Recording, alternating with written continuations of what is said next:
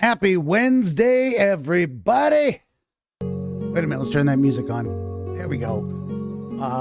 Where's my buttons? Lee's in the chat. He says, good evening.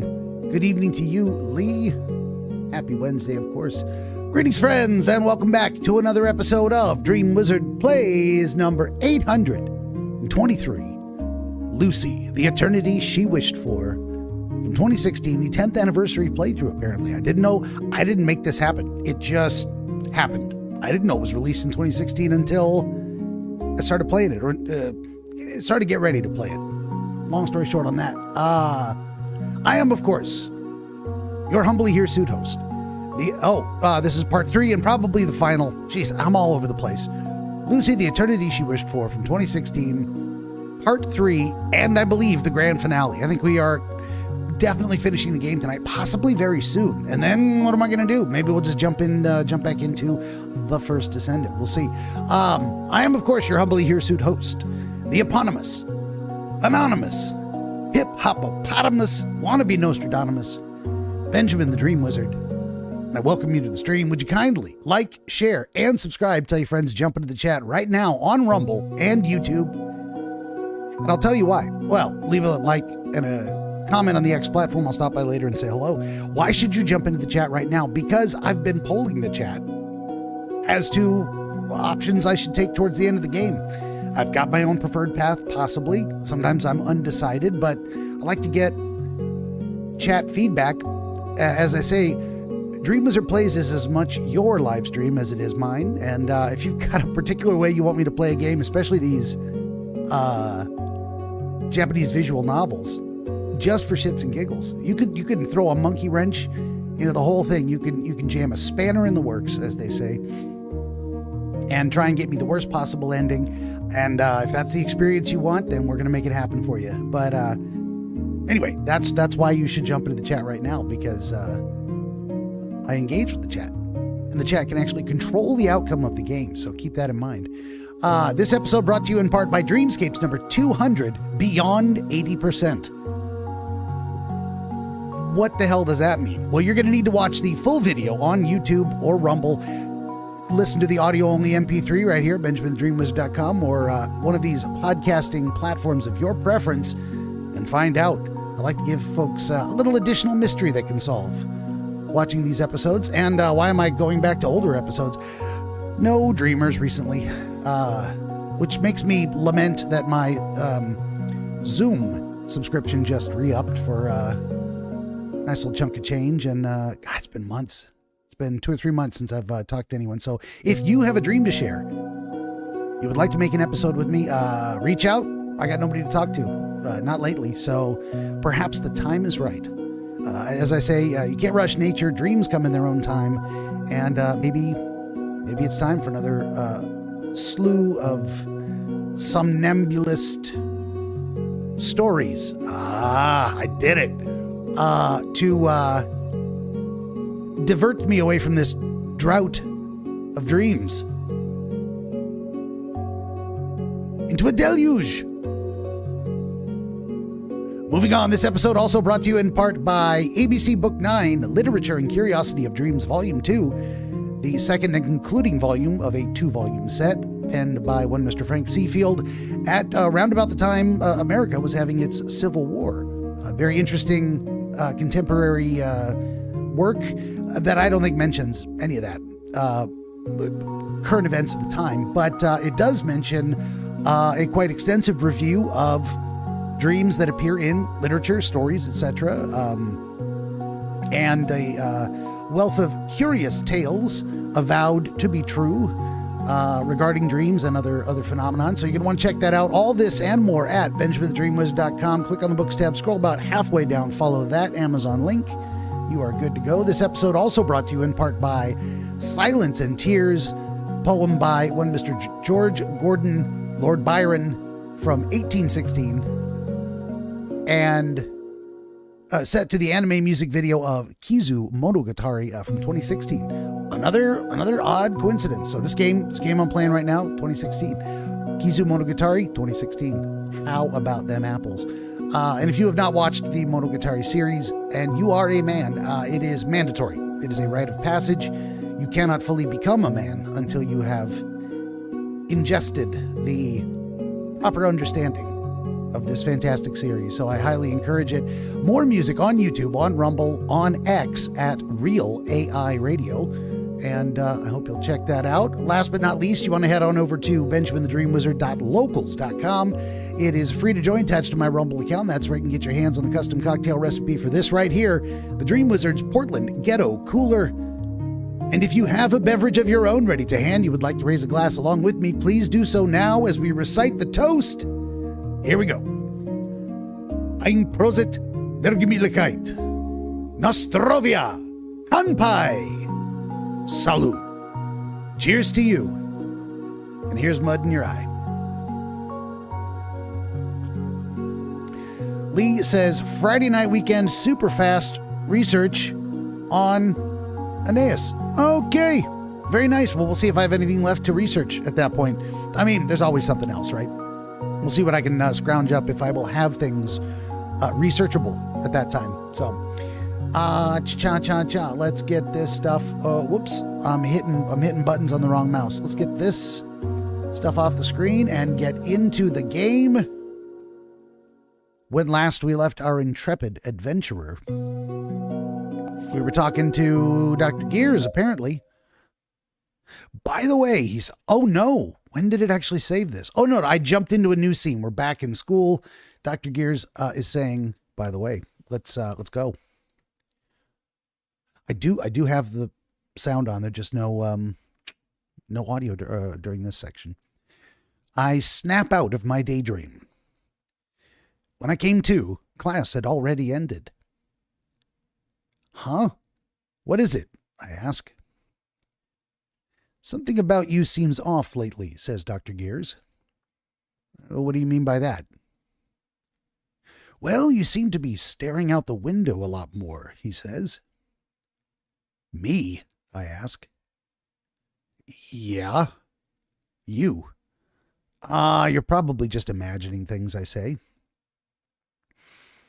Hey now, says Gears. It looks like you haven't even noticed it yourself. I say nothing. Why do they do that? Why do they put that on the screen? Just no answer?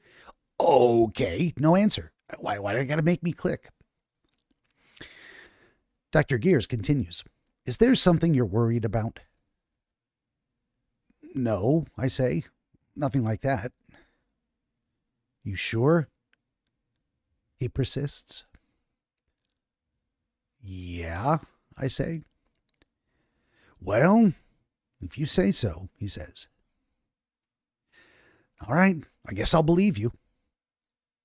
He sounds as if he's doing me a favor, although I couldn't care less whether he believed me or not.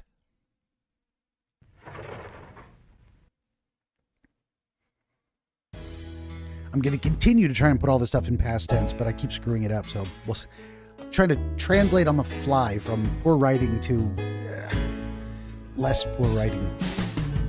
Dr. Gears says, so how did your exams go yesterday? What do you think you'll get?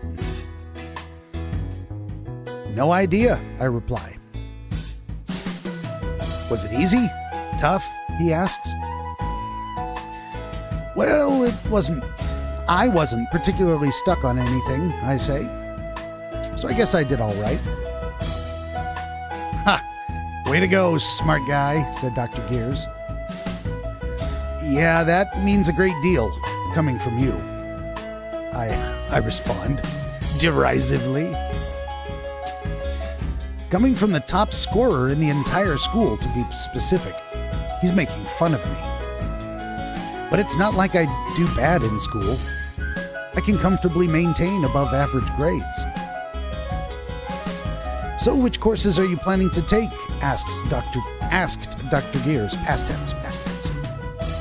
Have you even thought about that yet? Nope, not yet, I said. I'm fine with anything, though, as long as it has nothing to do with robots or engineering. Hey, come on, said Dr. Gears. There you go, talking nonsense again. You already know how massive the robotics industry is. You'll be set for life, enjoying six-figure salary. It truly is the way to live. Life isn't all about money, you know, I said. Ha! Says Dr. Gears. Aren't you just saying that because you want to avoid anything related to robots? I was found out almost immediately. Damn it. I thought I sounded a little cool there, too. Not even a little. All of this sounds cringe. Super cringe. Anyway, I continue. I'm not good with robots, so I don't plan on going down that road. Says Gears. You're such a stubborn idiot. Well, thanks for that, my best friend. Putting that aside, he continued, when are you going to introduce me to her? To who? I asked. You know, your android. The one you found the other day, said Gears. Ah, you're talking about Lucy, I said.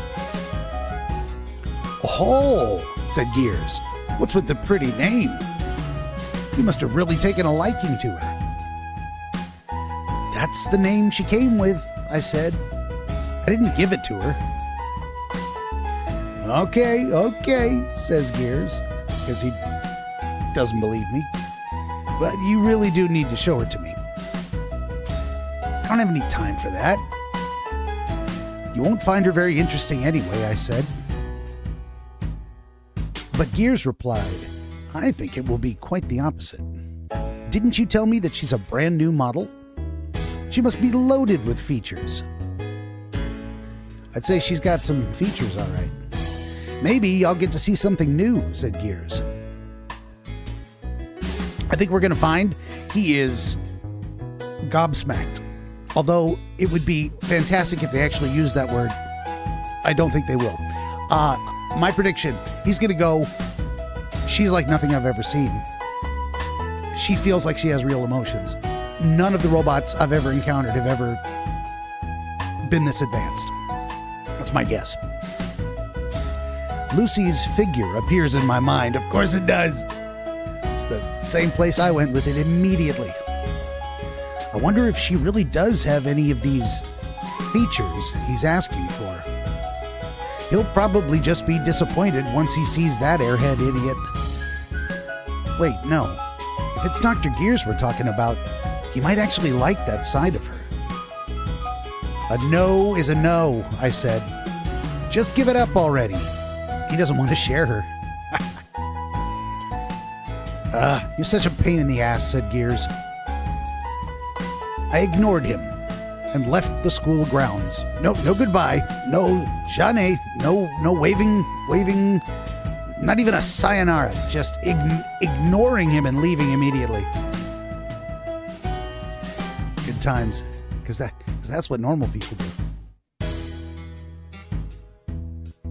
We might be dealing with an aspie protagonist here. This conversation is finished. Turn around and walk away. There you go. Whoa, did I do something? Are you angry? No, we simply finished talking. And I stated as much. When I looked back, I noticed that Dr. Gears was trailing behind me. I decided to leave him be. You're just gonna let him follow you home and say nothing. Wow.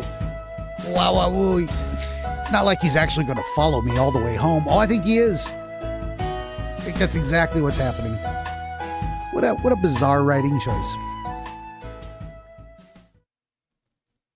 I see what they were trying to do with this, but man, does it need a quality upgrade. But then I suddenly stopped in my tracks. There she is. Or was? No. At first, I'd assumed my eyes were failing me. We were just outside of school. There's no way she would be here. It had to be a different person. No, a different robot, just with a similar appearance. At least, that's what I thought. Hajime Maste, Master. Master, yes, there you go. It wasn't the first time meeting. So she wouldn't say pleased to meet you. All right. But as soon as she opened her mouth, all my suspicions were confirmed. She started running towards me. Without sparing as much as a single glance, I pretended not to notice her and continued walking.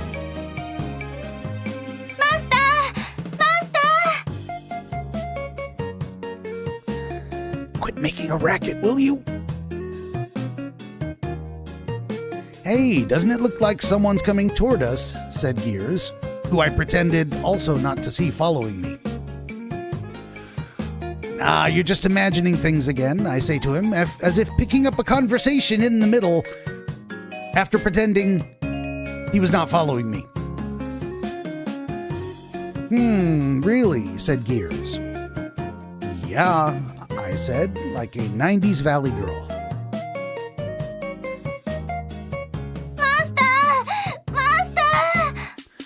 She sounds out of breath. Do robots get out of breath, or is she just imitating that?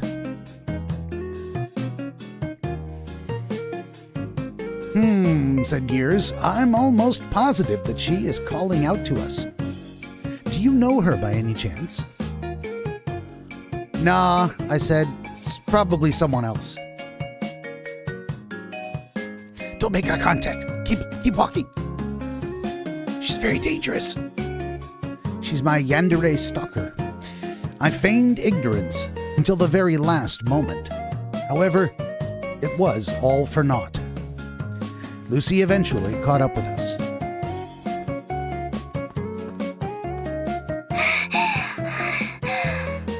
She is out of breath. Oh, sounds like it.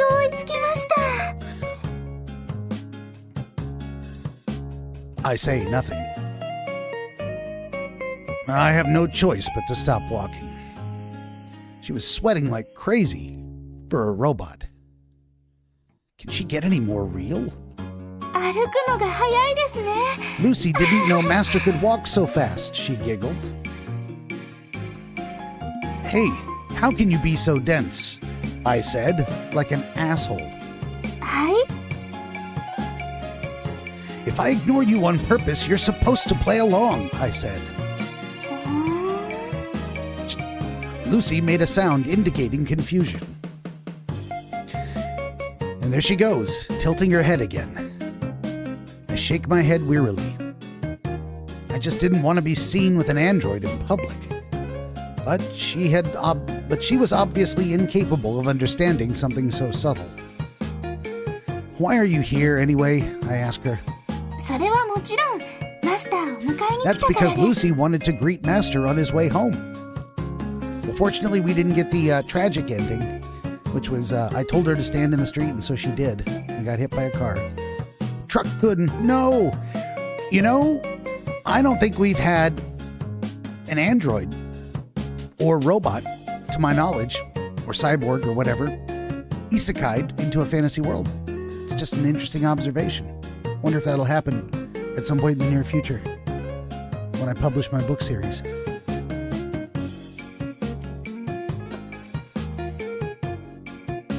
Aren't you supposed to be waiting in front of the house? I ask her. Lucy thought it would be more convenient if she met Master on the way back. You're wrong, I said. In fact, it's the very opposite. You don't need to come out this far. Just wait at home next time. But, said Lucy. No buts, I interrupted. Shush. Just don't ever show up here again.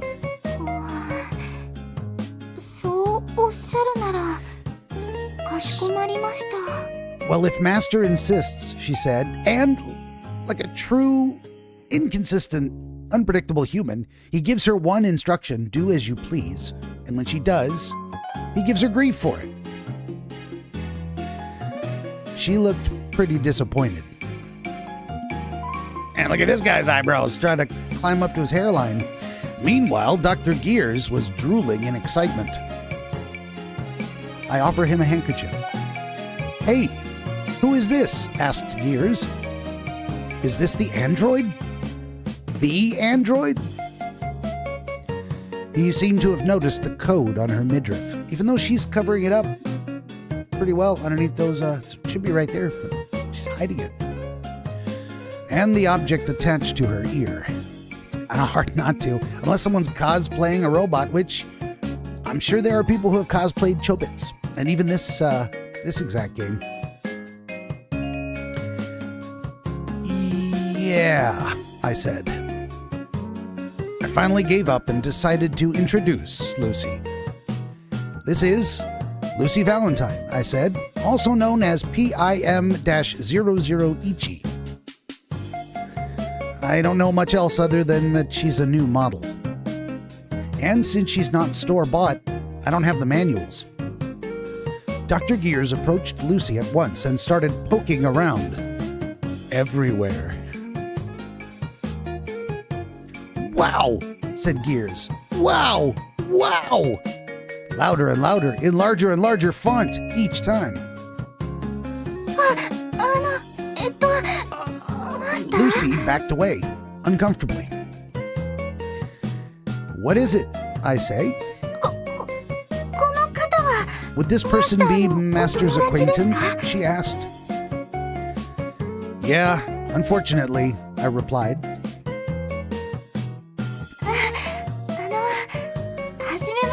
There she goes. Hello, says Lucy. I am Lucy Valentine. Please continue to take good care of Master.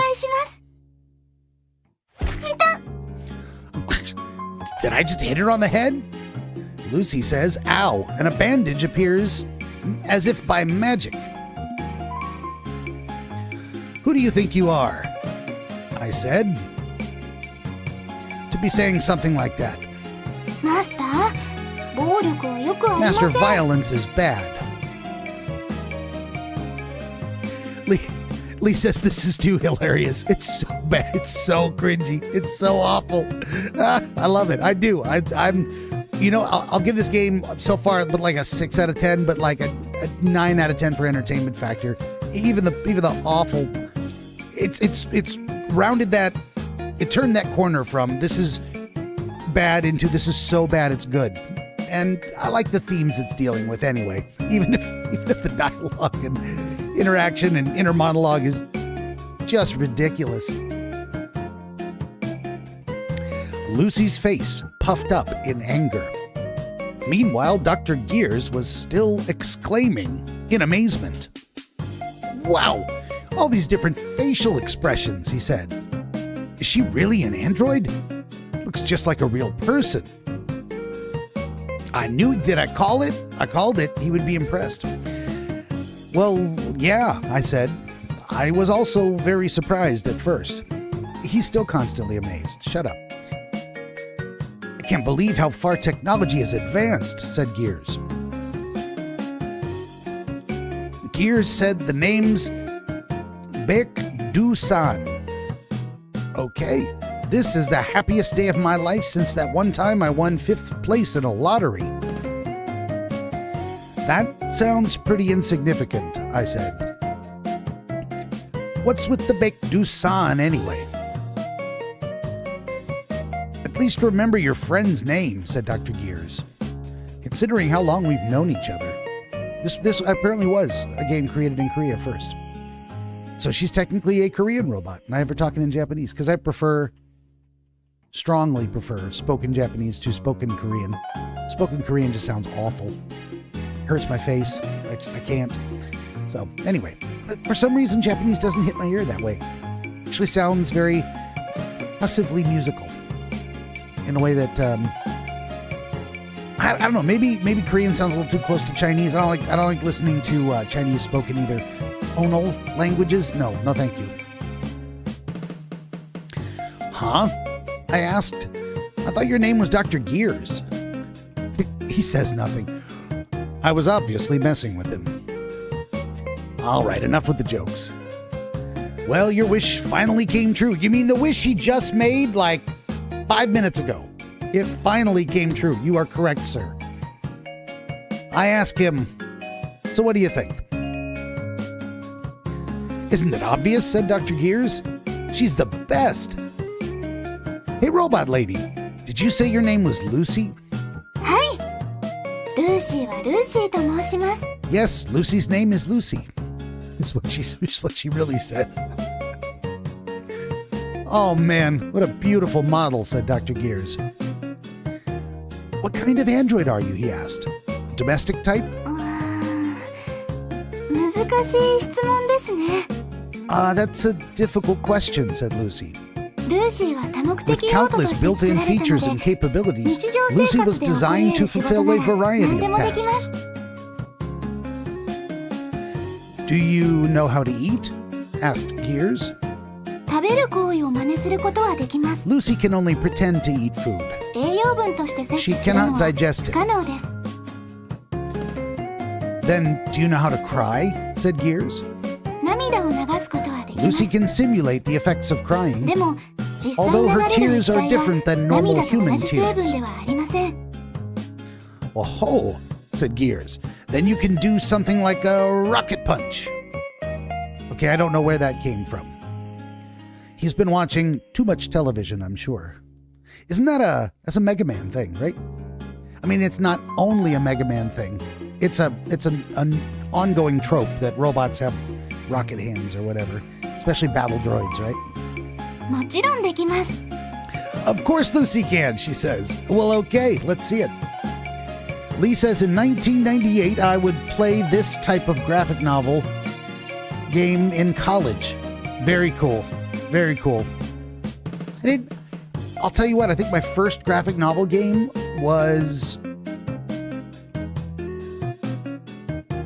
last year, and it was the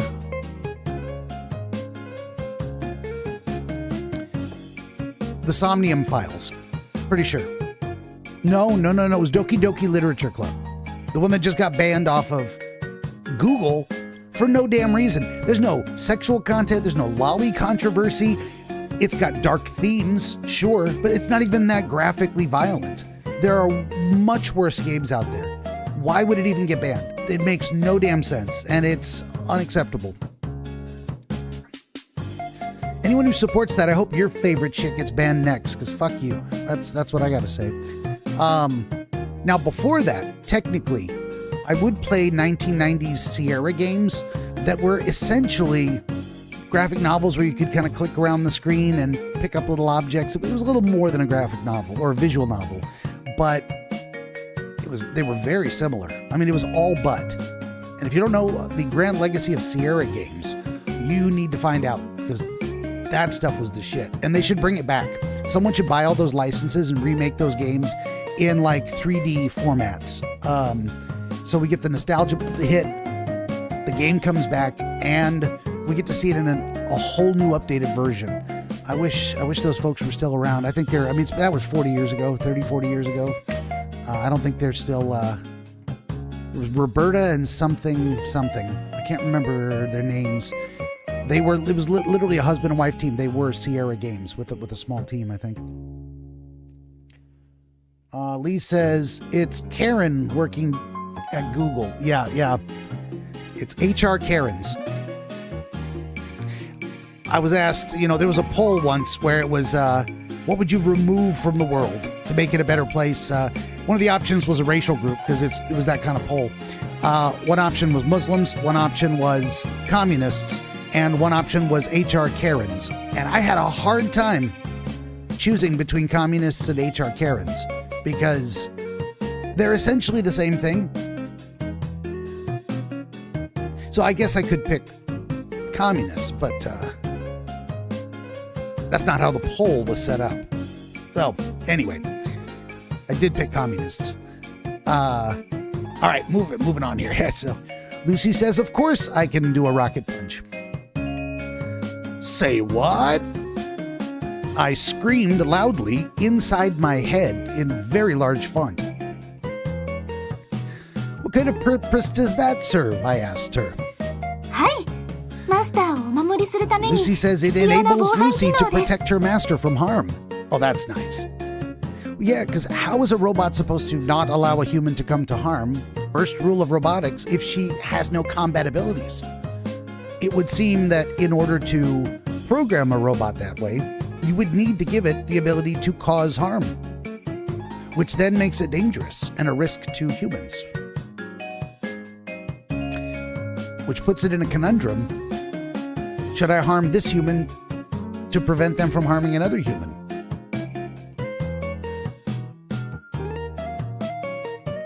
All right, I guess I'm all set for an alien invasion.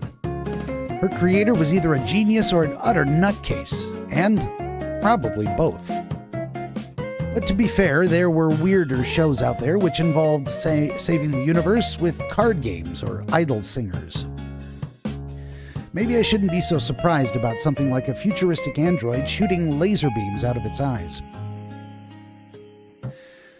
Well, said Gears, anything else? これを機能と言えるかわかりませ Lucy ん isn't が sure if she would call this a feature, but... Yeah, said Gears. 人間の真似をするのは少し Lucy 自 is 信があり capable ま of す performing impersonations. Oh God, is she? Really, said Gears. Impersonations. はい研究所にいた時のことです Yes, said Lucy.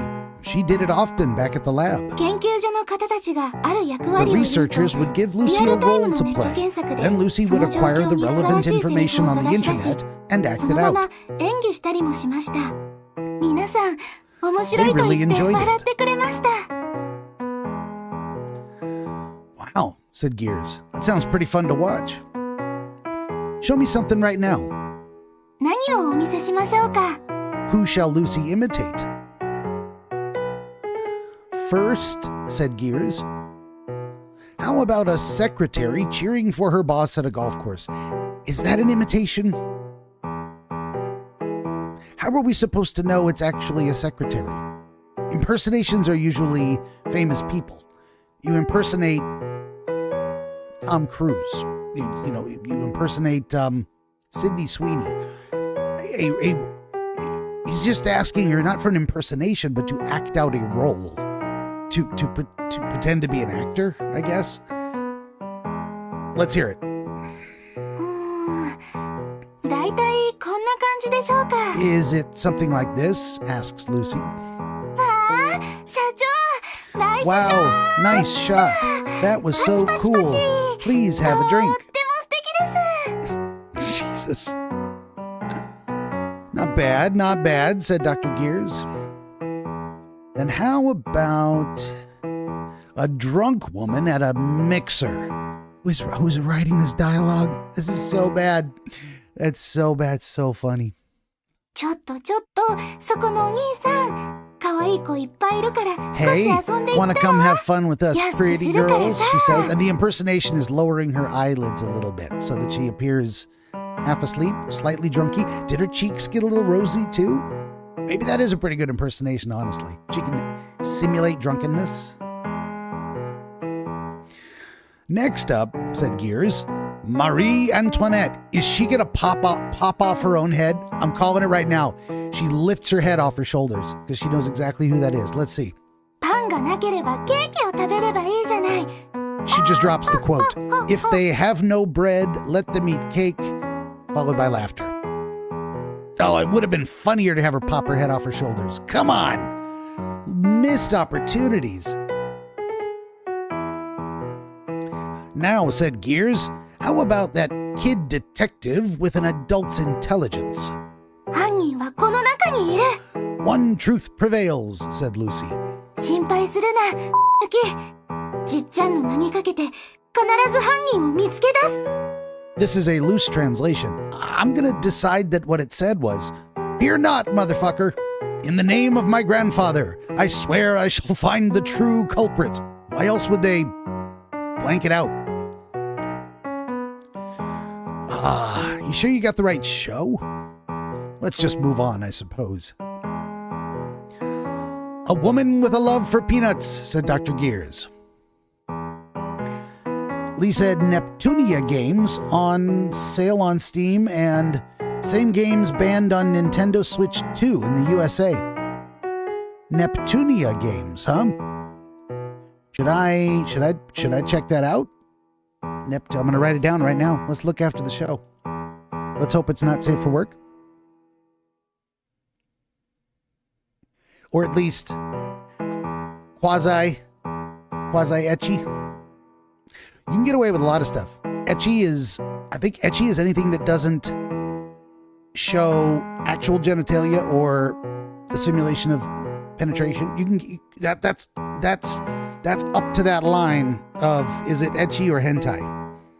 And crossing the line is the full Monty, along with, at the very least, simulated sex acts. But anything short of that, is only ecchi. Just a little perverted. JRPG. Gotcha. Well, I will satisfy my curiosity. All right, Gears wants her to impersonate a woman who loves peanuts. Is she going to talk about Snoopy and Charlie Brown? ピーナッツを袋のまま出すなんてどういう You つも dare り serve me these あな nuts た in a 降りな bag? さいよ You 飛行機を get 戻 off. して空港に戻りなさい She wants the person serving her nuts to get off. Turn this plane around at once, she says. Jesus Christ. Imagine Watermelon says, are we dead-ass DreamWiz? Not complaining, but really? What the fuck did I open up this stream to? I am always dead-ass. Although, depending on my diet, sometimes I have a very lively ass. But usually I'm sitting in the chair too long and it goes completely numb. Oh, and hello to you as well. We're playing the Korean visual novel, Lucy, The Eternity She Wished For. And we're in a very fortunate section here where it's comedy. Because I think we're headed for tragedy, or at least melancholy. So let's see if we can get the good ending where everyone's happy, or not. Moving right along, Lucy began pointing her finger at everyone. Speaking of which, Imagine Watermelon, I was almost playing Dying Light 2 right now, but you weren't in the chat when I asked people what they wanted to see me play. You got to tune into every stream, and then you get to help me decide what I'm going to play. I could have been playing that right now. So when this game is over, though, I'm going to go back to the First Descendant for a couple of weeks. Then I'm going to play another game. So, damn, he says. Sorry. I mean, you do you. I'm not giving you a hard time. I'm just saying. I'm not saying, I'm just saying. You know, you got to come around more often if you want to have a say. Also, since you're here, don't forget, you get to help me make decisions about what I should answer. This is your game as much as mine, and if you want a messed up ending, I will deliver that to you upon request. Imagine says, hell yeah. Well, there you go. Yeah. Good to have you back. Thanks for stopping in. Dr. Gears says, now impersonate a female college student about to fail a class. she can offer to do some extra credit. 教授 Professor, I'll do anything for a passing grade. 私何でもしますから She went for it. That's exactly what I thought. That's fantastic. Imagine says, I will always pop in a DreamWiz stream. Well, it's good to see you. 教授が望むなら何でも If Professor would like, she continued. Ah! Inappropriate chop. Ow, said Lucy. That's enough, I said. How much longer are you going to go on for? Okay, our protagonist character is just a real sadistic asshole. Does she have no sense of shame? お気に召しませんでしたか Did Master not enjoy it? Well, not in public. Need to do that with me when we're alone. Why don't you take a wild guess, I said. こんなはずではなかったのですが That's weird, said Lucy. 研究所の方 Everyone たち back at the lab 皆さん liked it. 楽 Of しんでく course れ they ましたのに did. Imagine says, DreamWiz, you goon. This is a pro-gooning stream. Absolutely. Always goon in moderation.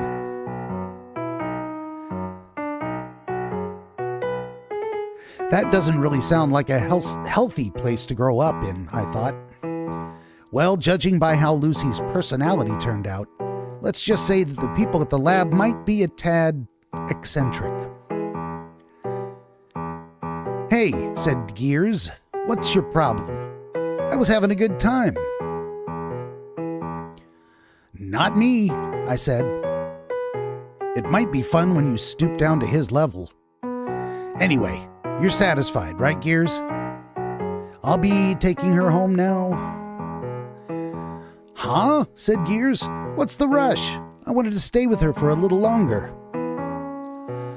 You wouldn't understand the excitement of getting your hands on the latest product on the market, since you can see her every day. Now he's just going to be pouty. That was an awfully specific way to express his jealousy. Although I'm not sure if I really understood what he was going on about. Well, whatever. I'll be going home now. See ya. Hey, don't be like that, said Gears. Let me come along with you. Hey, he said. And we left him behind. And ran away, apparently. Lee says, I almost have all the Neptunia games on PS4. Okay. Well, I'm definitely going to check them out. I'm not the biggest fan of JRPGs. It depends. Probably not. Anything that has the isomorphic 3D vision or third-person isomorphic perspective where you're running around a little map as a chibi character, and then they put you into those side-by-side turn-based attacks. I don't like any of that. I don't enjoy that at all. So I'll check it out. But back to the text on the screen, I just ignored him and broke into a mad sprint. I ran as hard as I could while holding onto Lucy's arm. What did the repairman say about her legs? I mean, it has been a couple of days, but still. Imagine says, agreed. I can still feel the warmth of a person in my hand.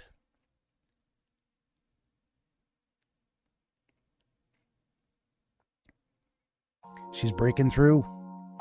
She's breaking through his denial, his resistance. I don't know how long I'd been running for. I no longer saw anyone following behind me. I let go of Lucy's arm and caught my breath. Huff. Gasp. Master? 大丈夫ですか? Is Master all right? 汗をたくさんかいてますよ。 Lucy herself didn't appear to be too worn out. How fast did she run to be out of breath the first time?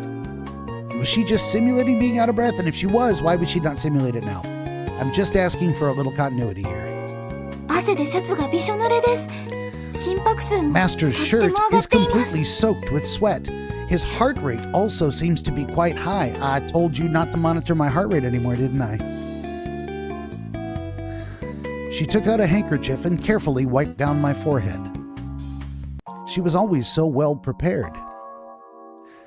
The handkerchief gave off Lucy's scent. That is, the fragrance of her perfume. I tried to divert my attention away from it. Huff, huff. Oh, I'm so tired, I said. あんなに一生懸命走るからですよ。 That's because Master was running too hard. She sounded worried. Phew, I said. It felt as if I'd just run a marathon. Everything this guy thinks and says is so over the top. I couldn't believe I was already this exhausted from only running a few meters. It was proof that I was badly out of shape. Couldn't be helped, because I wasn't very athletic in the first place. I just mostly sat around in the shade during gym class anyway. I took some time to catch my breath, and started to feel better after a few moments. マスター、 What is it, Lucy? 急な激しい運動は体に Sudden よくありま bursts せん。 of strenuous activities are not good for the body.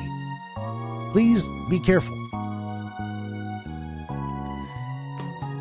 Why exactly do you think I ran away in the first place? I asked. そうですね。 Lucy is not sure. たった今検索結果が出ました。 Ah, Lucy has finished searching up the relevant information. What? I asked. これは肝臓のせいですね。 It's good for the liver, right? You, said Lucy. It was because of you. I wonder where she'd even found that sort of information. If she had a favorites feature, I wanted to update it for her. Say, I said. はい。Did you know you could probably pass off as an actual person if you just remove the coat on your stomach and that strange thing on your ear?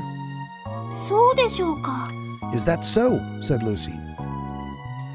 Yeah, I said. So long as you stop being so weird. マスター、ルーシーは間抜けな声なんて Lucy has 一度も出 never したこと acted ありませ weird. ん。 What? He apparently chortles. I just thought of something funny, I said. I came up with a small lie to make her stop pouting. I'm surprised that she hadn't realized it herself. Speaking of which, I said, can't you take off that thing, whatever it is, on your ear? これは取れないようになっています。 No, said Lucy, that is not possible. Well, that's what I figured. It would be problematic if there wasn't a way to tell humans and androids apart. Imagine robots like Lucy running amok in our society. There would be mass confusion and chaos. マスター、 What is it, Lucy? 家に帰る前に寄 Lucy りたい wants と to ころがあ stop るの by ですが、 somewhere before going home. いいでしょうか。 Is that all right? You want to stop by somewhere? I asked. はい、うっかりアル Yes, バイト代を受け Lucy 取るのを忘れ accidentally てきたんです。 forgot to collect her part-time pay. She went and got a job? Did I tell her to do that? Oh, did she say she was going to get a job so I didn't have to? Part-time pay, I said. What do you mean? You work somewhere? はい、ルーシーは数日 Lucy 前から started working at お a 店の shop 仕 a few 事を days 手伝 ago. うことになりました。 Oh, let me bet. It's the repairman's shop because, first and foremost, it's easier than coming up with a new place and drawing a new picture. It is 100% the repairman's shop. Reusing old graphics. I'm calling it now.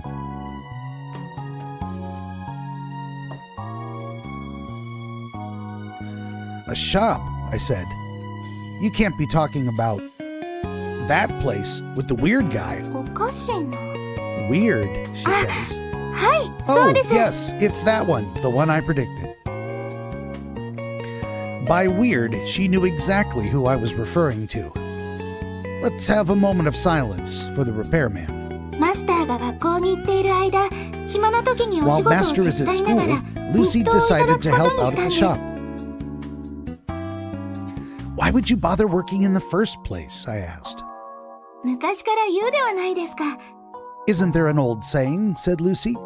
働かざる者、 He 食 who うべ does からず not work, と。 neither shall he eat.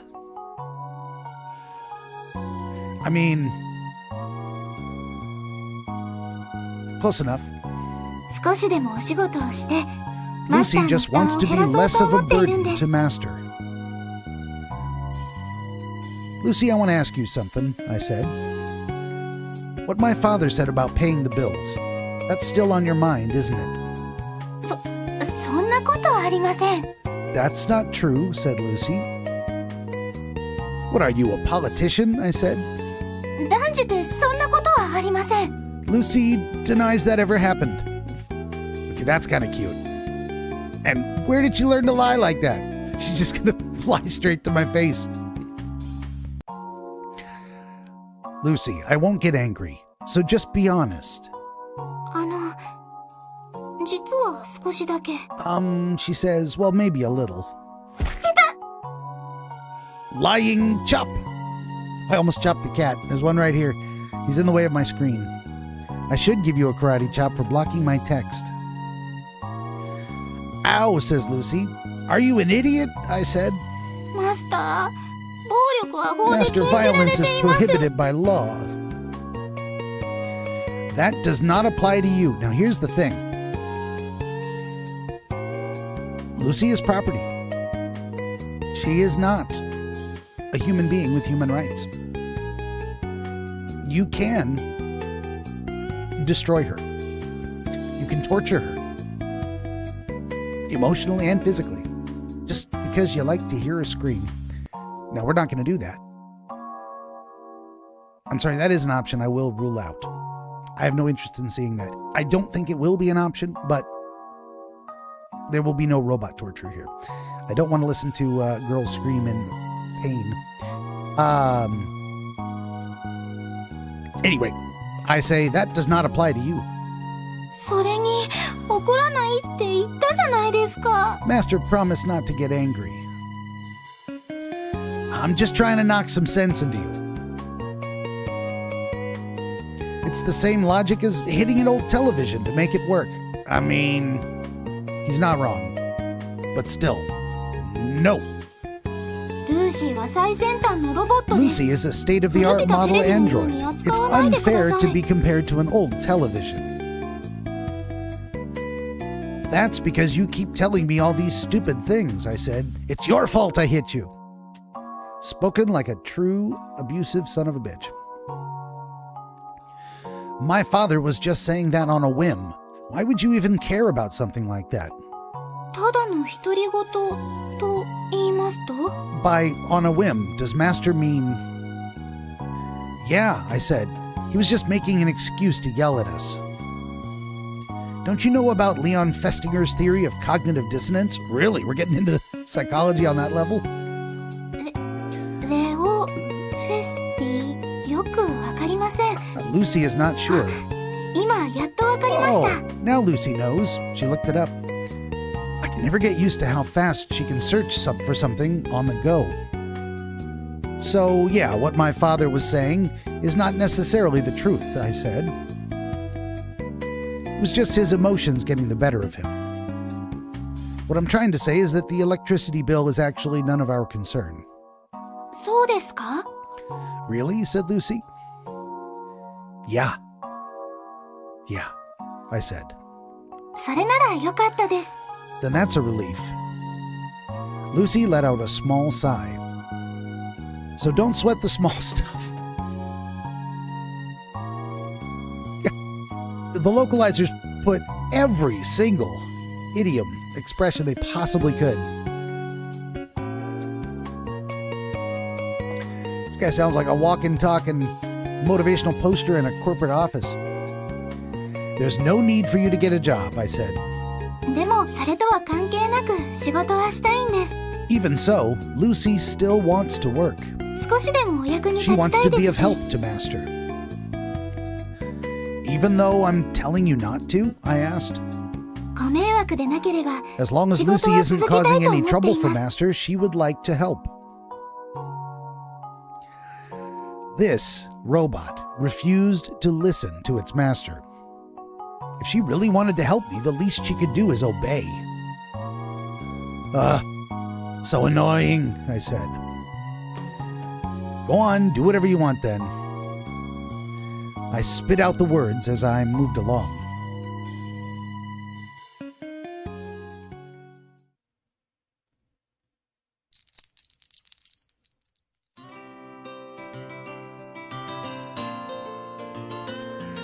And here we go with the reused assets as predicted. When we walked into the shop, the owner was already busy with another guest. Welcome, said the repairman. Oh, it's you again. I can see that you treat your customers well, as usual, I said. Why don't you pay up if you want some sort of special treatment? He retorts.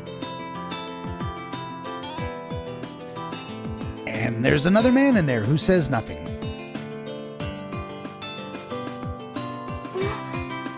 Huh? Said Lucy. The man says, I should get going now. But you just got here, said the repairman. Let's have a drink after I'm done. Nah, I have some business to take care of, so maybe next time, said the man. I guess it can't be helped, said the repairman. All right, see you later then. The man never once took his eyes off Lucy until he left.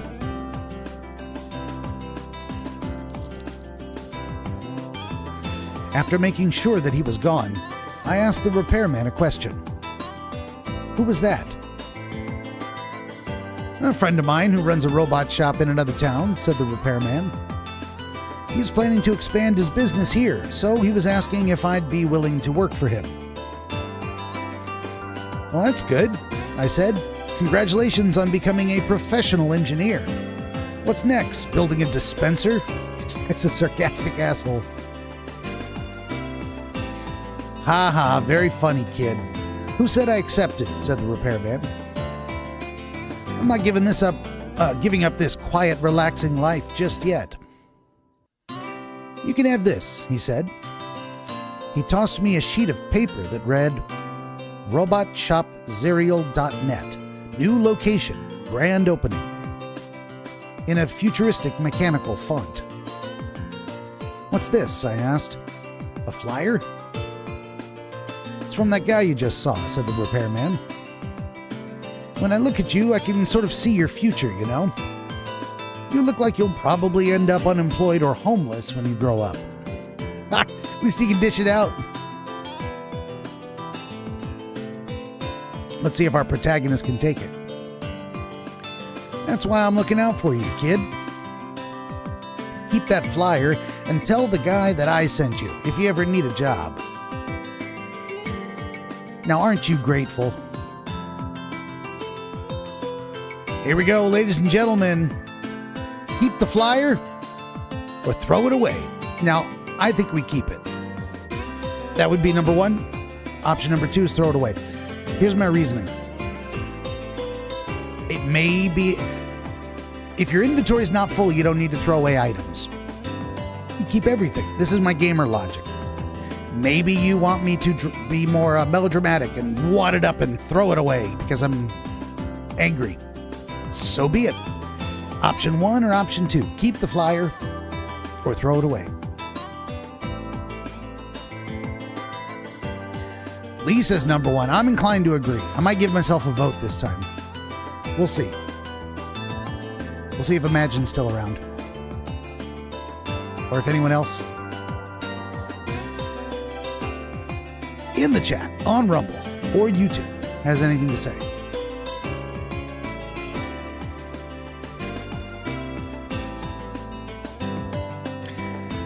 Does not seem to be the case. All right, then. We're going with option number one. Let's keep the flyer. You know what I could have, should have, would have done was save it right before I did that, just in case. Thank you, I said. I'll use it if I ever run out of toilet paper. Come on, said the repairman. Just try giving him a call. Maybe you'll get some parts for cheap. Who knows? It didn't seem like I would ever need it, but I decided to keep it for now. I mean, why not? Gamer logic. Achievement unlocked. Butterfly effect. Oh no! Was that a bad thing to do? Would it have been better if I threw it on the ground and then someone else found it? Oh, we're gonna find out. The repairman performed routine maintenance on Lucy. I'd been sitting there for about half an hour, listening to the two chatter away. They seemed to have agreed on trading Lucy's part-time pay for her regular maintenance. Shortly after, the session finished. With no other business, we decided to head home. On the way out, I casually tossed the repairman a question. It was the same one I had asked Dr. Gears. Do you believe that robots have feelings? Huh? Said the repairman. He gave me a blank stare. It formed into a serious look. Why do you ask? He asked. No reason, I said. It just came to me. The repairman continued to stare at me for a while, like he was trying to read my mind. He looked as if he understood what I was thinking. Well, since you've been spending so much time with Lucy, he said, I suppose I understand why you'd be perplexed. It is natural you'd wonder about that. So, I asked, what do you think? Do androids have feelings? Excuse me. The repairman said, they're only imitations. Imitations, I said. The repairman said, yeah, not the real deal. Lucy's feelings are not genuine. She's a little different from other androids. She can do almost everything a real person can do. Thinking and experiencing on her own, then reacting, getting angry, sad, or happy. But in the end, those are nothing but imitations. It would be inaccurate to say that they're her own true feelings. But at the same time, she is extremely close to the real thing. She's a fake piece of diamond that even professionals can't tell apart. A near-perfect replica.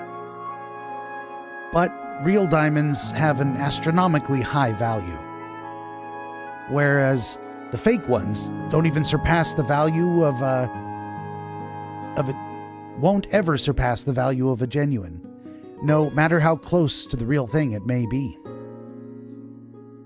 So what do you think about Lucy? He asked me.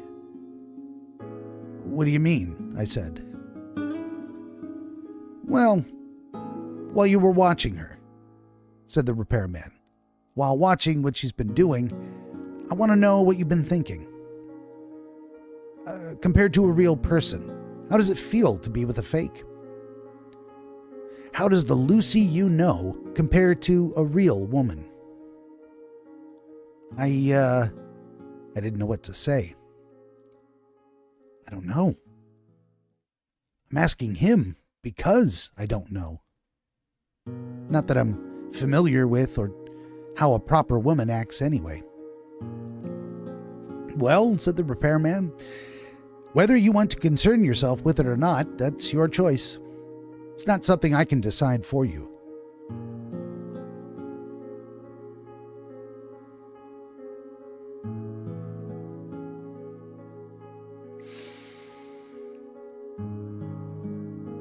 My thoughts mulled over a few things on my way home.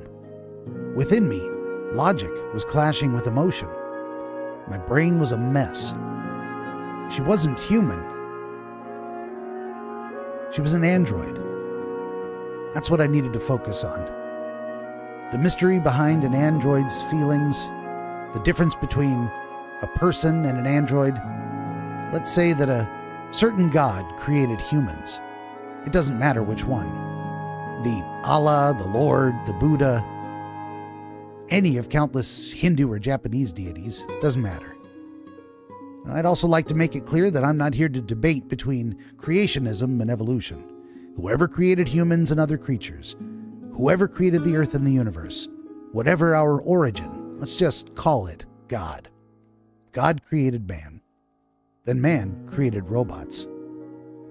Man was made from DNA that God created. Robots were made from an algorithm that man created. Now let's ask ourselves, what if the robot algorithms were a match for how human brains worked? What if robots were capable of acting or feeling the same way that we are? Then could you really still call them fake? As you watch them act just like real people, would you be able to convince yourself that they're not human? And if they're just fakes, who's to say that we ourselves are any more genuine? What was real and what wasn't? What were the standards? Someone once said that people only see what they want to see, and people build a world with only what they can see. It might have been Schopenhauer? Anyway, since we know nothing about the far outreaches of the universe, we actually can't conclude that we humans are in fact real. Well, this was getting me nowhere. I was just running around in circles. It was making my head spin. Barring religious beliefs, it's also scary to think about what might be waiting for us out there. I grabbed my head tightly in frustration. No matter how hard I tried, a clear conclusion eluded me. But one thing was for certain. Something deeply rooted inside me, something inside me, was about to change. Perfect time for the music to fade out. If it had only stayed faded out. Once again, the 3 laws of robotics. I'm no longer certain we're going to finish this game tonight. I don't know why. I mean, we got like 3 hours or 2 more hours, but I take a lot of diversions and tangents, etc. I talk too much. Here we are, moving forward to October 19th. Doink, doink. That's a callback. Never mind. Don't you worry. おかえりなさい、マスター。 Oh, this is 1 week to the 今 day 日 since は we いかが found でした her. か？ Welcome home, Master. How was school today? Says Lucy. As usual, Lucy was waiting for me outside. Something as simple as this was enough to put me at ease. It was something I didn't want to admit. It was the same as ever, I said. Boring classes, lunch, more boring classes. Then I came home. Nothing out of the ordinary. 学校の授業はどうでしたか？ How were Master's studies? Doing all right, I said. そうですか。それは良かったです。 That's good to hear, says Lucy. Well, my grades have always been pretty good, actually, I told her. I don't really need you to be concerned. そうでしたか。 Is that so? もしわからないことがあったら、 Well, if Master Lucy does に聞いて require くだ any さいね。 assistance, please feel free to ask Lucy anytime. きっとお役に立ちますよ。 Lucy will definitely be a big help. Huh. What good would come of relying on you? I said. I brushed her aside and entered the house.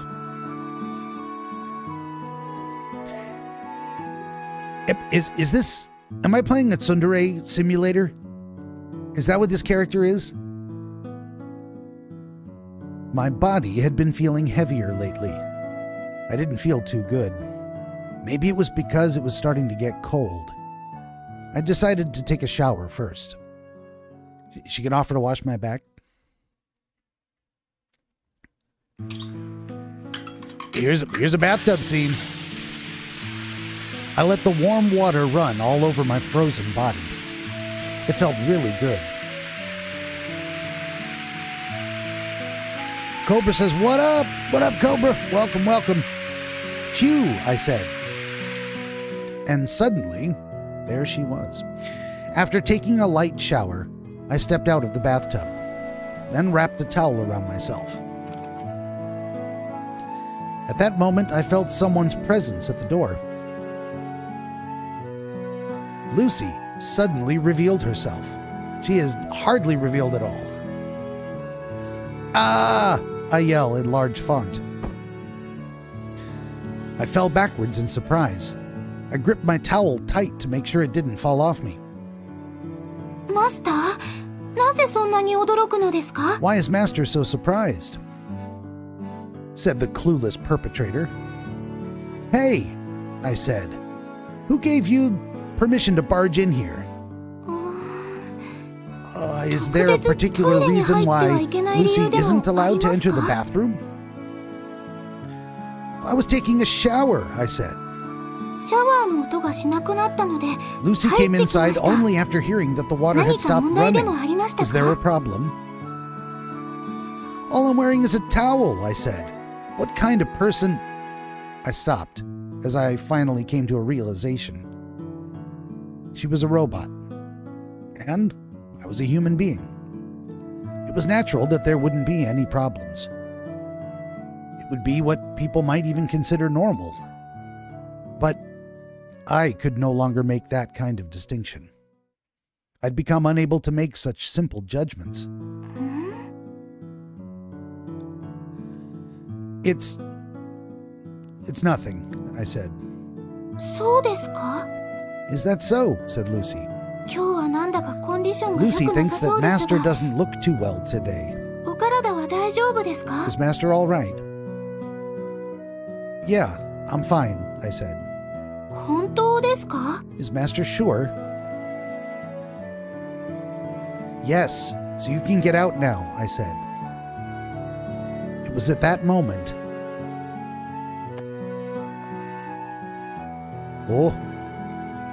When her forehead suddenly came into contact with mine, I had no time to react.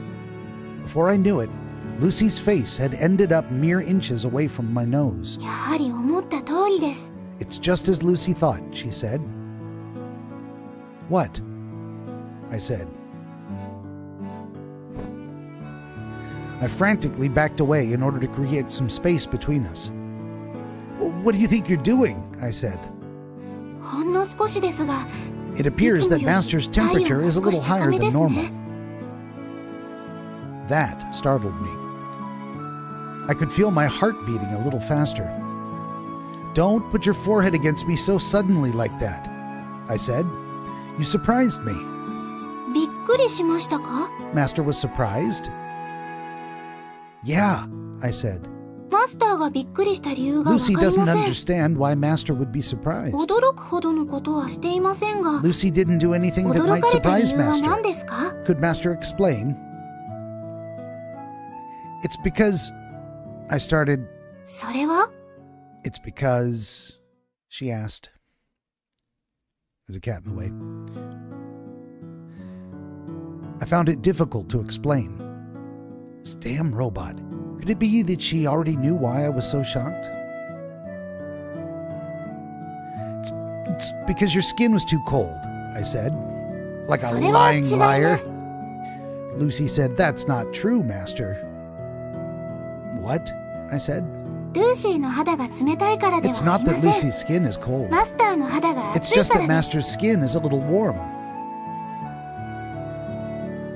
Is that true? I hadn't noticed myself. Anyway, I said, that still doesn't explain why you touched my forehead. えへん。驚かないでくださいね。 Well, in case Master didn't ルー know, シーはシル Lucy バーロボ also ットの comes with 役 the 割も請け負う functionality ことができる of ん a ですよ。 silveroid. I guess that means a thermometer? Silveroid, I said. The type of robot specifically designed to assist the elderly. Oh, silveroid, as in people of the Centrum Silver generation, the silver-haired, the elderly. Gotcha, a silveroid. Well, that's clever. I hear they're referenced as silveroids. お医者様のように専門的なことはできませんが、 While Lucy can't act as a 簡単な健康ケア replacement な for ら可能です professional doctors, she is capable of performing basic health examinations. Oh, she wants to play doctor with me. 体温、血圧、 She 脈 can 拍、 analyze 肺 Master's 尿量 temperature, の検 blood 査、 pressure, 尿 heart の rate, 検査などなど urine, でき and ます。 so on. Am I the only one that just had a visual image of how she might measure or analyze Master's urine? That's not really my thing, but not interested, I said. And this time he speaks for me. I'm going to put my clothes on, so just get out. 押さないでください。ちゃんと体の状態 Please を don't チェック push しない Lucy. と。 She needs to check Master's condition. I ignored her and continued pushing her outside. Then I shut the door. I gathered my clothes and put them on.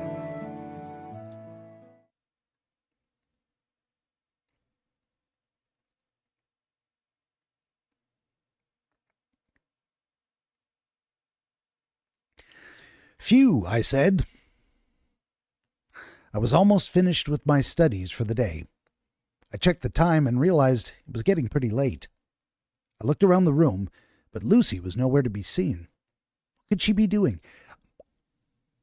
This guy is beyond dumb. She's probably cooking dinner.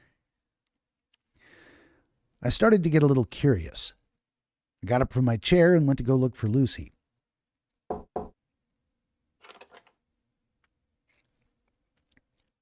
Well, and there she is.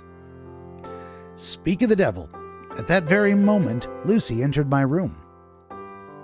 What were you doing? I asked. はい、家事をしていました。 Lucy was doing some chores, she said. What could have possibly taken her so long?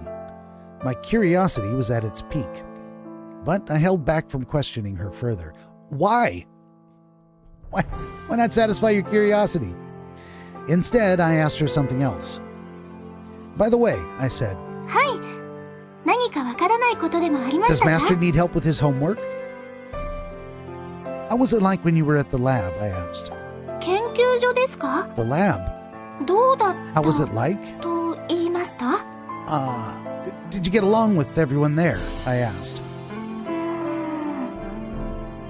研究所の方た The ちは researchers 皆 were さん all いい very 人ば nice かりでし people. た。皆さん、 They were all ルーシー very よ kind く to してくれ Lucy. ました。 I don't trust Lucy when she calls people nice. I wonder if she's ever insulted anyone in her life. でも、強いて一人あげる But と、 if Lucy was to pick someone in particular, she said, 博士がお一人、 there was a 記憶に doctor 残ってい Lucy ま was す。 very fond of. A doctor, I said. ルーシーを作ってくれた He 方 was で the す。 person that created Lucy. 渋くて、 He was 品望 calm, の厚い方でし mature, た。 and had an impressive 気が印象的 mustache. でしたね。 Huh, I said. 他の方たちも良かったです Everyone が、 there was kind. その方が But he 一番 looked ル out ー for シ Lucy ー the を可愛がっ most. てくれました。ルーシーもその方 And を Lucy 一番 respected 慕っ him て the いました。 most. Do you want to see him again? I asked. はい。機会 Yes, があれ she ば、 said. 必 If ず an またお opportunity 会いしたいです。 arises, Lucy would definitely love to. Do you want to spend more time with him? I asked. そうですね。 Most certainly, she said. 機会があれば、ま Again, た一緒に暮 if らしたい there で is す。 an opportunity, Lucy would love to. I see, I said. でも、 However, said Lucy. She stops for a moment. ルーシーは今、マスターのそばに Lucy いる is のが幸 happiest to せ be で at す。 Master's side. 後で、 If, in the 後で future, もし、マスタ Master ーにと decides って that ルー he シー doesn't が必 need 要でな Lucy くなったら anymore, また博士 and に if 会える Lucy 機 is 会 able が to あれ meet ば the doctor, then その時 she は would love 博 to 士と serve him 一緒に again. 暮らしたいです。 So, basically, he's your second choice? I asked. 保険ですね。 It seems that way, she said. Oh, what do we do? We gotta go take her to see him. Gotta do it. But are you satisfied with that? I asked. He treated you better than I ever did, right? He knows a lot about robots, too. And he would probably be a better person to rely on if something ever happened. Wouldn't it be better for you to serve him as a master instead? マスター、ひょっとしてルー Does シーが必要なく Master な have った no の need です for か？ Lucy anymore? What do you mean by that? I asked. そうでなかったら、そんなこと言うはずありません。 Well, if not, then Lucy would like Master to stop saying such things. ルーシーはずっと Since Lucy マ wants スタ to ー stay のそば by にいたいで Master's す。 side for a long time. 今のこの生活に満 Lucy 足 is して very いま happy す with か her ら。 life here. ですから、 So please, そんなことを stop saying 言わな such いでくだ things. さい。 I see, I said. I felt like I was being silly. To be able to find comfort in the words of a mere robot. I truly felt like an idiot.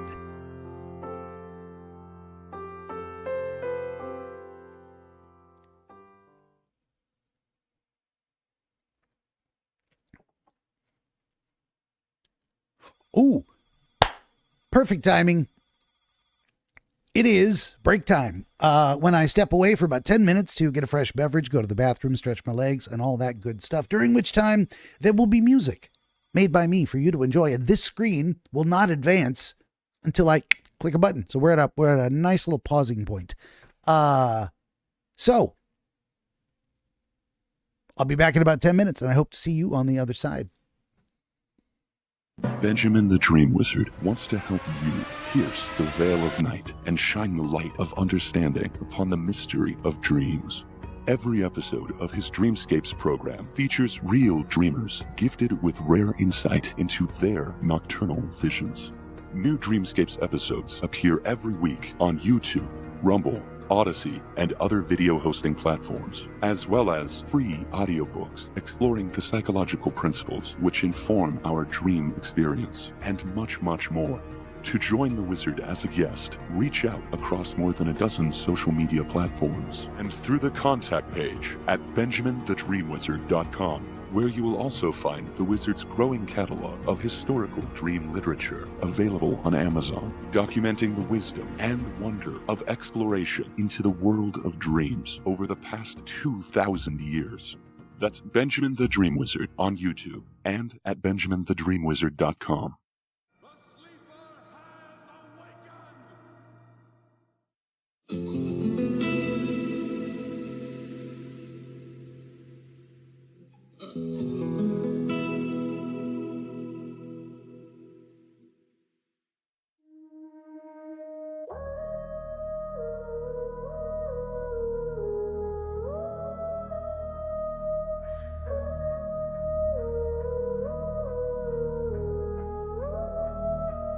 Tell me not in mournful numbers, life is but an empty dream. For the soul is dead that slumbers, and things are not what they seem.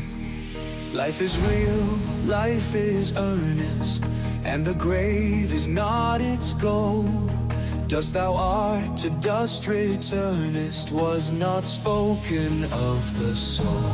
Not enjoyment and not sorrow is our destined end or way, but to act that each tomorrow find us farther than today.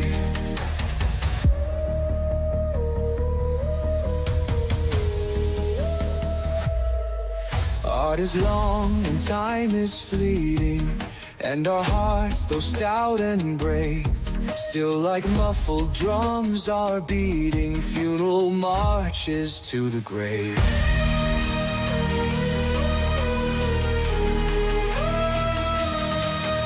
In the world's broad field of battle, in the bivouac of life, be not like dumb-driven cattle, be a hero in the strife of psalm of life.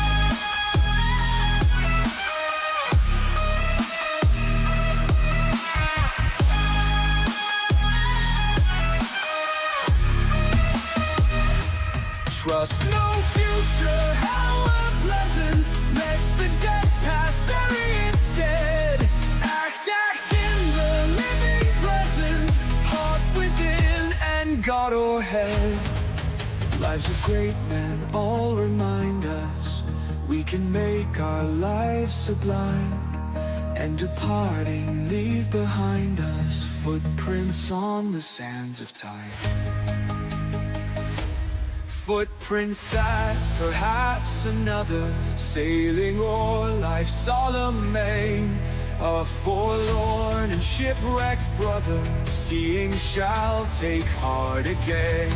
Let us then be up and doing, with a heart for any fate, still achieving, still pursuing, learn to labor and to wait.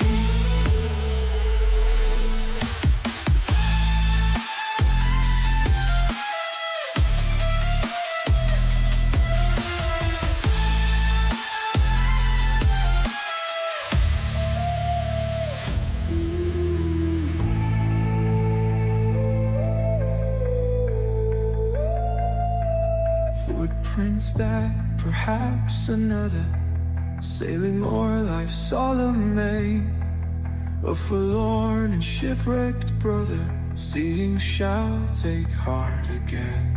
Let us then be up and doing, with a heart for any fate, still achieving, still pursuing, learn to labor and to wait.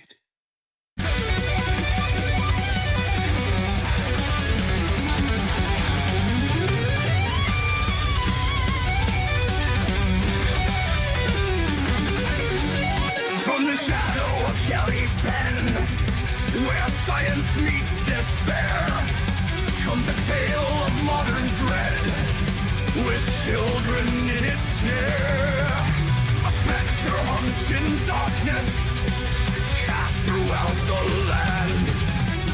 Tender minds an easy mark to gripped with cold, unyielding hands. Children once with thoughts so pure, now caught in twisted lies, are taught to question self and soul in a world where reason dies. A doctrine born from Marx's creed of power, hate, and strife seeks to castrate, sterilize, and end a natural life. Like Victor's monster, cobbled from parts, a mockery designed. Our youth are torn from nature's course, left wandering undefined. This movement, like a creeping fog, engulfs the mind's domain, leading to despair and loss where madness reigns supreme.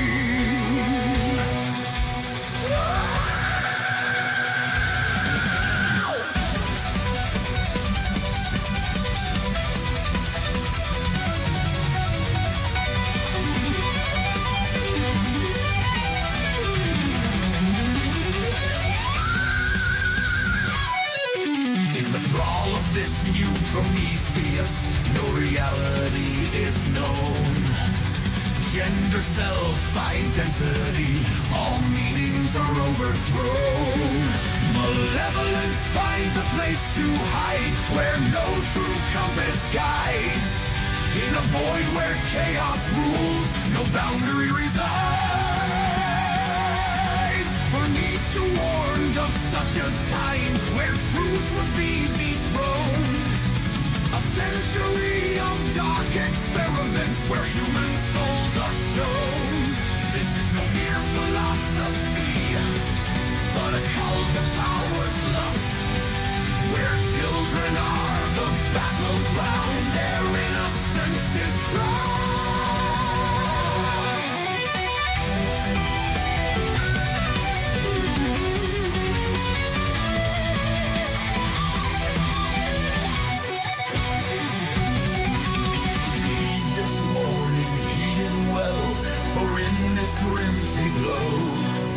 The future of our children dies in the darkness of Foucault. So awaken now with hearts ablaze to forge a brighter dawn. For children thrive in love and light, not wretched Babylon.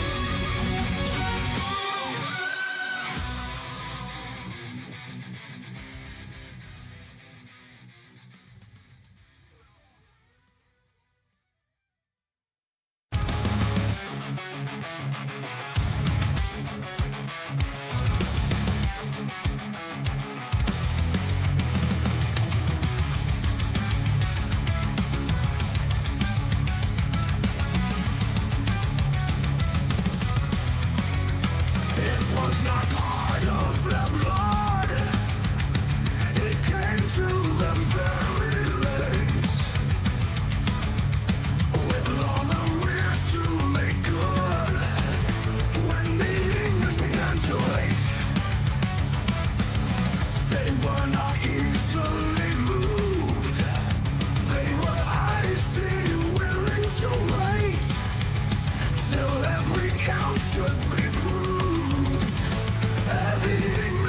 to hate.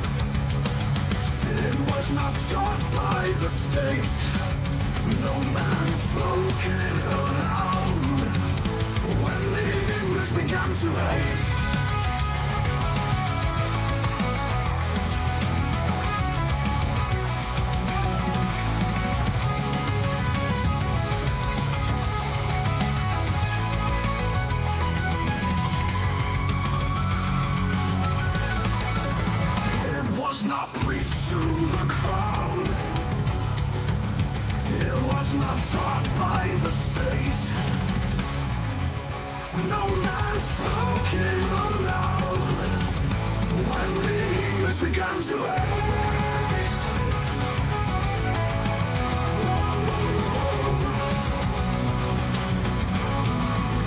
It was not silent in red.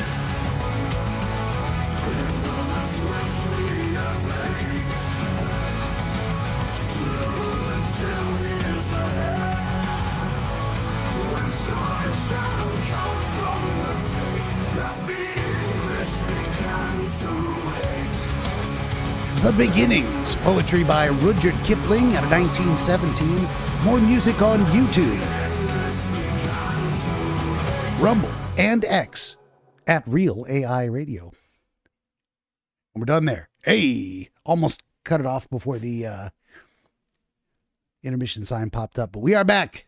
Let's do the thing. And by the way, Nemo says, hi, room. Hello, Nemo. Cobra says, just watched the Xbox podcast with Matt Booty, and unfortunately, he didn't say anything about exclusives returning. Let's see where the story takes us. October 20th, the next day.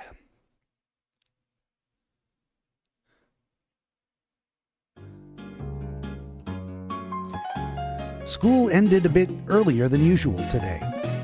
I heard they were celebrating something, but I'd already forgotten what it was. It was probably nothing important. I hurried home. Why did I hurry home? Was I wanting to see someone?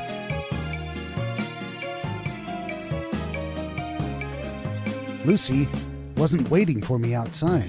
At this early hour, I guess that was to be expected. She was probably doing housework. She'd be surprised to know that I was home already. I was kind of looking forward to how she would react. Are we going to get an unpleasant surprise?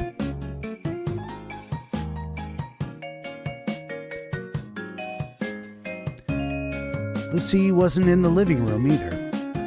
I thought maybe she'd gone to help out at the shop, but that didn't seem to be the case. I heard a faint sound of someone humming. There she is. I wondered what she was doing. I made my way towards the source of the sound. Is she in the bathtub? Oh, she's doing laundry. Got my hopes up. And that's where I found Lucy. I couldn't tell what she was doing at first, but upon closer inspection, I could see that she was doing laundry by hand. She's a literal washing machine. I stood there silently watching, thinking to myself. The washing machine was working fine. Why was she doing this? I was about to call out to her, but I stopped myself. I noticed a mountain of dress shirts piled up beside her, and another pile of pants right next to it. I couldn't tell how much there were just by looking, but it was probably something into the 3 digits. 3 digits? Oh, yeah. Nemo says, if she were in the bathtub, wouldn't it be akin to self-deletion? Oh no, she's not actually a toaster. She is waterproof. For his pleasure. I was more perplexed than surprised. What's going on here? I asked. Master! どうしてこんな時間に? Master is back at this hour? I'm asking you what's going on here, I said. いけない。バレる Oh 前に no, 隠さないと。 Lucy had better hide everything, but it's too late for that, girl. He says it's too late for that now. I'm not in the mood to go along with her foolishness. I pressured Lucy with a silent stare.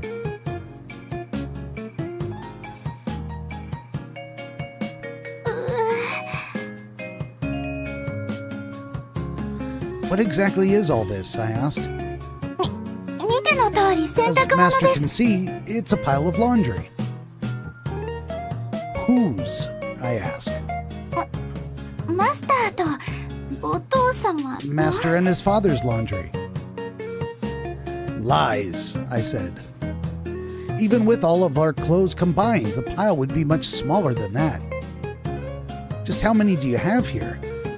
数えてないので正確に Lucy hasn't tried counting, she said. Where's this all from? I asked. Lucy only returned a nervous glance. She did not respond. Looks like my father brought home everyone's clothes from work, didn't he? I was wondering what you've been doing lately out of my sight, but I guess this is it, huh? I said. When are you supposed to be done with this? それが To tell Master the truth, you don't possibly mean today, right? I said.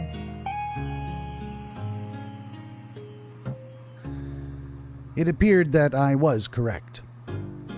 It would be impossible to go through this amount in a single day, though. Does this happen often? I said. はい What does Master mean? Said Lucy. I'm asking if my father messes with you like this all the time. Quit laughing, you moron. There's nothing funny about this, I said, way more angry than I should be.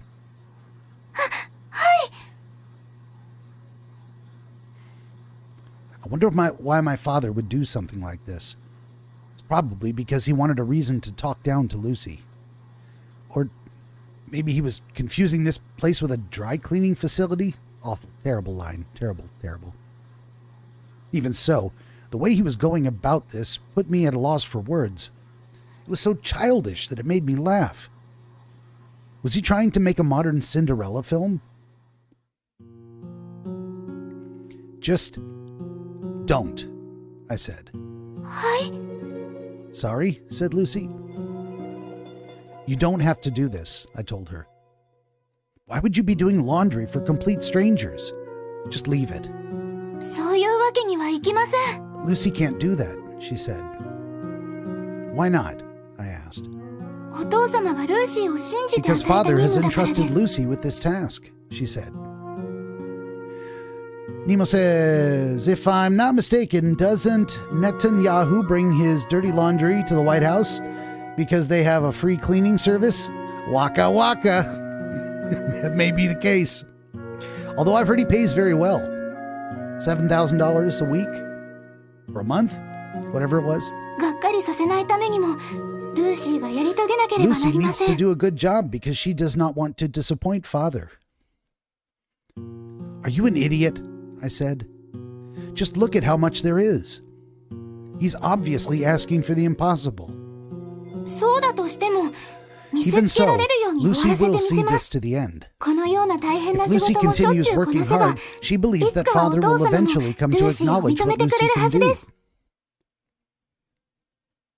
それに終われないほどの量の仕事を Lucy doesn't わ think ざ that と father 与え would たわ ask けで for はない something と思います unfeasible on purpose. ルーシーの実力を Maybe he 信じ just て believes in 任せたの Lucy's かもしれない abilities. じゃないですか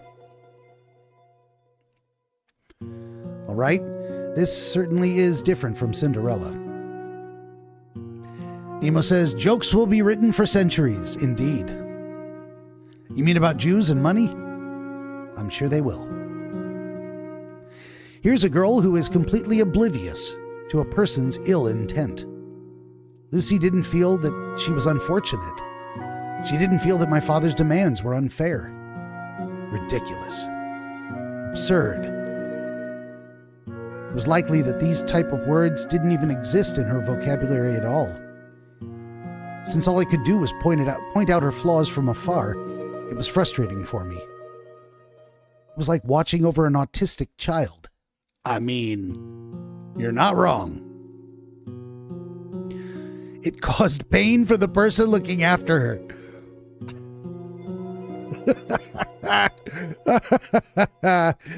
We're gonna hold on. I gotta print screen. We're gonna grab that. That'll be good later. Nemo says, you said it, not me. I sure did. Well, the child herself doesn't have a care in the world. A Cinderella that didn't even want to be saved.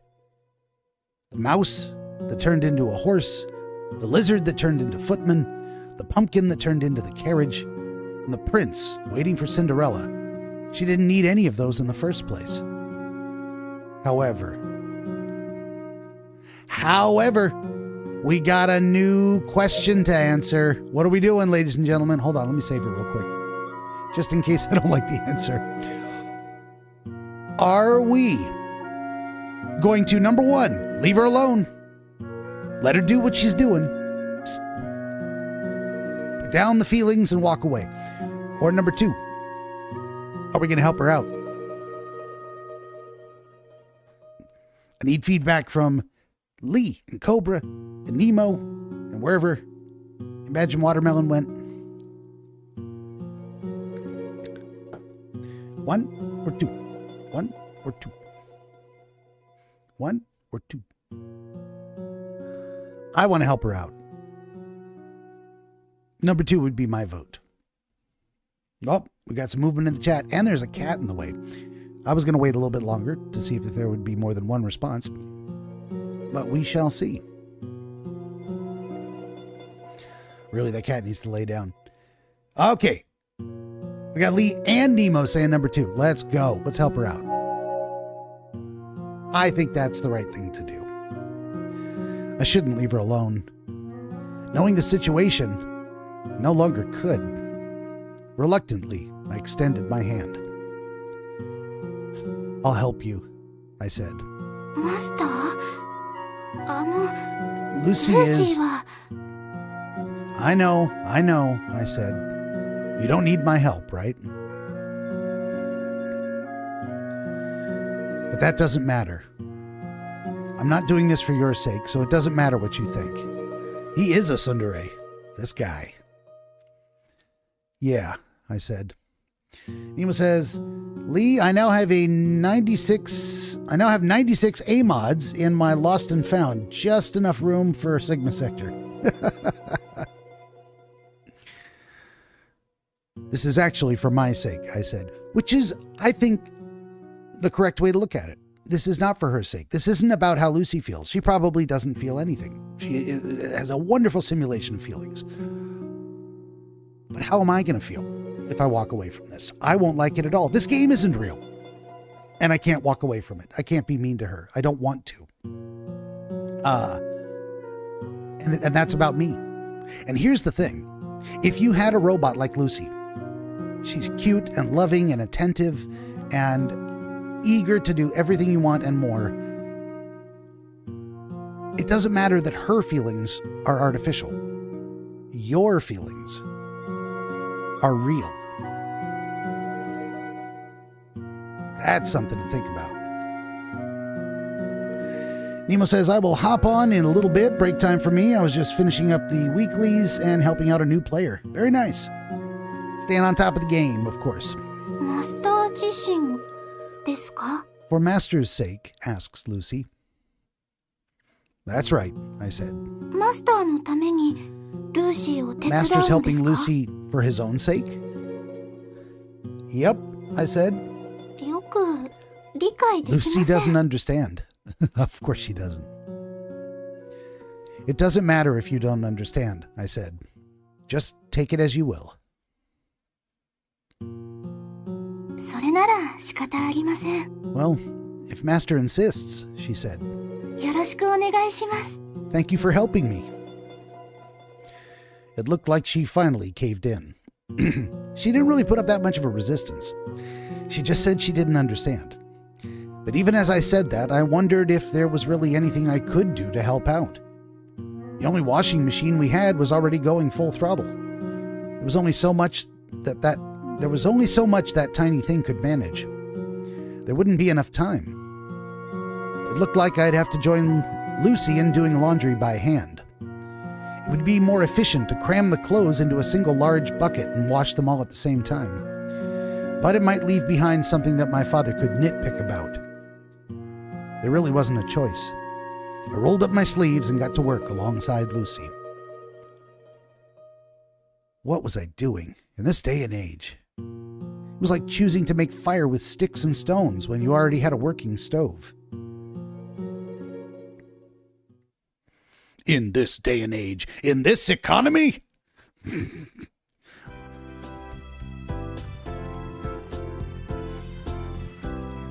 The results weren't looking too bad. Lucy and I, and the washing machine, were all hard at work. We made a lot of progress. Even so, the end was nowhere in sight. The towering pile of dress shirts really hadn't gotten much smaller. Just the mere sight of it caused me to sigh. "All right, bring it on," I said. I motivated myself once more. "Now that I've already become part of this, I'll definitely have you finished by tonight, no matter what," I said. Tough talk, big words.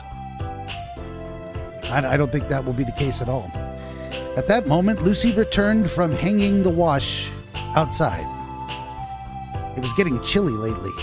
Still, they would dry in about 3 or 4 hours under direct sunlight, even in the winter.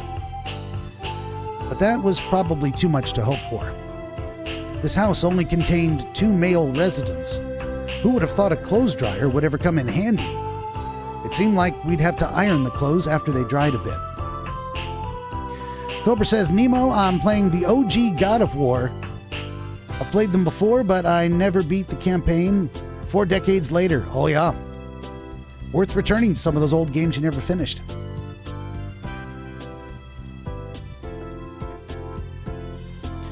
We still had a long way to go. My hands never stopped moving. After a while, a thought suddenly came to my mind. "Is there anything else?" I asked her.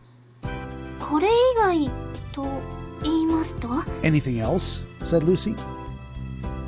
"Anything else my father asked you to do?" 残りの時間で倉庫のものを整理 He しろ told と言わ Lucy れ to ま go した。 clean the storage room in her spare time. "The storage?" I said. "We haven't even touched anything in there for at least 6 years." It was a place submerged in cobwebs and dust. It wouldn't be easy to take the gunk off of everything. It wasn't like there was anything inside we needed. That was simply unnecessary. It was just more redundant work my father chose to dump on Lucy. "Come on," I said.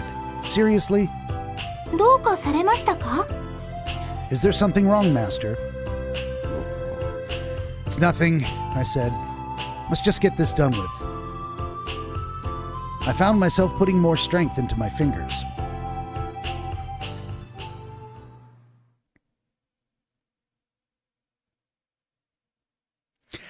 I mean, he could save Lucy and himself a whole heap of trouble by taking them outside and lighting them on fire and saying that's what you get for being an asshole.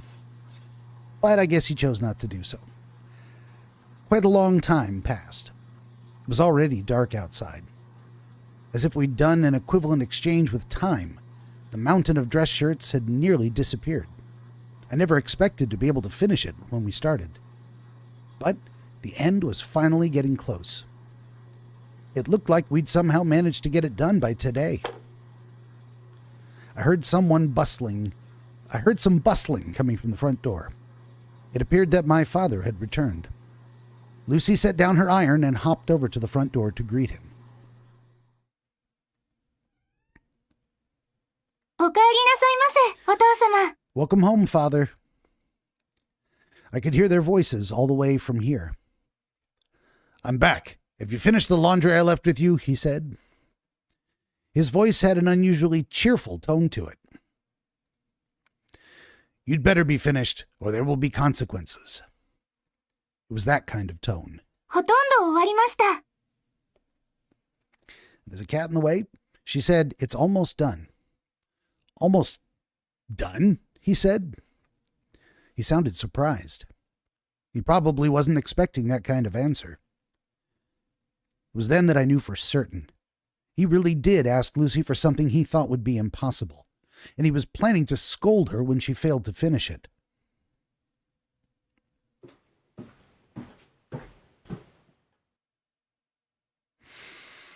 Before I knew it, my father had already entered the room. He was standing at the door, staring at me. "You," he said, "what do you think you're doing?" As you can see, I'm doing laundry, I said. I don't remember asking you to do any such thing, he said. I'm just helping her out a little because there was a lot that needed to be done, I said. It clearly wasn't something Lucy could handle all by herself. Ah, look at that face. He didn't like that. For a while, my father didn't say a word. He silently held back his anger. How despicable, he said. He looked frustrated as he continued. So you forced someone to help because you thought you wouldn't be able to finish it by yourself, said Father. I can't believe such a disgraceful robot exists. お父様、ルーシーは。 After finally catching up to him, Lucy tried to explain the situation, but my father wasn't in the mood to listen. I don't want to hear any excuses, he yelled. Oh, I would punch that motherfucker straight in the nose. My father violently pushed Lucy aside. Her thin, fragile body slammed against the wall. Her arms and legs lost their strength, and sprawled across the floor. What? I said. I couldn't immediately process what had just happened. Because of that, my reaction was delayed. What are you doing? I yelled at him. I ran over to Lucy to help her up and quickly checked her condition. I didn't know much about machines, but it didn't seem like there was any significant damage. I quietly breathed a sigh of relief. Nemo says, yeah, I've been revisiting old games, like mostly retro. I will move up the ladder slowly, still trying to figure out the best way to get a newer Xbox 360. Oh, a lot of them succumb to that red ring of death.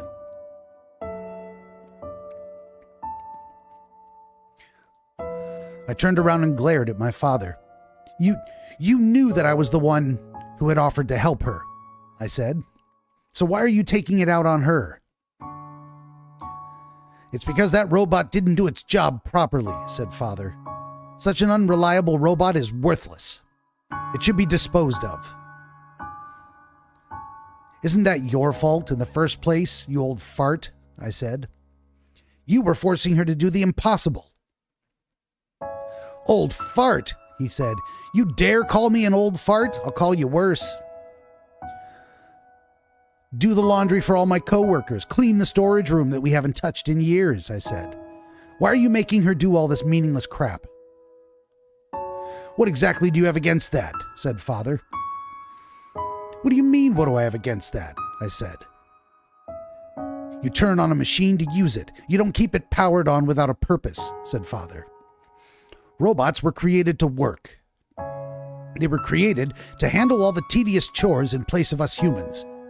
What's wrong with making a machine do work when the purpose of its entire existence is to serve people? But this isn't something she needs to do, I said. Are you talking about cleaning out the storage room? Said Father. I've always been meaning to do that myself, he continued. I've just been postponing it. Even so, there's no need to force it onto her all at once, I said, since it's not even important. It doesn't matter whether it's important or not, said Father. It's better to put the robot to use in some productive way than to keep it sitting in the back. To me, you're the one that's being strange, he said. Aren't you being too obsessed with this thing? You're not confusing this robot with a real person, are you? His words were putting me on the defensive. For some reason, I began to well up with anger. Look at her. Just come and look at her, I said. She talks and acts exactly like a real person. And do you still believe that she has no feelings of her own? Can you really say that without any doubt? And there's a cat ass in the way. Yes, I can, said Father. You're the one who's being delusional, he said. No matter how close to a person that robot may be, it's not real. It's nothing but a toy imitating a person. It may act just like a real human being, but in the end, it's only a robot. It's a fake, he said. Nemo says the disk drive went out. I know when it went into storage, it was getting funky, but after sitting for many years, it's completely shot. It's a useless toy that only acts like a person, you're saying. Don't be fooled by its appearance, said Father. Why is it that you can't tell apart what is real and what is not? You're no different from those people who've lost their souls to these wretched imitations. And I really call you my own son. Get a hold of yourself. Did his wife leave him for a robot? Is that why Mother's gone? We don't know what happened to the mother. Maybe he hates it because, he was an asshole and the robot was nice to her. I bit down hard on my lips. I could taste the saltiness of blood.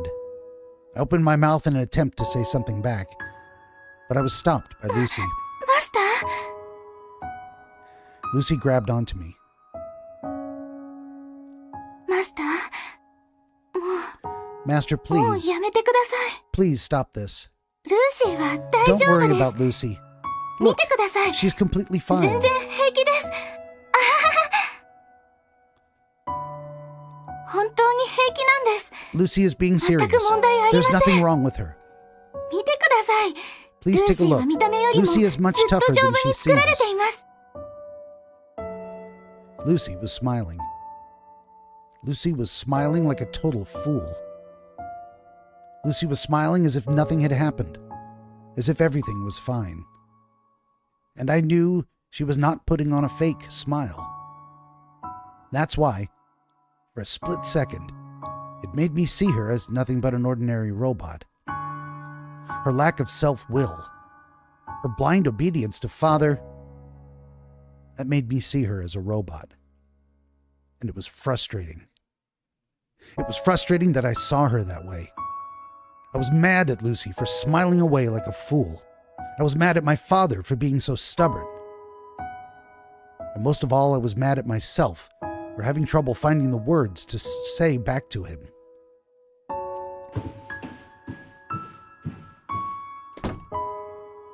And just like that, I returned to my room. I locked the door and jumped under the blankets. I wondered, while staring at the ceiling lights, what was I expecting from Lucy? How was I supposed to treat Lucy? I thought about the same questions, even though it felt as if I'd never be able to reach a conclusion.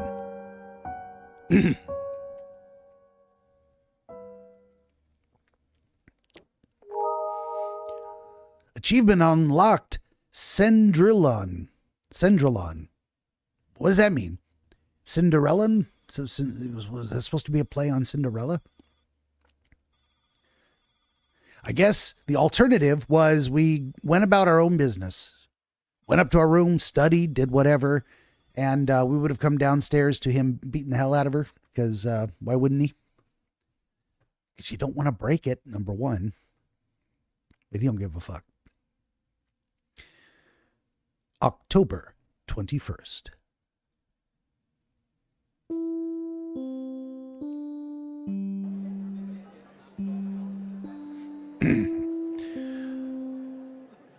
The school bell rang in the distance.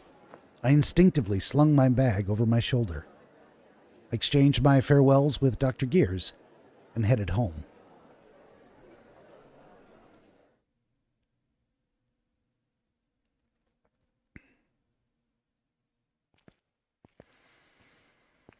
It was a little chilly outside. I zipped up my jacket. I couldn't believe that it was winter already.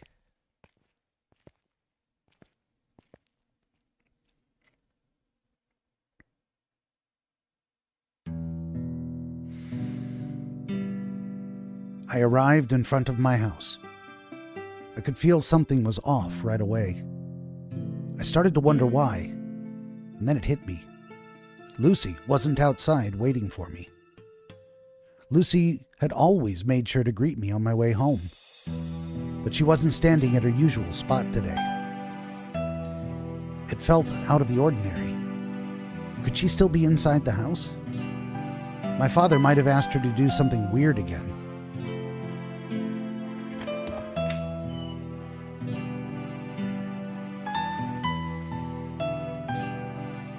I passed through the front door and headed towards the living room. I didn't sense anyone's presence inside the house. Lucy? Are you here? Hey, Lucy, I'm home. Completely different show. I didn't hear anything back. She didn't seem to be in the living room.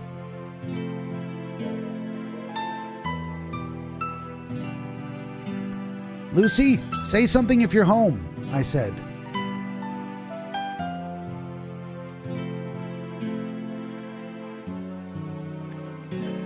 Lucy, say something, I said again.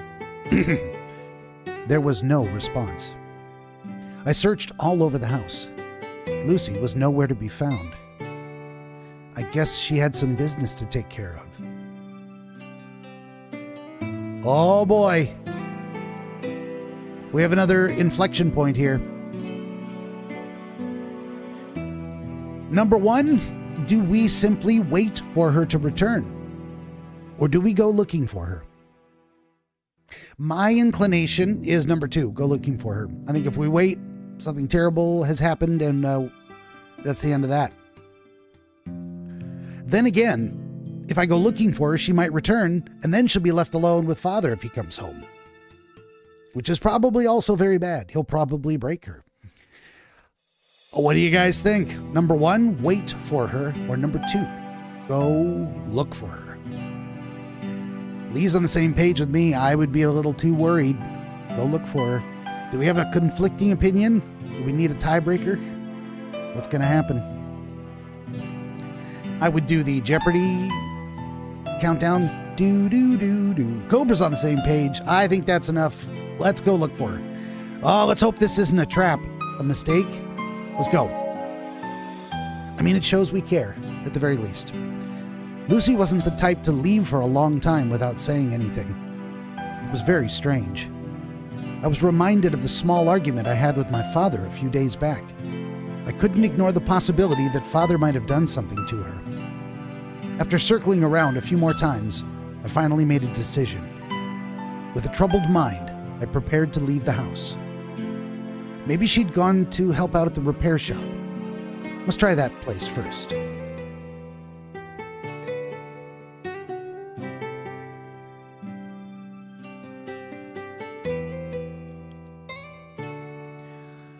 Huh? Lucy, said the repairman. Haven't seen her today. Is that so? I asked. Yeah. Why would I lie about something like that? He said. All right then, I said. She wasn't there. Where could she have disappeared to? She's not at home? Asked the repairman. No, I said. Do you have any idea where she might be? Well, I wouldn't know, said the repairman. You sure she didn't, run away because you were being too mean to her or something? I mean, probably not. I don't have time to deal with his nonsense. I left the repair shop.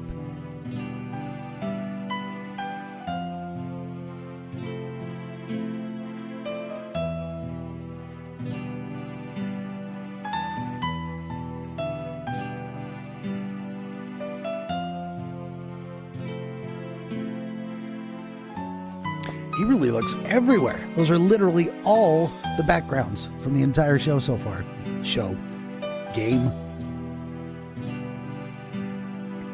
Huff, gasp, says the protagonist. I couldn't tell how long I'd been running. My lungs were burning up. I was getting a metallic taste in my mouth.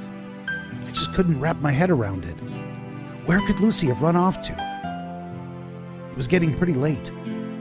Maybe I should go home and check there again. Maybe Lucy already made it back.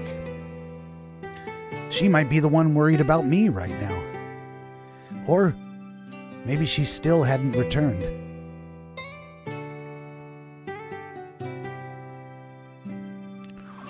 Shit balls. What are we doing?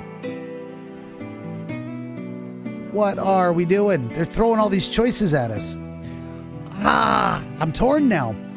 Number 1, go back. Check home again. Number 2, continue searching. There is one place we haven't been to yet. We have not yet been to the junkyard. I'm thinking if we pick continue searching, he will rack his brain and realize there's 1 or 2 last places he could check, and he'll look there. But it's getting late. They just warned us. Father's coming home soon. So if she does return, Father might do something to her. I'm more worried about him than... Lee says number 2. I'm inclined towards number 2 as well. Cobra, you got an opinion? If you say number 1, I don't know what to do. I'm really torn. But maybe you got a gut feeling. I did save it. 2 it is. Let's look one more time. You heard my reasoning, and I could be very wrong. We'll find out. Let's continue searching. Yeah, let's continue searching for a little longer. Without waiting to catch my breath, I broke into a run once again. I ran as hard as I could.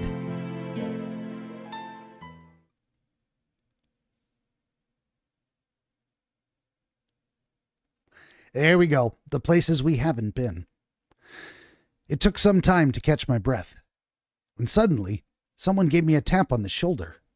I spun around while shouting in it's not desperation, in surprise. Okay. Lucy? Is that you, Lucy? I said. Nope. Just me, said Dr. Gears. Oh, just you, huh? I said. You don't need to look that disappointed, said Dr. Gears. It hurts, you know. And what do you want? I asked him. Oh, I just happened to see you, so I decided to come say hello, he said. What's up? You busy? Just leave me alone already. Yeah, I'm busy, I said. You're not going to ask your friend to help looking for her. Wow, that came out of my mouth. It came out of my mouse. It sure did. Dr. Gears says, are you looking for Lucy by any chance? Yeah, I said. Dr. Gears said, really? Actually ran into her a little while ago. What? I said. Did I just hear him right? Where? I said. Where did you see her? Where, you ask? Said Gears. It was probably somewhere over there, but I can't say for sure. Try to remember. Hurry, I said. Just hang on a second. And where was it? Said Gears.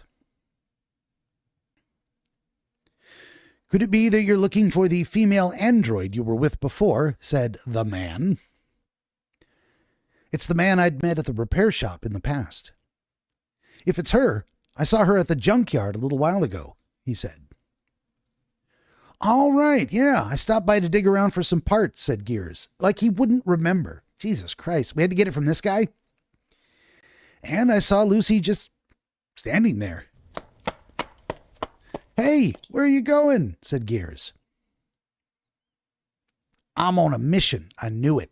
I knew it. I had a gut feeling. You guys were on that same page with me. Father might have told her, when you're done with these chores, march yourself right back to that stupid junkyard and stand there until they tear you apart. Huff, gasp, says the protagonist. There she is. There's the Lucy that I've been looking all over for.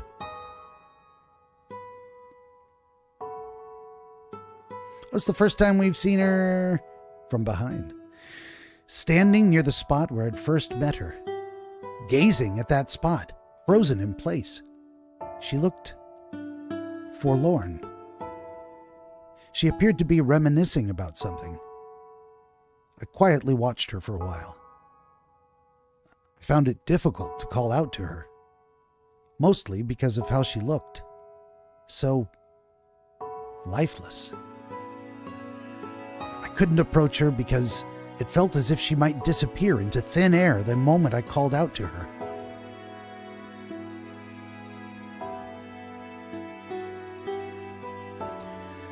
Only after a few minutes had passed could I finally open my mouth. Lucy, I said.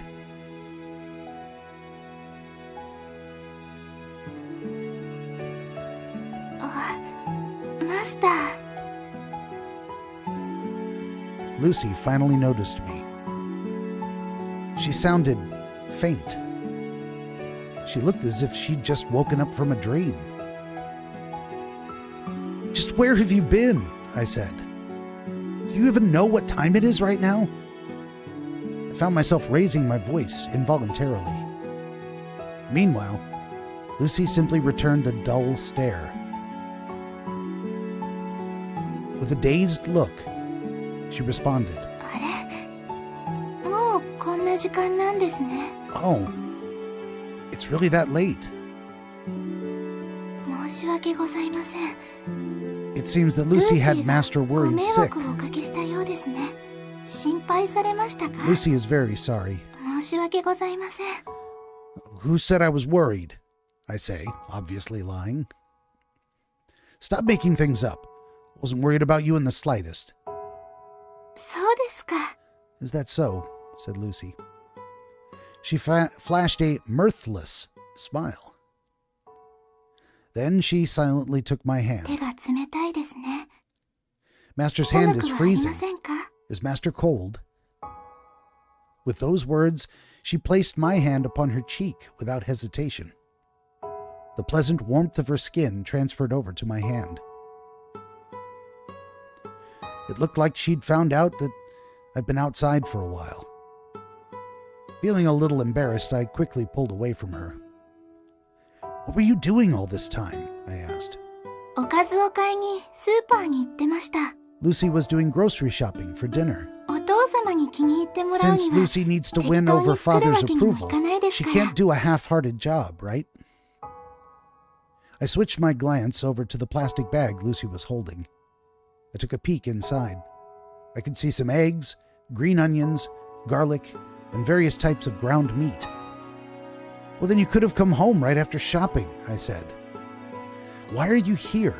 家に帰る途中で偶然ここを見 Lucy つけた found んで this す。 place on her way home by chance, 懐かしさで and Lucy また just ここに wanted 来 to てし stop まい by. ました。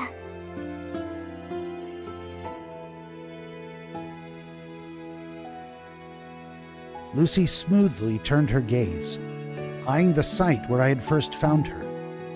And then she continued. 長い時間、 Lucy must have とても長い時間。 Lucy must have been staring into ぼ space ー for っと quite 見 a つめ while. ていただけだったようです。マスターが来たことも知らず、 Lucy never even noticed that Master had た arrived. だただ見つめていました。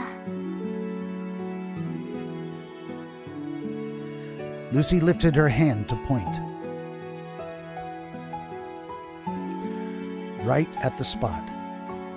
The spot where she once lay in a sorry state. This is where I found you, right? I asked. はい。ここをずっと見つめて Yes, 感傷に Lucy 浸 was ってい deep in ました。 thought while looking at this very spot. ルーシーにとってこの場所は Because for Lucy, 美しい思い出が this is a 詰まっ place た of 場所です fond から。 memories. Fond memories? Am I hearing her right? A place of fond memories, I ask. Isn't this the place where you were abandoned? Wouldn't it be a place of unpleasant memories? 違います。 No, she says. Absolutely not. マスターに出会えた It's a place of 思い出 fond の場所です。 memories because Lucy was able to meet Master. That was quite optimistic of her. ルーシーはこの場所だけは絶対に忘れません。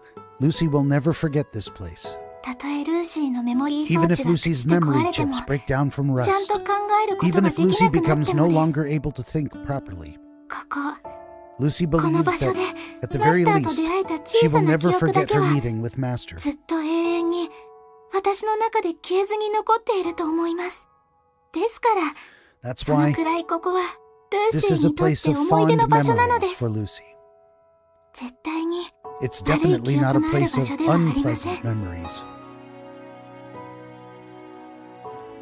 Like I've said before, I said, you're exaggerating. I didn't help you with that kind of consideration in mind. 前にも言いましたが、それでも構いません。 And Lucy has said before that it does not matter.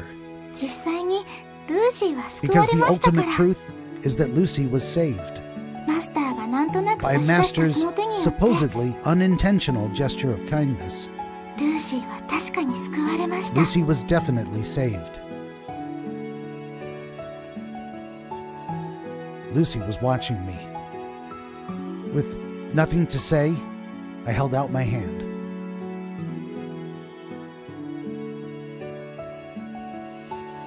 It's about time we headed back, I said. It felt awkward, even though I was the one offering my hand. The way Lucy hesitated a little showed that she was probably feeling the same way. I repeated myself, this time with a bit more firmness. Don't just stand there. Let's go, I said. そうですね。もっと寒くなる前に All right, she 家に said. 帰りましょう。 Let's go home before it gets even colder. I took hold of Lucy's reluctant hand. And I began to lead her along. Cobra says, by the way, they're going to remake Fallout 3. Okay. Very cool. Hopefully they remake the controls. Achievement unlocked. Place of recollection. Maybe if we'd left her alone, she would have come back, but we'd never know. We wouldn't have had that moment where we would understand how she feels. I just hate the idea that we wouldn't look for her and something bad would happen to her. Lucy looked at ease. For some reason, she seemed a little happier, too. Did you run into any trouble while shopping? I asked. 特別問題はありませんでした。 No, Lucy was fine, she said. Did you get the proper change? もちろんです。全部完 Of 璧ですよ。 course. Lucy's bargaining skills were right on the mark. そうですね。 If Lucy was to score herself, she would give herself as much as a 98. That was pretty generous. That was a pretty generous scoring system she was using. I wonder if you really were all right, I said. Since it's such a dangerous world out there. 物騒なことで Could すか？ Master explain what he means by dangerous? I mean that the world is filled with all kinds of scammers and troublemakers, I said. And just a lot of strange people in general. そんなことはありません、マスター。 That's not true, Master. Oh, she's so naive. Of course she is. 街には親切な人 Everywhere がたく Lucy さんい went ま was す。 full of kind people. Yeah, sure. By your standards, who wouldn't be kind? I said. 信じてくれないようですね。 Master doesn't believe 本 Lucy. 当に親切な方ば They かりで really した were よ。 all kind. そこのお嬢さん、スタイルいいね。 Hey, girl, 俺た she ちも says, 遊んでいか imitating ない one of them. That's one heck of a bod you're rocking there. How about you join us for a wild night? What a kind and generous offer. と言って、ルーシーを褒めてく That れ is る one of 方もいらっしゃい the ました people。who Lucy bargained with. He was just trying to pick her up. そこ、お金は必要ないかい？ Hey, い you, くら必要 need だ some い？ money? おじ How さんの much do you 話し need? 相手になってく Come れた chill ら at my place お for the 小 night, 遣い and I をあ can げ give る you よ a stinking amount. What do you say? と言って、 There was 財布を another 取り出す generous man 親 who 切 said な that 中年男 while 性もいらっ taking しゃい out ま his した。 wallet. all these kind and generous men. That's prostitution, I shout. I mean, is it really? If she's a robot? Does she have functional parts? I believe this requires investigation. For science! It was just sad, to say the least. Since when did this world become so rotten? You're not allowed to go shopping on your own anymore, I said. どうしてですか？ Why どう is して that? そんなこと命令するの What's です making か？ Master say such a thing? ルーシーは問題なんて起こしませんし、 Lucy didn't cause any ミスもしま problems, せん。 nor did she do anything wrong. It's already a huge problem that you can't figure out what's wrong, I said. This was the same as leaving an infant to wander the streets alone. You'd be worried that something might happen to her. どうかそれだけは。 Please have mercy, said Lucy. スーパーに行かな If けれ Lucy ば can't go 家 shopping で for お腹を food, 空かせたマスター what will は she be able こ to れ cook から for 何を Master 食べて生きていくの who's ですか starving at home? Being dramatic won't get you anywhere, I said. From now on, you're not allowed to go shopping without me, I said. ということは Does that mean マスターと一緒な It's ら all right if 大 Lucy 丈 goes 夫 with ということ Master? ですか？ Yeah, I said. I have no choice but to say yes. それならこれからはそういたします。 Then Lucy will do so from now on.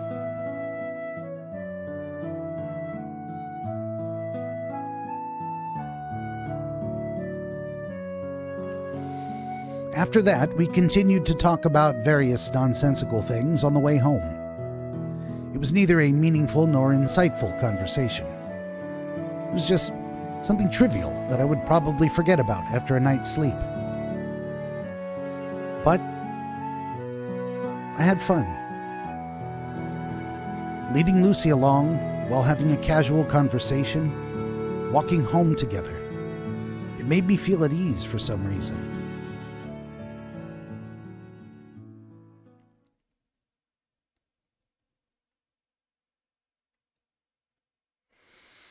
Oh God, they keep throwing these up on the screen. What's going to happen? I have pre-sadness, just anticipating something awful. Are we going to find out in the next hour? Because if we're not, we got to put it off till tomorrow. Let's see what happens. We've got to be somewhere close to the end. And it's only been like a week. We picked her up on the 12th. Hey, little girl, want to come home with me from the junkyard? We hit 1 week on the 19th. It's only been a week. And then 3 days later is now October 22nd. We haven't even taken her to see the doctor who made her. The alarm clock made a terrible racket. I instinctively reached out and shut it off. Then I tried to get myself up. Oh, why, fuzzy vision? But it ended in a failed attempt. What? I said. I became engulfed in dizziness halfway up. I stumbled and fell back down. My body felt heavy. My vision was faltering. I guess I need more sleep, I said. I had no choice. I stayed in bed for a little while longer. Lucy would eventually come wake me up anyway. I guess I could sleep a little more until it was time to go to school. Was he drugged? What's going on with this kid? マスター Oh, there she is. マスター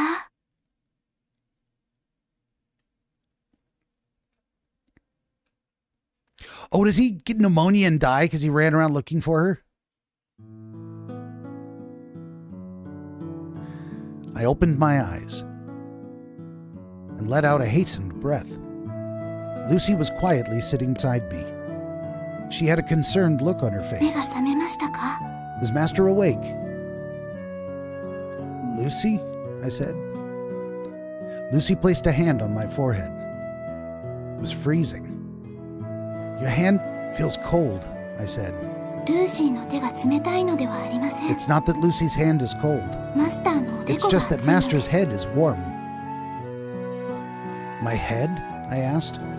38度5分の高熱 Master's です。 temperature is above normal at 38.5 degrees Celsius. 38.5, I said. はい。38度5分です。 Oh, that explains it, I said. I thought I just needed more sleep, but it looks like I got a fever. It was true that I hadn't been feeling too well lately. I must have caught a cold. My little adventure outside in the freezing weather yesterday was probably the deciding factor. 他に辛いところはありませんか？ Does Master feel pain 症状 anywhere? を教えてください。 Please tell Lucy the details.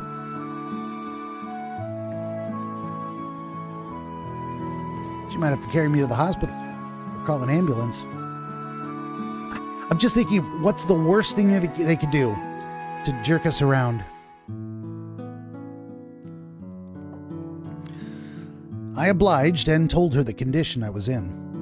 She opened my mouth and took a peek inside. Then she proceeded to check something near my stomach area. It's like she was playing doctor or something. I mean, something near your stomach やは area? り風邪のようですね。 It appears that Master has caught a cold, she says. Well, that's good. She's probably right. A cold? I asked. はい。 Yes. ちゃんとお It 休み should にな go った方 away がい after a いと good 思います。 rest. I mean, a good rest for about 3 days. It's usually how long it takes to get over a cold. And the flu, for me, usually. Although the flu, I haven't had the flu in a while. But ever since I stopped leaving the house, I stopped getting sick so often. It's been a while. The flu for me is usually about a week. Usually within a week, most of the symptoms are gone. Flu tends to hang on a little longer. Can I really trust you on this? I ask. I had my doubts. もしもの時のために専門家をお呼びしましょうか。 Should Lucy call in a professional just in case? I wondered what kind of professional she could be talking about. A medical professional, you utter moron. She probably meant a doctor. You think? Oh my God. No, that's not necessary, I said. そうですか？ Okay, said Lucy. それなら Then perhaps 万が一のために Lucy お父様に連絡をしておい should た give 方がいいでし father ょ a うか。 call. I can't talk. Ooh, the gasp. Then perhaps Lucy should give father a call, she asks.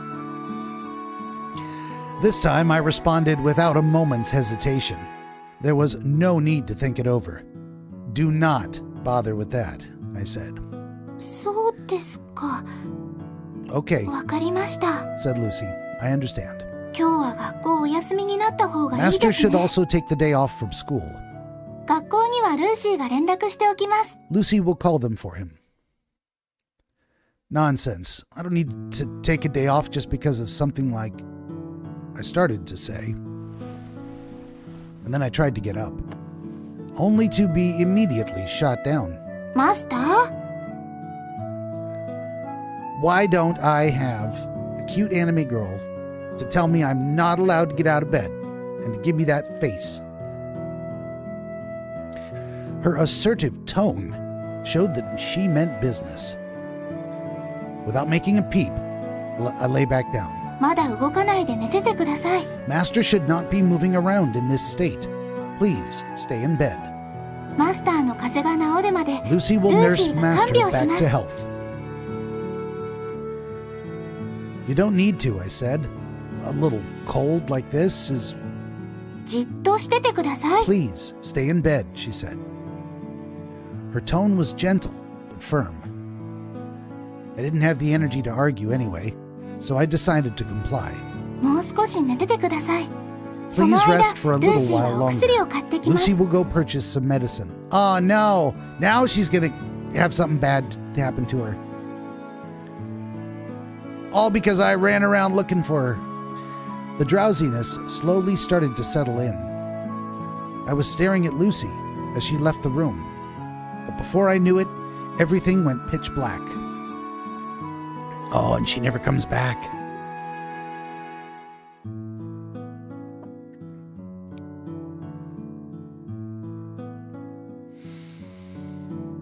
When I came to, there was a wet towel placed on my forehead. It was a little warm. 目覚めましたか？ Is Master awake? Asked Lucy. Yeah, I said. How long was I asleep for? 30分くらいです。 About 30 minutes, said Lucy. Only 30 minutes? It felt like I'd slept for quite a while, though. Lucy switched out the towel on my forehead with another. The coolness of the new towel felt refreshing.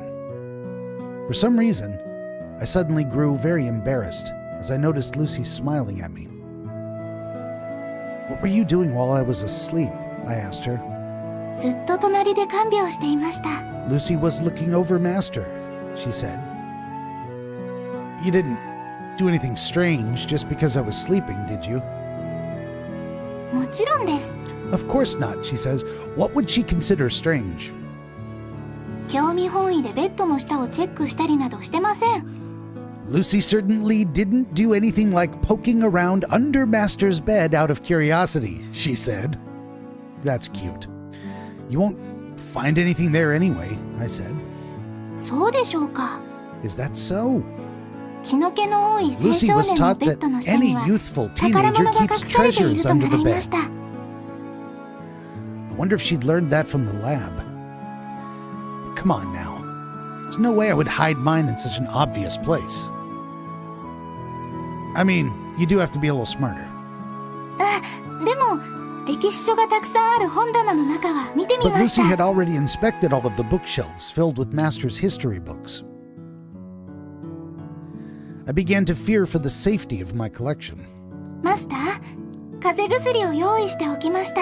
Lucy has medicine prepared, Master. Medicine? I asked. Lucy pointed towards the table. A bottle of medicine was lying on top. 錠剤が飲めなかったらどうしようと Just 思 in いま case して。 Master finds swallowing 子供用の pills シロップも uncomfortable, 準備してみま Lucy し has た。 also prepared some syrup made for children. 全然苦くないので大 It's 丈夫で nothing すよ。 bitter, she says. では、 Now, say, She held the spoon filled with an unknown substance. It slowly approached my mouth. Just give me the pills, I said. でもせっかくなので But the 甘い syrup お is so 薬の nice 方 and がいい sweet. と思いますが。 Give me the pills or I won't take any medicine at all, I said. Lucy pouted like a little child. But she finally handed me the pills with some water. I swallowed them down immediately in a single large gulp. And then I lay back down. I began to feel drowsy again. Well, I'm going to get some more sleep now, I said. I closed my eyes without waiting for a reply.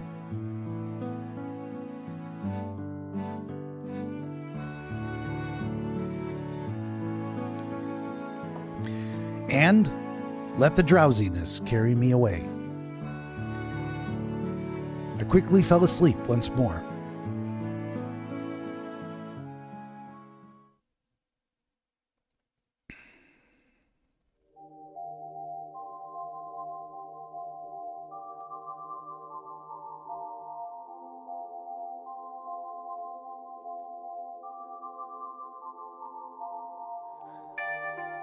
Is this Lucy or a dream of someone else?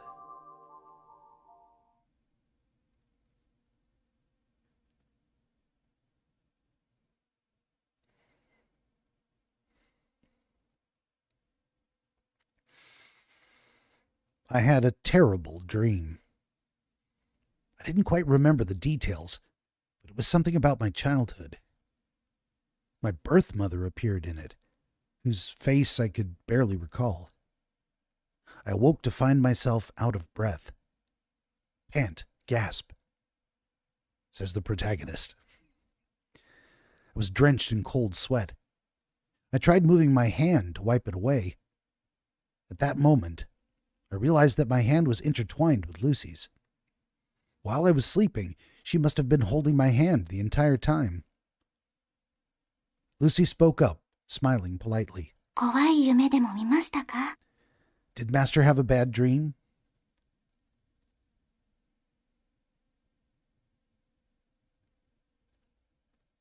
Yeah, I said. お化けが出てくる夢でしたか？ Was it about getting Master's teeth pulled out? What a thing to ask. No, I said. Although that would definitely make for a scary dream. The one I had was something far worse, something I never wanted to see. I gripped her hand a little more tightly. Your hand, I said. で、 Master, said Lucy.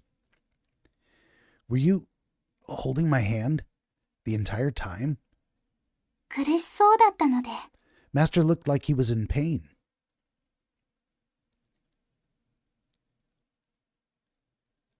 Lucy wiped down my forehead with a towel. Her tender display of kindness began to touch my heart. They said that a strong body made for a strong mind. My body in such a weak state, followed by a weak mind. I couldn't put up any resistance against her acts of kindness. This was truly unfair. I could only see it as being unfair. That's why, while Lucy was leaning over me, I pulled her in close.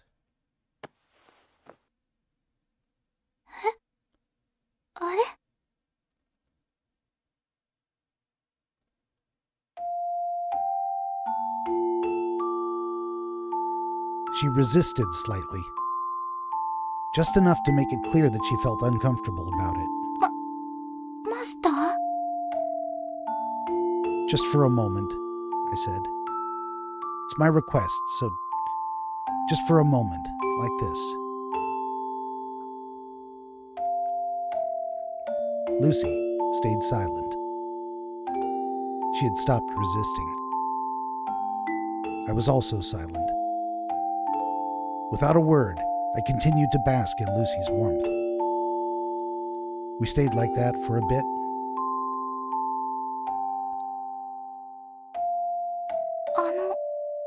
Master? And then Lucy broke the silence. What is it? I asked. 失礼ですが。 With all due respect, said Lucy. Just tell me, I said. 健全な性教育のためにも To ensure safe sexual practice, Lucy wanted to let Master know that an age verification is required before any further physical intimacy is allowed.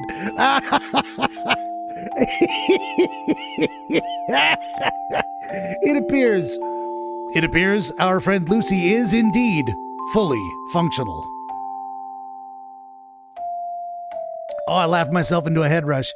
Ooh, that's awesome. It's the best line. Don't be ridiculous. You're ruining the moment, I said. 申し訳ございません。 Now, to be fair, he is 18, so she could receive that verification. My apologies, Master, said Lucy.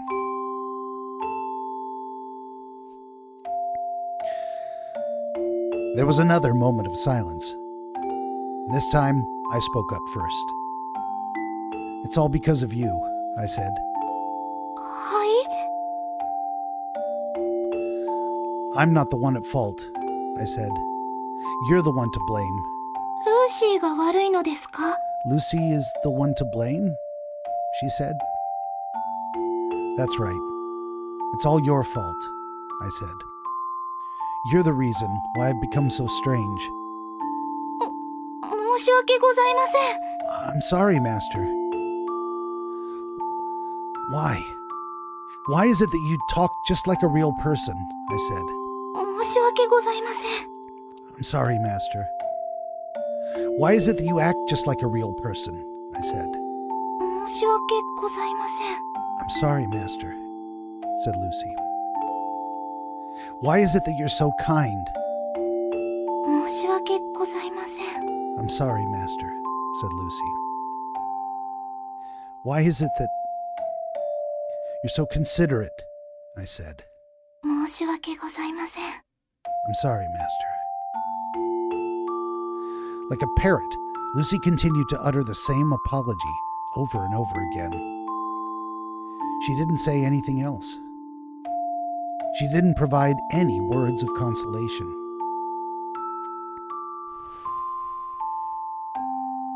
But she did hug him back. Instead, I was greeted by the sensation of her arms wrapping around me. I felt her snuggling into my back. Her movements were programmed. And so was her warmth. But even so, I could still feel the same warmth coming from a real person. There was no doubt that she was an elaborate fake. However, I decided that this much is enough to satisfy my current self. Nemo said, funny and ironic, I was getting verification from the control tower while you were laughing about the same topic.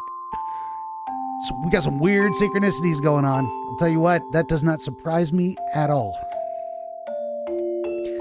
I decided that I was happy with the way things were.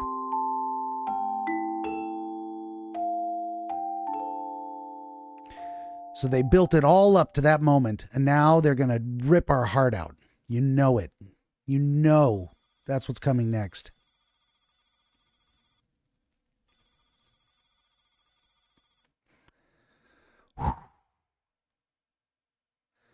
October 23rd.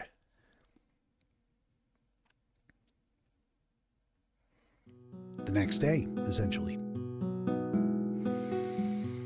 The clock read 10:30 a.m. I felt a lot better compared to yesterday. My dizziness was gone and my mind was now crystal sharp. Crystal sharp? Crystal clear? Ugh. It was as if my sickness from the day before had just been a dream.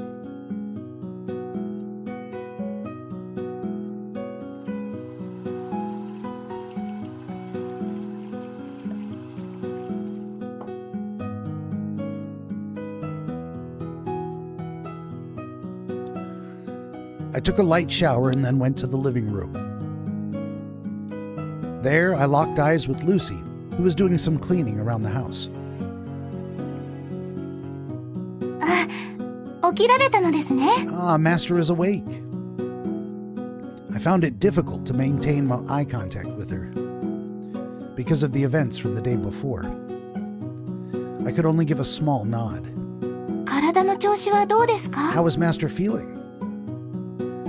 Well, not too bad, I said. そうですか。 Really? 一度熱を測っ Lucy てみ will ま check しょう。 Master's temperature again. I'm telling you I'm fine, I said. Without even pretending to listen, Lucy placed her hand on my forehead. 本当ですね。熱は Yes, もう下がった it み does たい appear です。 that Master's fever really is gone. That's what I said, I said. 本当に良かったです。 What a relief. すぐに It 熱が下 appears が it る was 程 just 度 a の風邪だ mild ったようです sickness, ね。 she said. それでは今から学校に行か Will れます Master か？ be going to school today then? 結構遅い時間ではありますが。 Although Master will be late to class. My body had recovered enough for me to be able to attend class without straining myself, but I felt too lazy to go to school at this hour.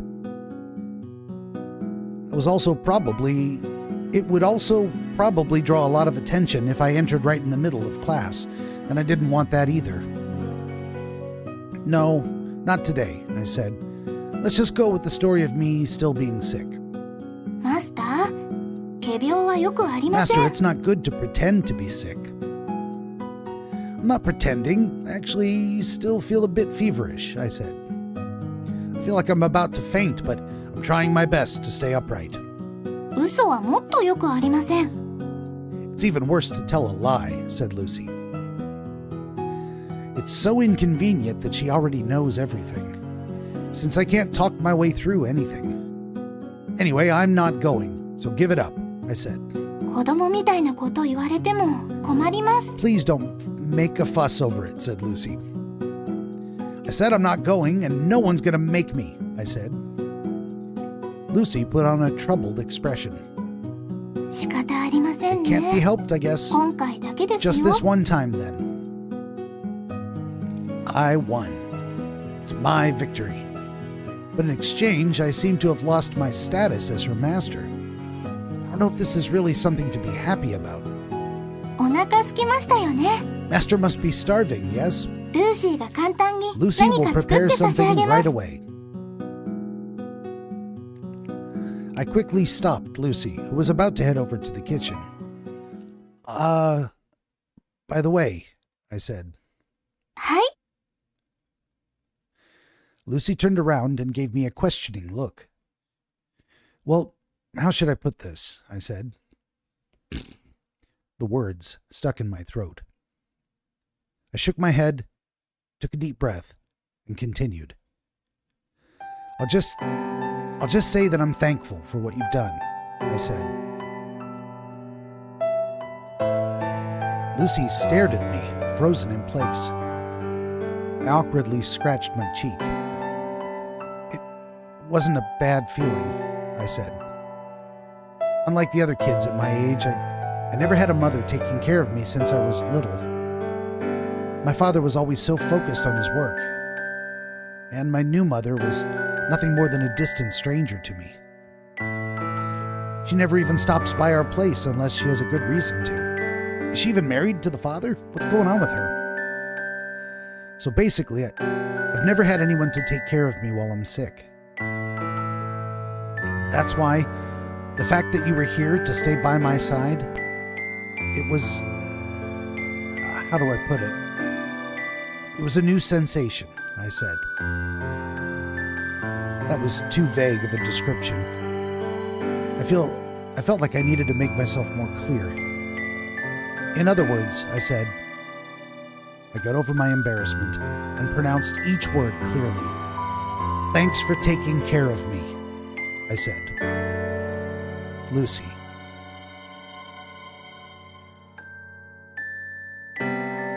Lucy didn't say a word.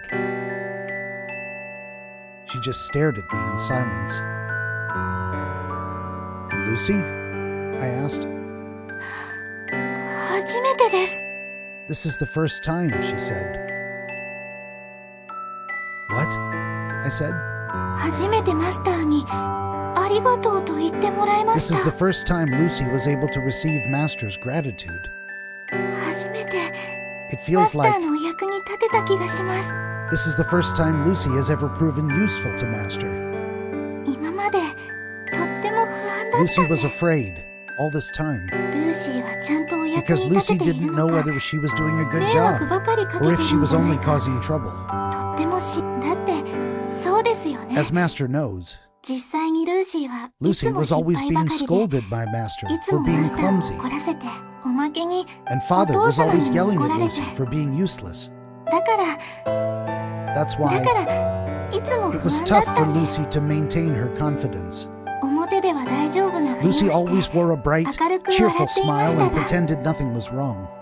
本当は But deep いつ inside, も不安で Lucy 怖 felt かったんです uneasy and afraid. このままだったら Afraid that い if つかマ things スターに捨 continued てられ like るんじ this, ゃないかと she might be abandoned by Master one day, またあの時みたいになるんじゃないかと just like before. 毎日毎日不安でたまりませんでした。 You idiot, I said. I would never. でも But, said Lucy. She cut me off and continued to speak. でも But now, これで少し Lucy has 自 become 信 more が持てまし confident. た。これで At last, やっ at と last, Master has ルーシ acknowledged ーは Lucy. 認められました。やっとマスター At が last, Master 心 has から found ルーシ Lucy ーを必要 useful. としてくれるよ。ルーシーはそれがとても Lucy 嬉 is しい very の happy です。 about that.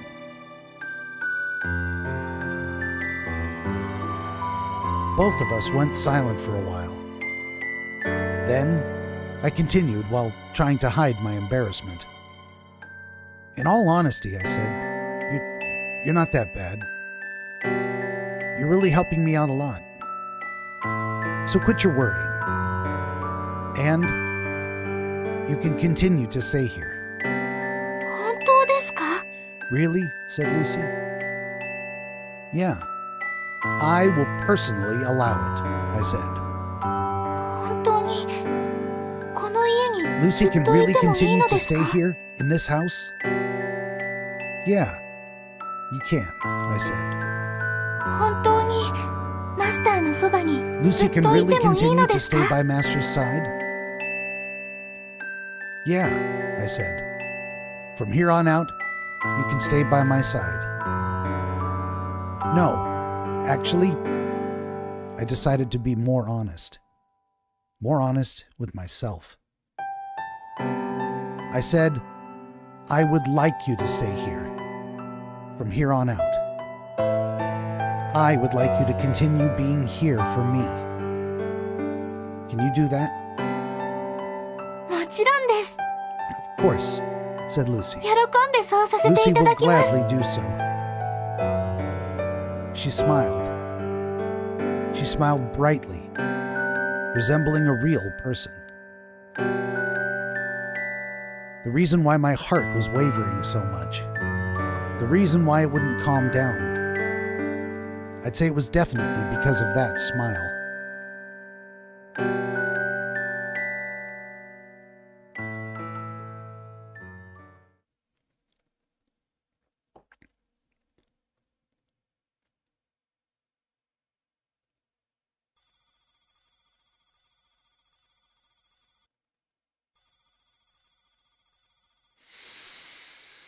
Cobra said, Ben, I seen the other day you got the Fear game of the little girl on fire. It's so scary. Had me jumping off every time I see that little girl. I had it on Xbox 360. I do have that game. And it's on my list of, I'm going to get around to it eventually. I should do it sooner rather than later because every year that goes by, it's an older and older game. And I keep putting it off probably because I don't like the graphics, but I want to play it. I want to see it. I want to do it. We're going to do that soon. Hey, next time I take a break from The First Descendant, you can make that the game you want to see. Maybe it won't be quite as scary if someone else is playing it. You'll be able to relax and enjoy it a little more. You'll be able to enjoy my jump scares and cursing at the screen when it scares me. Which I'd say is guaranteed to happen. Oh, we're bouncing back. September 29th. So we were moving closer and closer to the date that I found her. And here we are just a couple of weeks before the 12th, before the day I found her. So what's going to happen? What is going to happen on September 29th with the doctor? And how close are we to done? Are we carrying this over till tomorrow? I just don't know.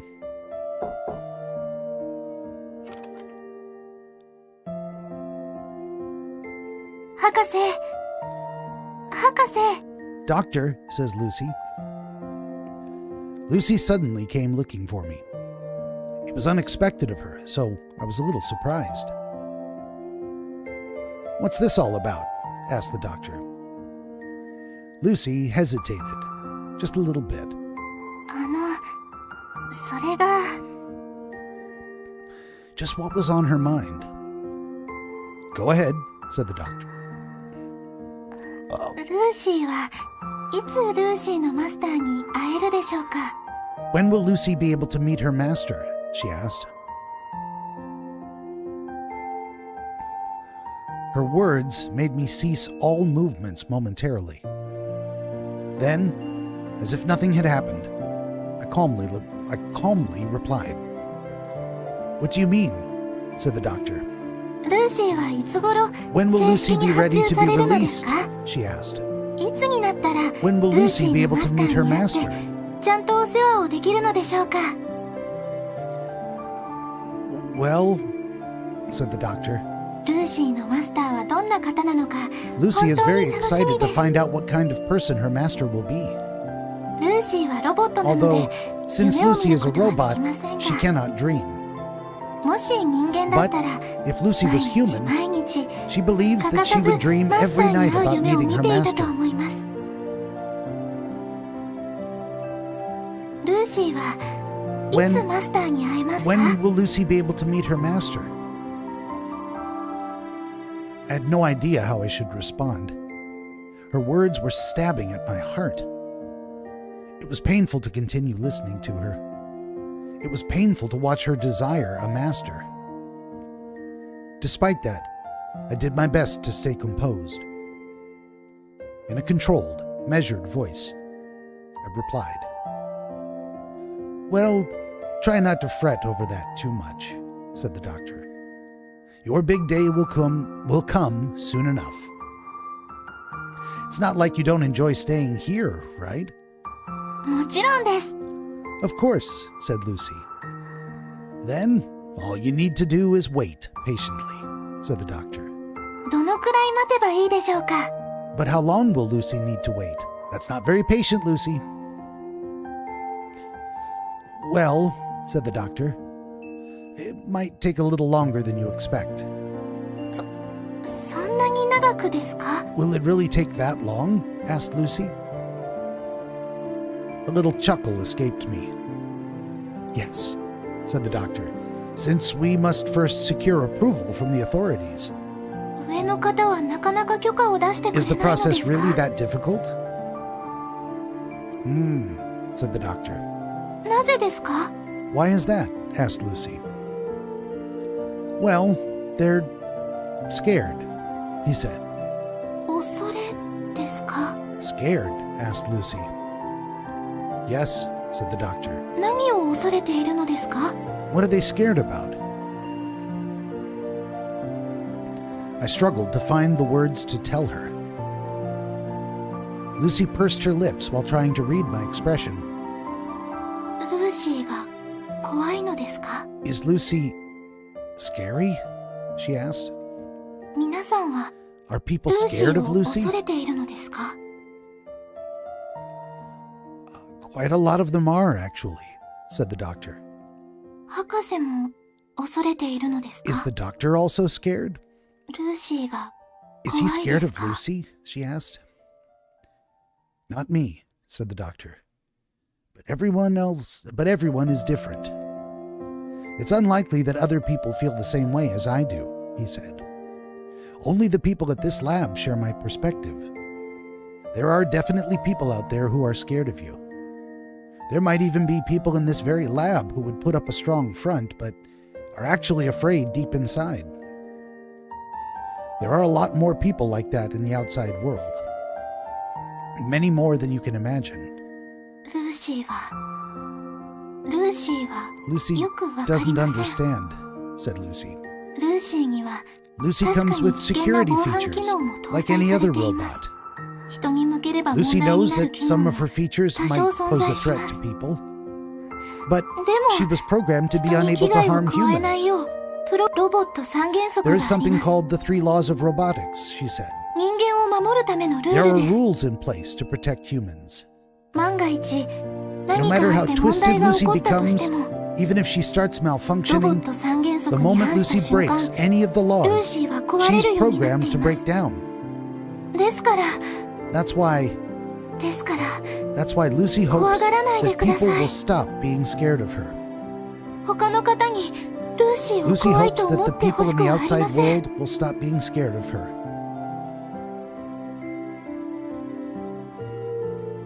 The chance of Lucy being officially released is probably close to nil. The authorities were very conservative. We've been having a tough time trying to convince them. They didn't wish for any changes that may pose a risk. And it's not just them. The majority of people also shared their view. My mindset was certainly in the minority. We were nothing but a small group of people disillusioned with human beings. We were crossing the line that wasn't meant to be crossed. Nothing had changed since the past. The fact that she was still very dangerous. She was a robot that was capable of replacing a human being entirely. The nobility of mankind. Our reign over this world. This robot had the potential to take them away. That was why the authorities believed that Lucy was a Pandora's box. That was why they were trying to restrict her capabilities and keep her out of the public's reach. You can learn beauty from art, the world from science, life from religion, and man from robots. It could be that people were afraid to see reflections of themselves. They were afraid that they might be reproduced through robots or replaced. That day would come soon. The day where I would have to let go of Lucy. There wasn't much time remaining for me and Lucy. Oh shit, that's the sadness we're getting. She was never meant to be released. She was too good. Too much of a convincing fake. A robot may not allow a human being come to harm. May not allow. How did I leave that word out? And what about a human's feelings? And here we are on October 29th. Less than a month after she got let go. So her memory wasn't erased. She remembers everything. We could have asked her more questions about what was it like at the lab? What did you talk about? How did you get into the garbage pile? That's one of the first things I would have asked. Maybe she doesn't know.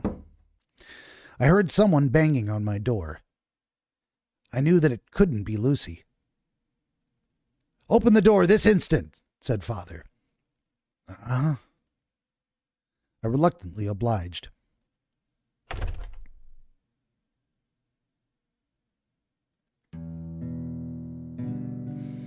My father was standing there with a displeased look on his face. It was clear that he was holding back his temper. Next thing I knew, my father had thrown something in my face. A sheet of paper fluttered to the ground. "This is," I said. I pick it up. It was the results from the mock exam I'd taken a while back. "Explain yourself," he said. "I'm asking how you managed to bring home these atrocious marks," he yelled. My grades had plummeted quite considerably. Considering how I'd always done in school, these results were bordering on the impossible. It's very strange. I'd felt pretty confident while taking the exam. There was no way my grades would be this horrible. After checking each and every corner of the report, I finally realized. "Crap," I said. Some of the test questions and my answers were off by one line. The pattern of the corrections matched my answers. It was a fatal mistake, but what was done was done. I'd been thinking about a lot of things, and my mind was a mess back then. I had scribbled all over the test without checking it over. I tried to explain to my father. "I was careless. I put my answers on the wrong lines," I said. "Do you honestly think you can fool me with such a feeble lie? Oh, so he's an idiot too." "I'm not lying. I really did make a mistake. I was having a hard time concentrating on the test."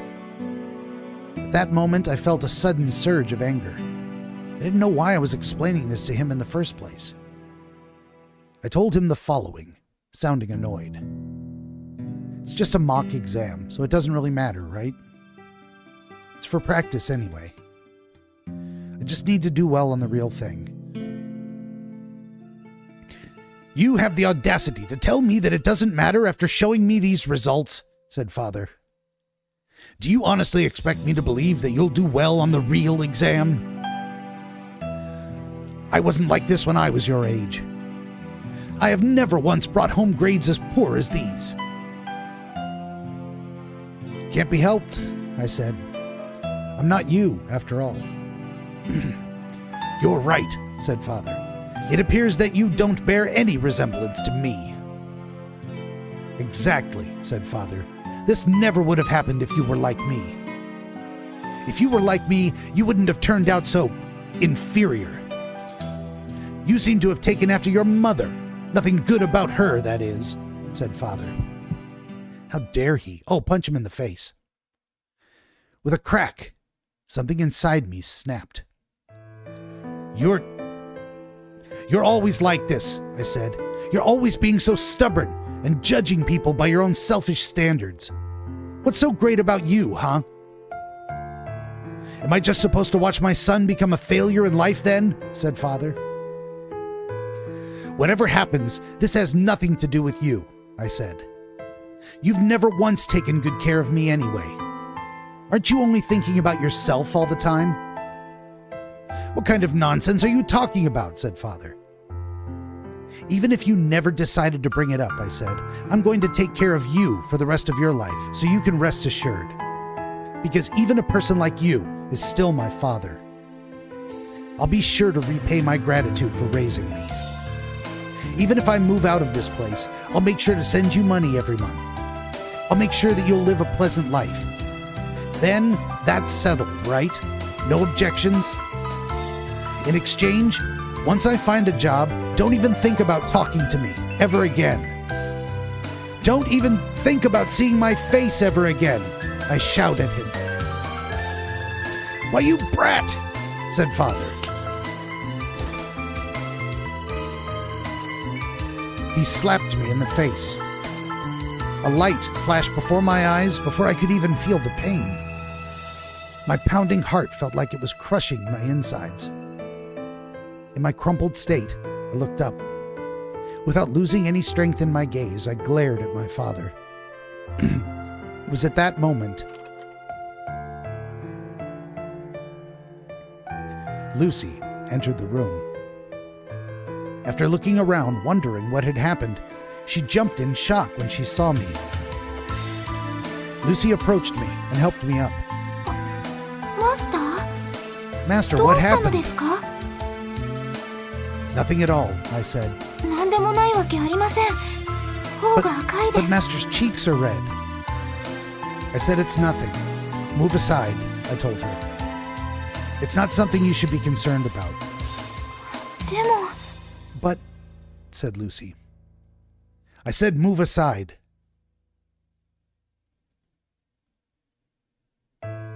After a short pause, she took a tiny step back. At that moment, my father's gaze passed over to her. Is it because of that robot? He said. His voice was quivering with rage. It must be. Ever since you brought that thing home, you began to turn strange. You used to be a good boy who would never talk back to his father. Someone who would never stare at his father with such hatred in his eyes. All of this is that robot's fault. That robot is tearing you apart from the inside. What nonsense are you talking about? I said.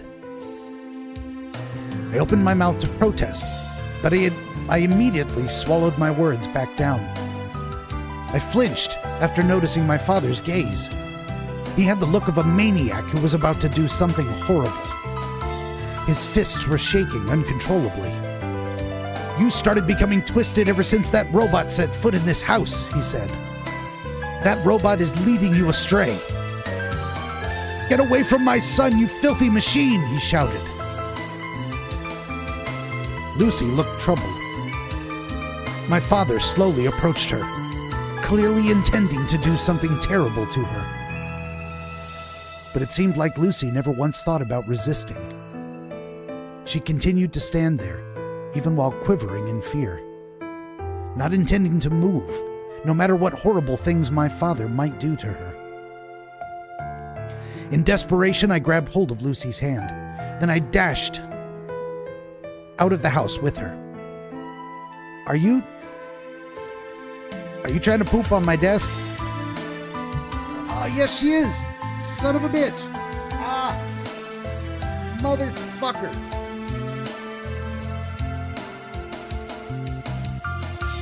Excuse the interruption while I clean up cat shit. Motherfucker.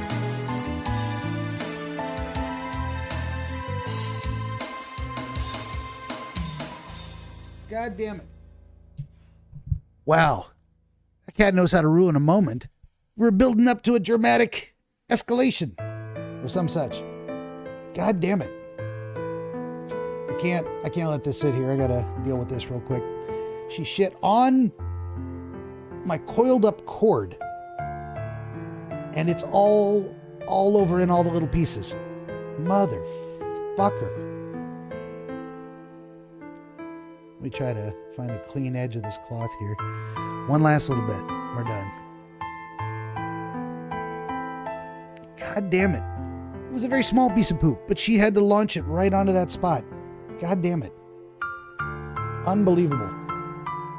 Can you at least shit on the floor like a normal cat? It's got to be on my desk. All right, I'm going to take a break and go pee real quick because I'm starting to bounce in my chair. Give me 2 seconds. We're running away from angry father as soon as I come back. Hey, don't make that. Don't make that.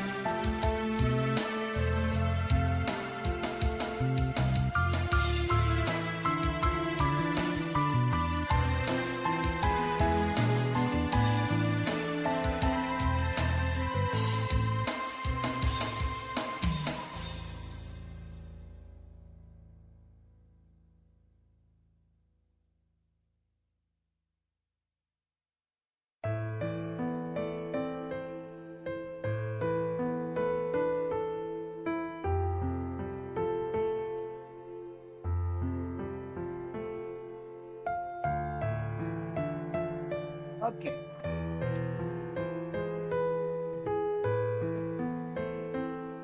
Okay. Let's get back into this tense, dramatic moment. I grabbed Lucy's hand and dashed away with her.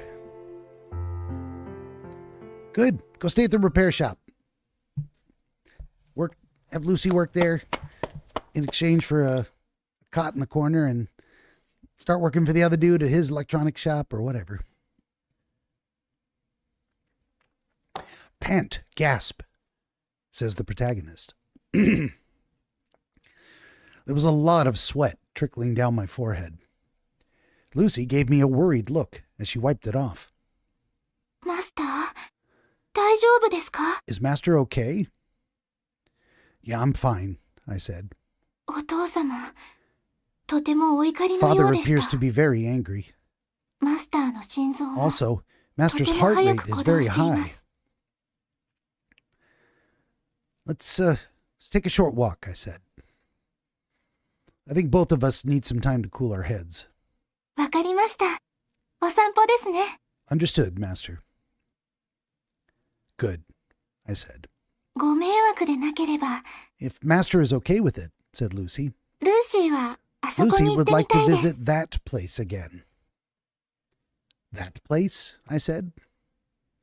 I didn't even need to ask. If there was a single place that Lucy wanted to visit, it could only be there.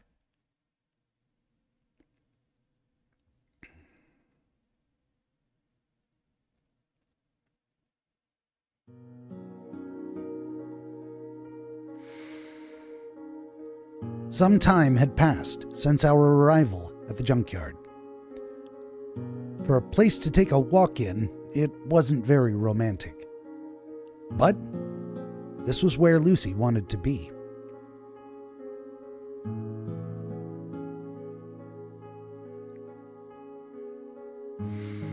Lucy had been standing silently with a blank stare. Ever since we came here, she'd been staring at a certain spot on the ground. For some reason, she seemed a little sad. Are you worrying about that again? I asked. 気を使ってると言いますと、 Worrying about what, Master? About what my father said.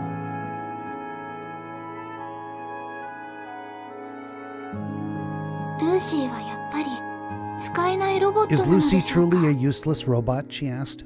全くお父様のお役に Is 立 she てて not い of ない any の help でしょ to うか。 father? I couldn't bring myself to answer that question. As long as she remained a robot, there was no way my father would ever find her helpful. Well, tell her that. I suddenly remembered the look in my father's eyes. I shuddered as a chill ran down my spine. Expecting something like this to happen again in the future, I decided to tell Lucy the following. If my father ever tries to do something to you, I said, then just run away. 逃げるのですか? Run away? Asked Lucy. That's right, I said. I'm telling you to protect yourself. Don't just stand there like you did back then. Run away. Got it? それは命令ですか? Is that an order? It is an order, I said. それならわかりました。 Then Lucy will do so. I began to feel a little at ease. There's only so much the 3 laws of robotics can do to protect Lucy. With such an order given, I could finally relax. And, I said, quit worrying about it so much. と言いますと? Worrying about what, Master? My father may not need you, I said. But at the very least, I would like you to stay by my side.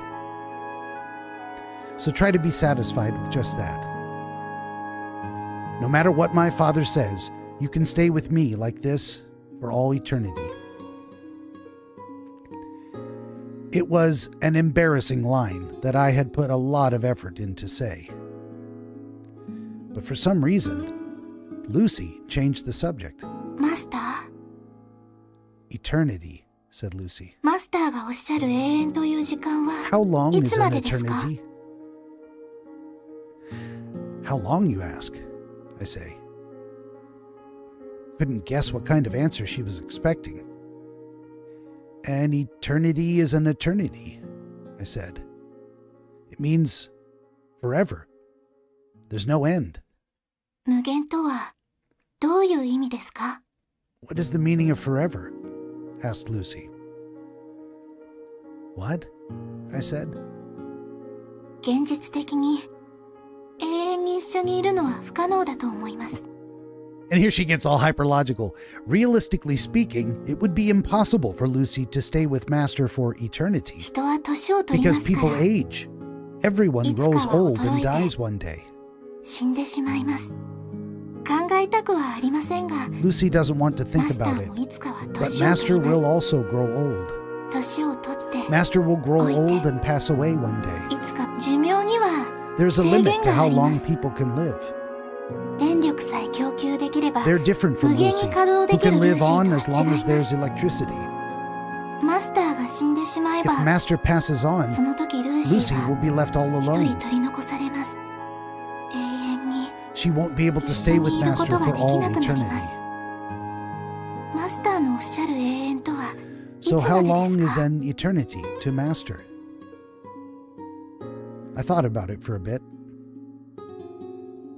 If you want me to be realistic, I said, yeah, it's until I die. That's right. The eternity I wish for is until my death. Most people live to about 100 nowadays, so that's plenty of time left. It means there's at least 80 years ahead of us. That's how long you need to stay by my side for. 80年。 80それが years. マスターの望む永 Is that what 遠です Master か？ meant by eternity? Yeah, I said. It's quite a long time. その間、ルーシーはずっとマスターと Will 一緒 Lucy にいられ really るの be で able す to か？ remain with Master for all those years, though? What makes you say that? I asked. Lucy sounded anxious, as if she was imagining something that could only happen in dreams. ルーシーは怖いです Lucy is afraid, she said. 昔、研究 Lucy is 所から afraid 捨て that ら she れ will た be 時の left よう behind に by Master, マスターに just 捨 like てられるの how が she was 恐ろ abandoned し by い the のです。 lab. I told you I would never do that, I said, perhaps louder than I intended. I realized I was raising my voice. I won't abandon you, I told her. I won't leave you behind like those irresponsible people at the lab did. So stop saying things like that. 今はそう言ってくれますが、これからのことはわかりませ Master ん。 might say that now, but no one knows what the future might bring. 日々技術は発展し、 Technology is 時 constantly 代も変 evolving. 化します。 So do people's expectations. 今のルーシーは客観 Presently, 的に判断 Lucy し、 is undeniably the 世界最高の finest 製品 model で of す。 Android out there. Hey, no need to show off, I said. 自慢ではありません。 Master, Lucy is simply 事実 stating を a 言っ fact. ているまでです。きっと、 All ルーシーよ Android り優 models れた currently Android available は are 世 inferior 界 to 中 Lucy. どこを探してもないと思います。 Well, that was probably true. でも、 But 未来は違います。 such a status will not last forever. もうすぐ、ルーシ Technological ーより優 process れ will たアンドロイド inexorably が出 proceed. てき、ルーシーのようにミスを Subsequent 連発 models せ will be ず、 superior もっ in と both 優れた機 technology 能を and 持った features. 優秀なルーシーのバグを They 直 will し、 have 不 fewer 必要な bugs 部分を修 or 正した malfunctions. はるかに素晴らしいアンドロイドが出てくるはずです。デザインもも And っ the と美 designs しくなるは will ず be a です。 lot more pleasing to the eye. 時代の変化に順 They 応 will して always stay up to 未来 date に with ふ the さわしい trends. 姿に作られるでしょう。きっと未来のアンドロイドは It's inevitable that ルーシ Lucy ーよ will り全ての become 面において優れているはずです。ルーシーのようなものは she will ただの eventually 骨董 become 品として worthless. 扱われるくらい世界は変わります。一つの単純な仕事を繰り She 返 will す be cast aside 今 for の機 being 械と too 同じ扱いを outdated. 受けるかもしれません。そんな未来でも In such a マスタ future, ーはルーシーをず will っと Master 使ってく still れる allow のです Lucy か？ to remain by his side 最先端のアンドロイドの instead 代 of a わりに new, state-of-the-art 骨董品になっ android? たルーシー Will を Master ず continue っと to be 使って happy くれ with る an のです old か？ model like Lucy? I want to pause just a moment here because it just hit me, and it should have hit me sooner.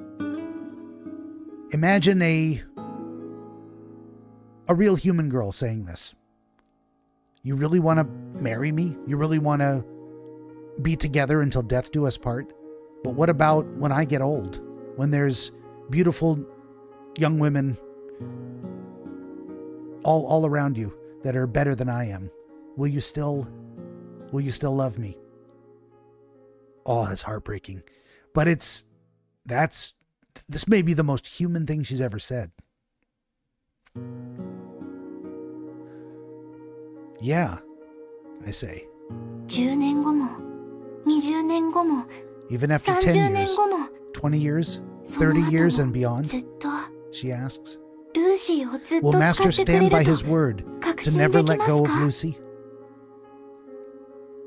Yes, I will, I said. ルーシーはわかりません。 Lucy is still uncertain. 未来のマスターは The present master 今こ won't こ be にい the るマ same ス as タ the master in the ーと違 future. う人になってしまいます。今ここでル His ー love シ for ーを好 Lucy きでいてくれ may るマスター disappear とは one day 違う人になってしまいます。本質が変わってしまいます because から people change 社会を経験 from し experiencing new 世の things, 中を経験し meeting new people, and 記 making 憶 new は拡張 memories. してもしかすると It's possible that 残酷な Master 人 may 生に lead a 疲れ果 tragic て life. 心が and lose 病んでし faith in まうかもしれません。そんな未来のマスタ That ー is why が Lucy is 今のよう uncertain に whether 感性を Master's 維持し current ていら self れるか、 will remain the same in the future. 今と同じ気持ちを維 Whether 持できる Master's か、 feelings will remain ル the ーシー same. には分かりません。 Lucy is uncertain. だから That is ルーシー why は怖いの Lucy で is す。 afraid. マスターの言う The 永遠とい eternity うの that が Master speaks た of だ seems 夢のように distant だ and け感 vague, じられて、 like a dream. だから That is why 怖いのです。 Lucy is afraid.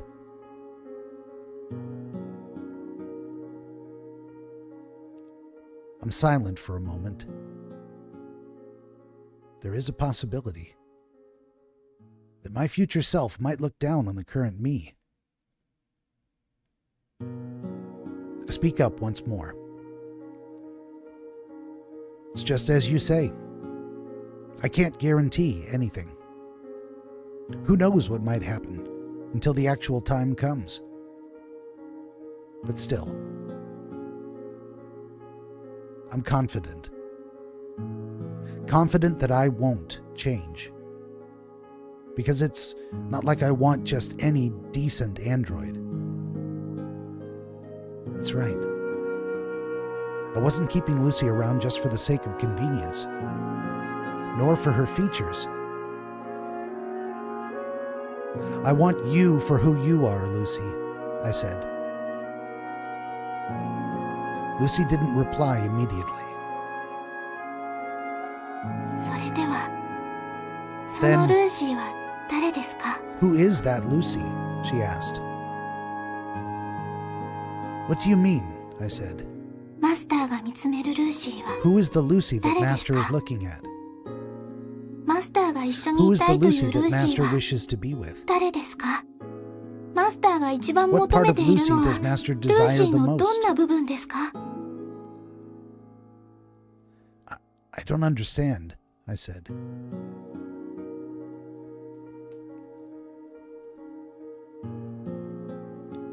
ルーシーが今の姿のまま80年間も稼働するのは不可能です」 She continues, It's impossible that Lucy will continue to operate 80 years into the future and still remain the same. きっと数年後には問 Many 題が issues 発 will 生する begin は to ずです arise only a few years in. 特定の部位が錆び From つくかもしれません deterioration, し some of 重 Lucy's 要なたく important さんの部品が components 壊 may れるかも fail, しれません。そうなれば meaning 使えなくなっ Lucy た部 will 品 require をずっと frequent 交換し repairs 続 and けなくてはな replacements り for ま the せん。 affected parts. 手も交換して The arms, 足も交換して even Lucy's face will 顔ま eventually で need to 交 be 換するよう replaced. になったあれこれたくさんの And パ as ーツを various 交換 parts し are 始 switched める out, と there might 最 not 後 be に anything は left 何も resembling the 残らな current くなる Lucy. かもしれません。結局は The 本 original 来のルーシ Lucy ーで may なく never なるかも return. しれません。そうやって変わってしまったルーシ Even ーを with such change, マ will スタ Master ー still は気に入って appreciate くれ her? ますか？ The appearance doesn't matter, I say.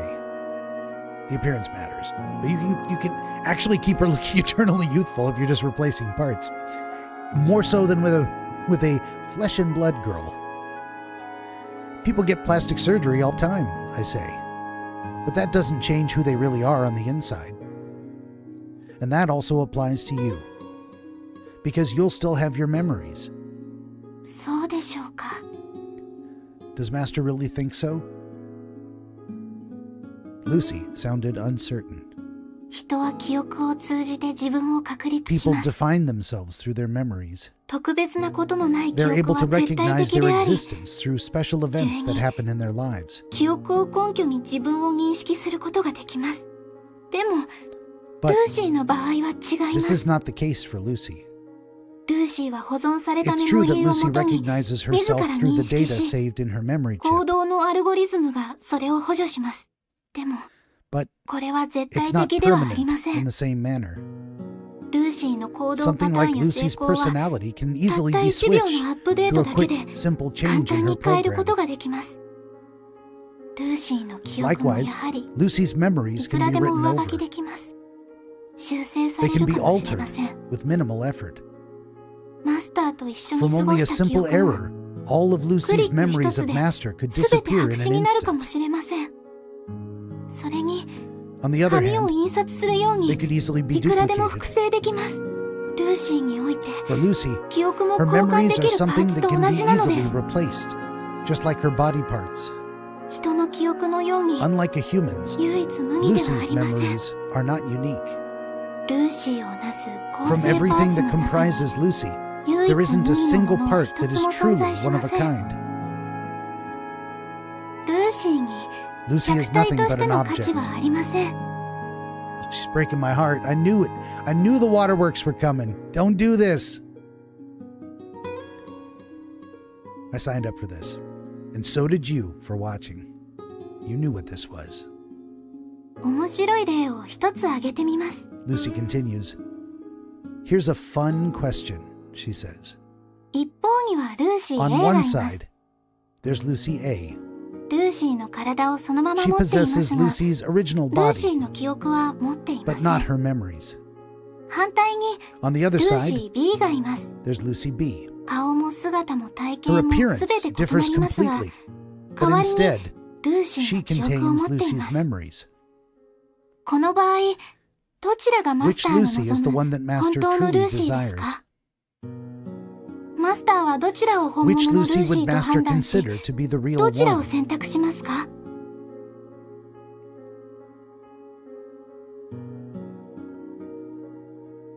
It was a question based off the ship of Theseus.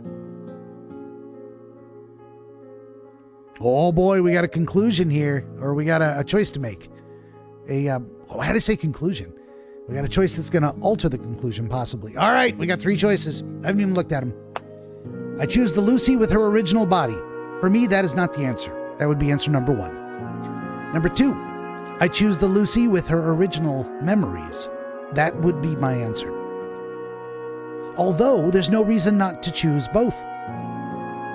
Lee says number three. Are we being told we can't choose both?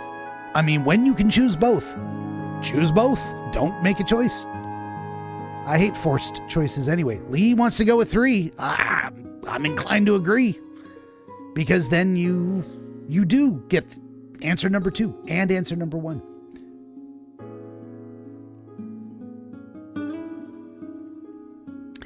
I think she's going to chastise us for making that incorrect choice.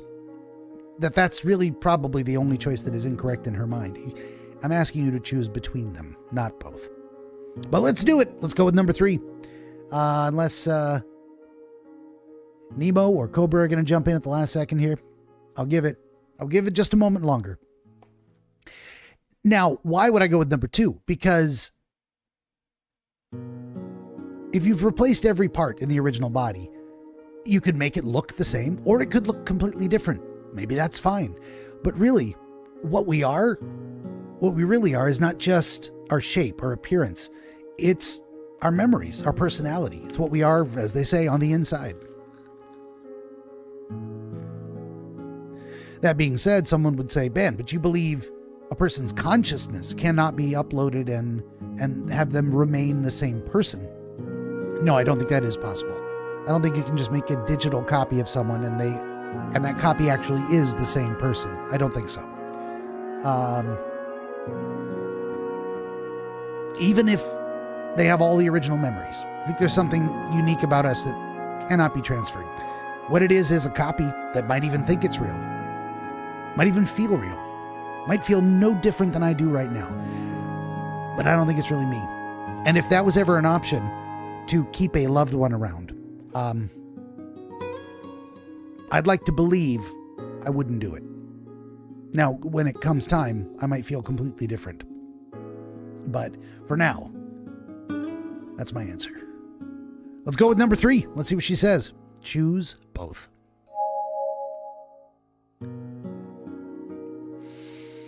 I would choose both, I said. どういう意味ですか? Lucy doesn't understand. Well, I know both Lucys very well, right? I said. So I would choose both of them. そうやって適当に選んでもいいのですか? Would it really be all right to choose so carelessly? She asks. I'm not being careless, I said. It's an excellent choice that I came up with after giving it a lot of thought.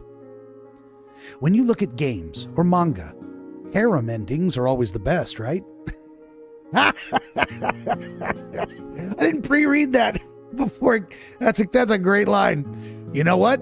They sure are. It's the only solution that satisfies everyone. そうでしょうか? Is that really the case? Says Lucy. みんなが不幸になる It ような sounds like 感 no じが one し will ま end す up が。 happy in the end, though. Shut up, I say. Lucy smiled calmly, as if she was a parent bearing with her child's immature outburst. It actually bothered me a little.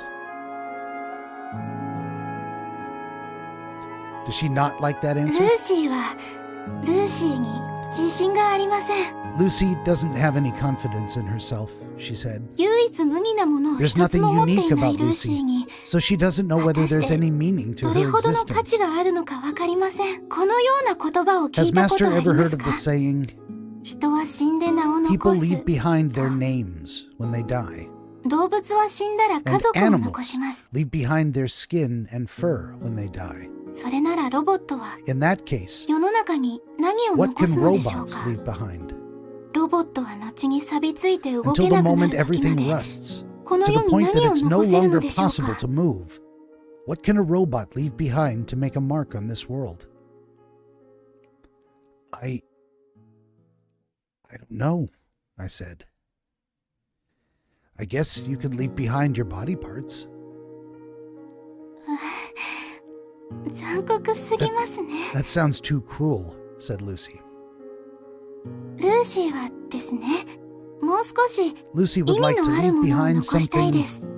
more meaningful. Like what? I ask. 例えば、 For example, そうですね、 memories. ルーシーが残したいのは Yes, what 思い Lucy 出で would す。 like to leave behind are memories. Memories, I ask. はい。ルーシーは思い出を残したいです。ルーシーは自分に何の価値 Since も見出 Lucy せま cannot せんか find ら any value in her life on her own, 少なくても she would at マ least スター like の to 記 find 憶 it の by 中にいるルー existing シー in の姿 Master's から memories. 価値を見出したいです。一生懸命、 Lucy will work もっと hard もっと一生 Very 懸命、マスターのお役に立ちながら、マスターの記憶 in の order 中 to から leave behind a 価値のあ favorable るルーシーの impression on 姿を生 Master. み出したいです。ルーシー・バレンタイ In ンとい order う to 存 engrave 在を Lucy Valentine's はっきりと existence 刻み込みたい into で his す。 heart. ですから、 That's why いつまでもルー Lucy シ hopes ー that を覚え Master てくれ will ると always 嬉しいで remember す。 her. マスターの記憶の中で、 Being able to live on in Master's いい形で永遠に memories 生き for 続け all ること。 eternity, それが That ルーシーの is the 望む eternity 永遠で Lucy すから。 wishes for. I nod at her words. I understand what she's saying, but that's not what I want. Something like that isn't what I desire. Well, now that I've calmed down a bit, let's head back, I said. お父様はまだ怒っているのではないですか？ Father couldn't possibly still be angry, right, Master? I don't know, I said. We'll find out when we get there.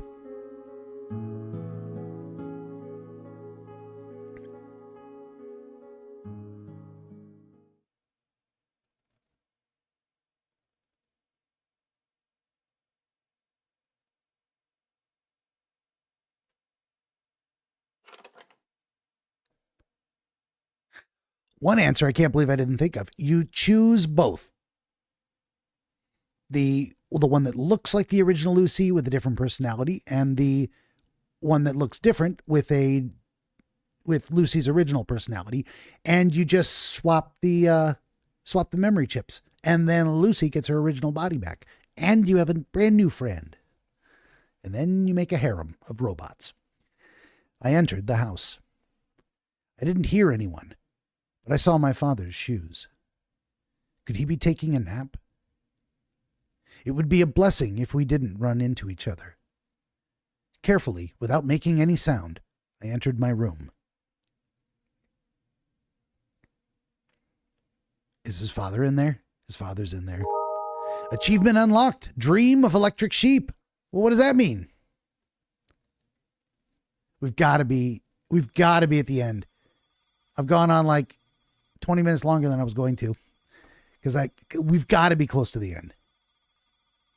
I even looked it up, and I have no idea. I have no idea how we have to be close to the end. That's all I can think of.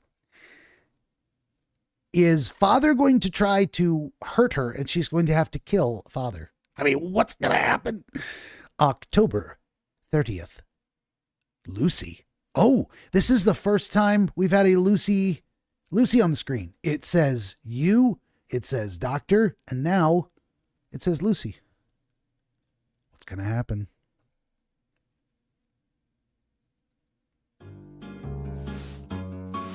Well, this is a jaunty piece of music, so everything turns out fine.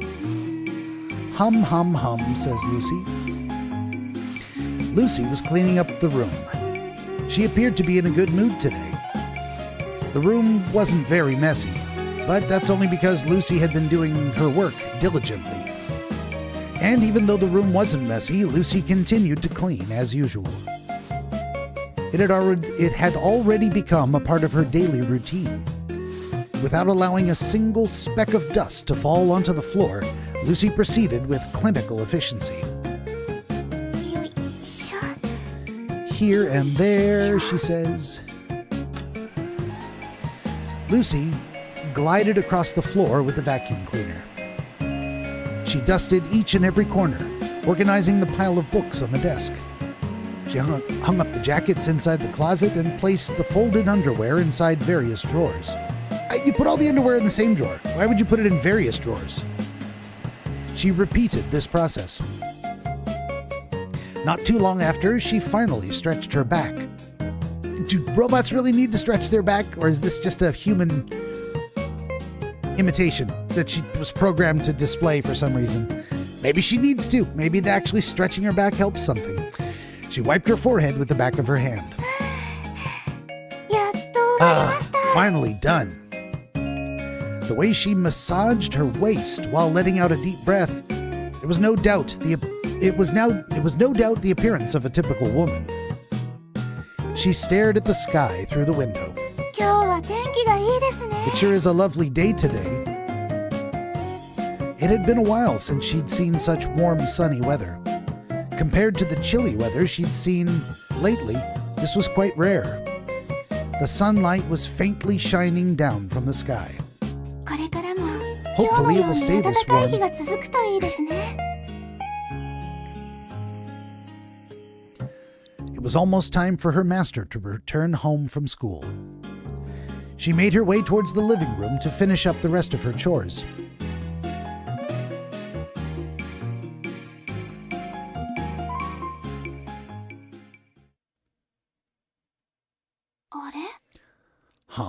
Says Lucy.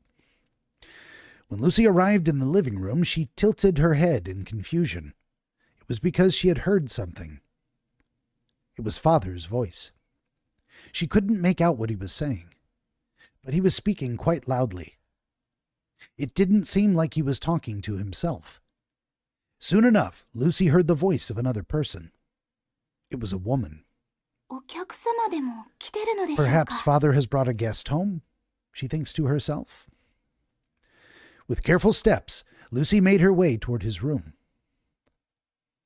But she suddenly stopped to think. She was reminded of Father's frightening demeanor. She might get scolded again if she ran into him. Feeling a little scared, Lucy stopped at the base of the door. From there, she cautiously peered into the room. What are we going to see? Father brought himself a little toy home as well. There, she saw Father. He was talking to a lady that Lucy was unfamiliar with.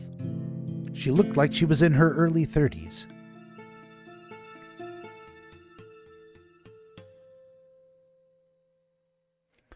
Lucy quietly muttered to herself. Who could that be? It's Lucy's first time seeing her. Being careful not to get caught, she listened in while keeping her distance. Her sensitive ears began to pick up their voices clearly. I blame everything on that robot, said Father. Nothing's been going well ever since that thing came into our house. Could they be talking about Lucy? Said Lucy to herself. Lucy knew that eavesdropping was bad, but overcome by her curiosity, she continued to listen. My son has started acting strange, said Father. He was never like this before. The woman said, Are you sure? I've always felt that he was the rebellious type. Yes, I'm sure, said Father. He might have been a little on the quiet side, but still, he used to be a good kid. Well, if you say so, dear, said the woman. She must be Master's mother, said Lucy. Lucy came to that conclusion from the way that woman was talking to Father. She had heard once from Master that Father had remarried with a young secretary. But it seemed that she didn't stop by this place very often. Why not? Why wouldn't they live together? What is even going on with that?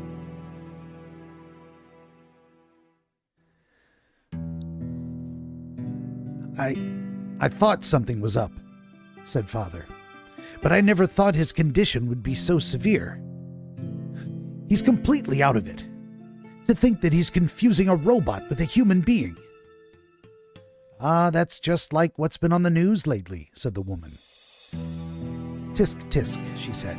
How could a young boy like him lack such common sense? Confusing a machine with a person. That robot is strange, said Father. It's eerily realistic.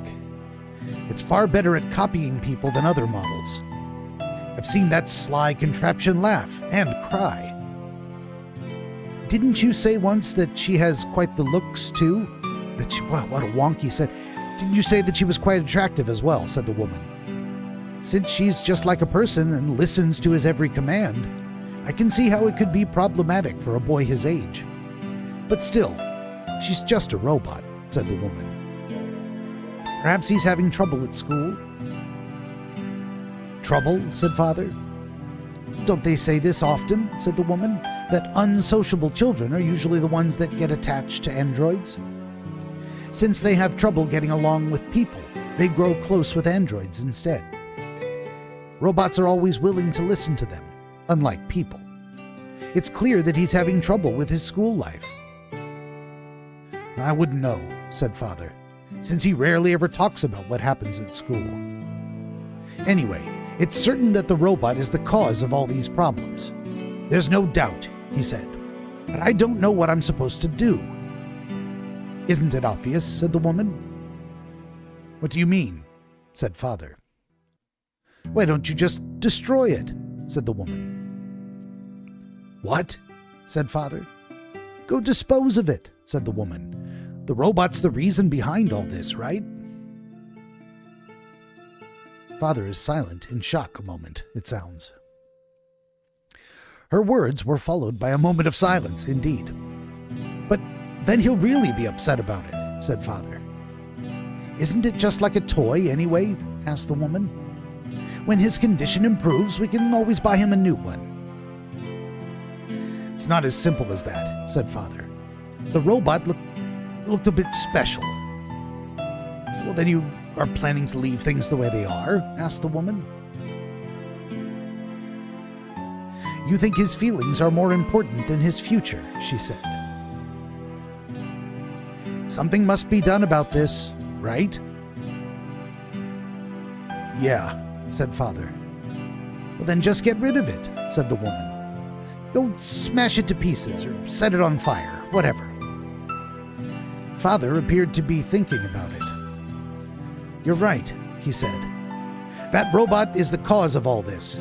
If that robot disappears, if that robot gets out of our way, everything will soon return to normal. Oh boy. Oh boy. Master said, that's not allowed to happen.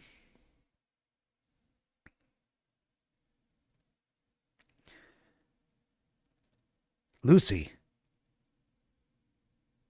just stands there. That was as far as Lucy could listen. She couldn't bring herself to stay any longer. She started to walk away from them, looking sullen. Correction, she tried to get away. Ow, says Lucy. While scrambling to leave, Lucy bumped into a nearby display containing a jar. She managed to catch it just in time to prevent it from crashing onto the floor, but she made a lot of noise in the process. Who's there? Said Father. Father and the woman came rushing out of the room.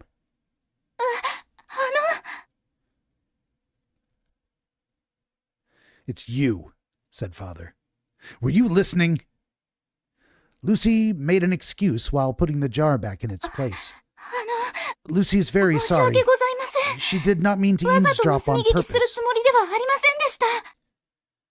That's enough, said Father. It makes everything a lot easier then. I order you to leave this house. We have no use for you, said Father.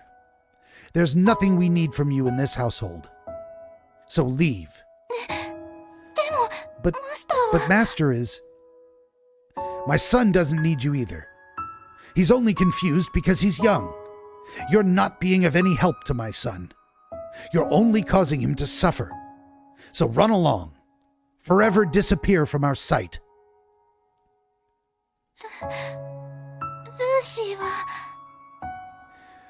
Lucy stood in a timid posture, but her voice was as firm as ever. With all due respect, Lucy does not agree with Father. What? Said Father. Lucy believes that she's being a great help to Master. In the past, she wouldn't have been able to say for sure. But now, it's different. She continues to speak with great confidence. Master has told Lucy. Master has told Lucy that he needs her. That is why Lucy does not wish to leave. She would like to continue to help Master. All right, says Father.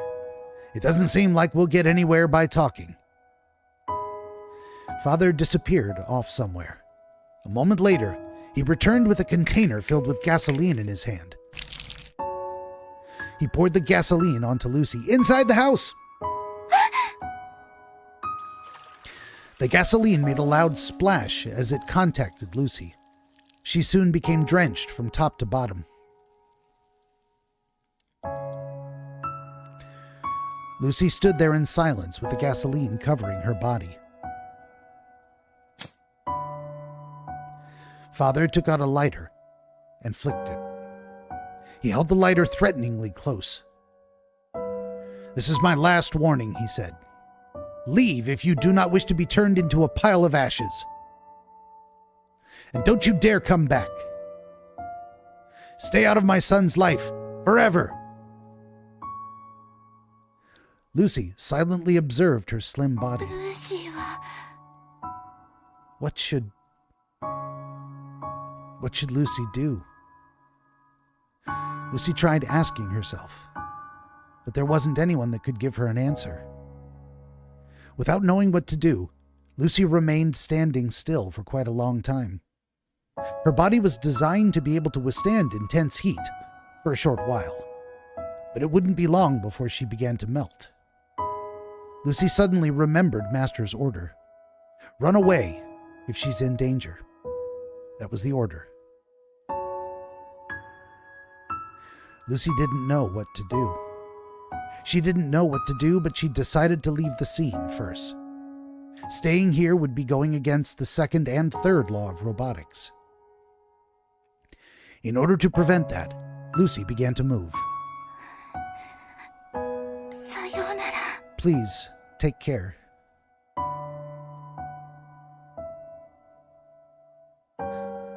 With a sad look, Lucy left. "Don't even think about showing up here ever again," said Father. "If you do, you'd better be prepared to pay the price." "I am in no way exaggerating," he said. "Keep that in mind."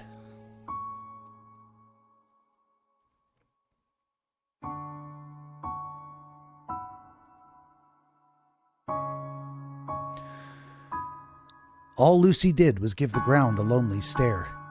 Did she really have to part with Master like this? With a heavy heart, she made her way outside, leaving behind a slimy trail of gasoline. Father followed after. He's going to light her on fire anyway. Father followed after to make sure she left.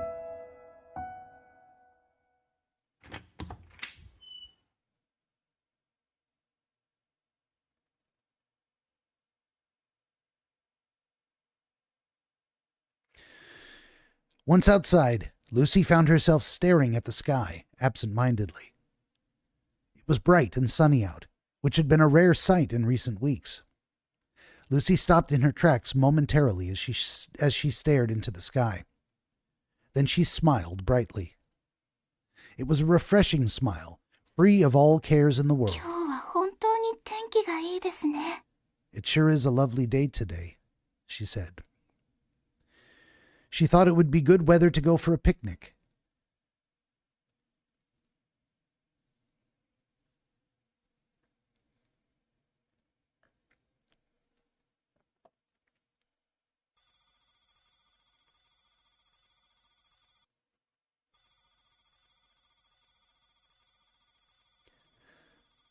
Looks like I'm going to wish I'd quit a half an hour ago and save the rest for tomorrow.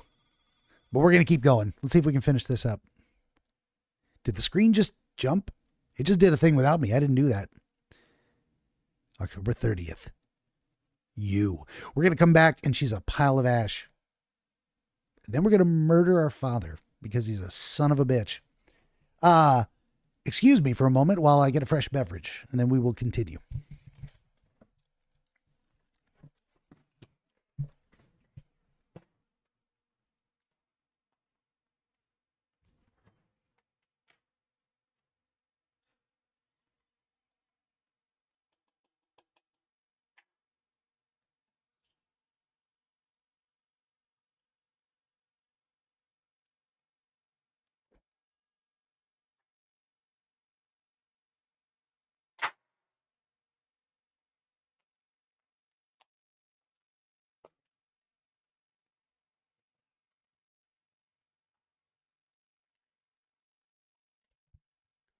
Yeah, at this point, I'm kind of invested. I need to know.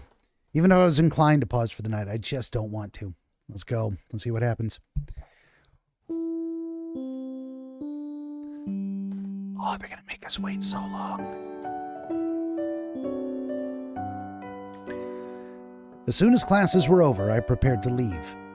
Dr. Gears struck up a conversation with me immediately after the bell, which was a real bother. I couldn't really pay attention to what he was saying. It was something along the lines of him wanting to hang out with Lucy again, but I ignored him. I set aside his demands and headed home.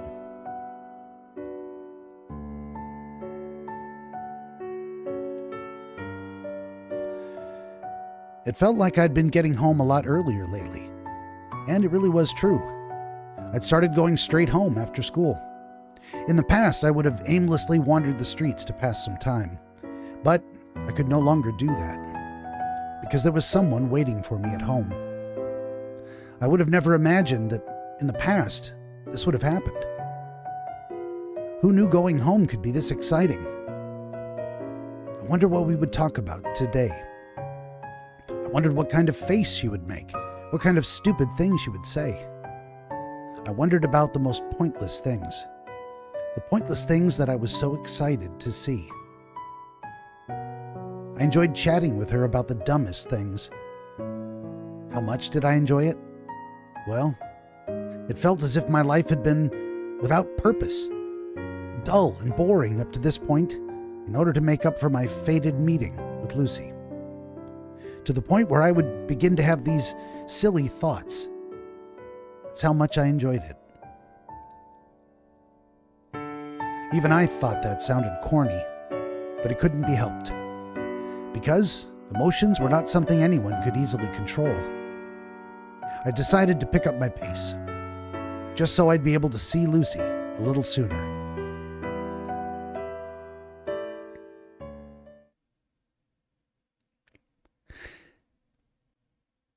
It was when I'd almost arrived home that I began to feel something terrible was about to happen. I didn't understand why, but I could feel it in the air. I could smell the gasoline. And honestly, if the father had lit, he would have burned down his own house too, which, whatever. Something ominous. I quickened my pace even more. I was practically running.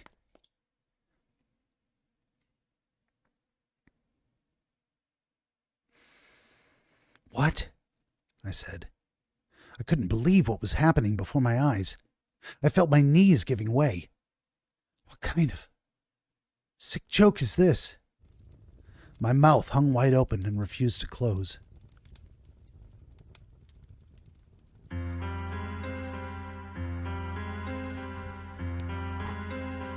Lucy. Lucy was on fire. Her entire body was burning up. In the place where she always used to stand there waiting for me to return. Engulfed in flames, she was staring at me. My head went blank. I could not process what was happening at all. How did this happen? "Lucy?" I said. It didn't feel like the Lucy in front of my eyes was real. I felt as if I was dreaming. I laid a hand on top of Lucy. It was hot. It was scorching hot. The pain helped me return to my senses. "Ah," I said. "Ah!" I screamed. I charged inside the house. My father was standing in my way, trying to speak to me. I couldn't comprehend what he was saying. I pushed him aside and entered the house. "Ah!" I screamed. "Ah!" I screamed again. While running wild like a maniac, I screamed at the top of my lungs. I pranced around the house in a crazed fit. "Grab a blanket, put her out." My vision blurred because of all the tears. Only then I finally realized that I was crying. The tears were making it difficult to see where I was going. I headed towards the living room in an attempt to locate the fire extinguisher. And there it was. After finding the fire extinguisher, I ran as hard as I could. I was in such a hurry that I sloppily fell over with a loud crash, but it didn't matter. My knees seemed to be bruised, but it didn't matter. Without any delay, I got right back up and continued running. I yanked out the safety pin, aimed the hose at Lucy, and released the payload. Faster, Faster! Praying that the fire would be put out just a little faster, I continued to spray.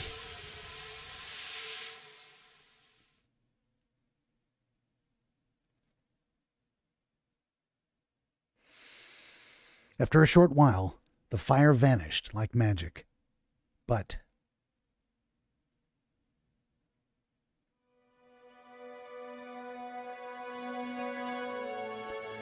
the Lucy revealed beneath the fire didn't look so good. I gazed at the various patches of her skin that were melted off. Her condition wasn't as severe as I thought it would be, most likely thanks to her fire-resistant skin. I couldn't see her very well due to my blurred vision, however. "Lucy," I say. As if my words could hurt her, I called out to her delicately. There was no reply. Her eyes were closed. There was no response coming from her at all.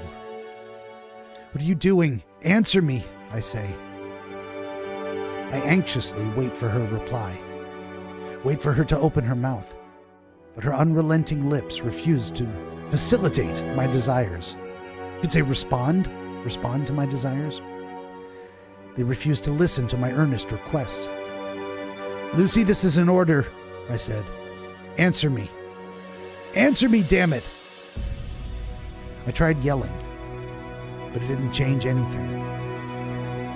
Her eyelids were closed tight and wouldn't budge. I mean, they might be melted shut. Just saying. "What?" I said. What have you done?" I yell.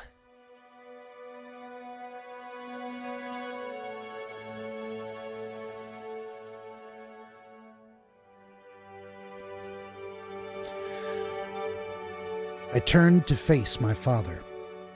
"Are you happy now?" I said to him. "Are you proud of yourself?"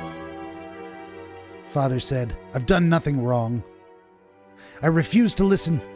It refused to listen to me until the very end," he said. "Even though I told it many times to leave, all I did was get rid of something worthless." "Why?" I said. "Why did you have to go this far?" "It's about time you opened your eyes," he said. "What's lying before you is not a dead person. It's just a broken down robot. Nothing more, nothing less. It's only broken machinery. You can always buy another one to replace it. It's not something to get so worked up over." I felt my insides convulse. A faint, sorrowful voice flowed out of my mouth. "I don't know anymore," I said. "I just don't. When we're able to do something like this, without a second thought, I don't know if we humans really are better than androids. I don't know what part of human nature makes us better than Lucy. I just don't know anymore."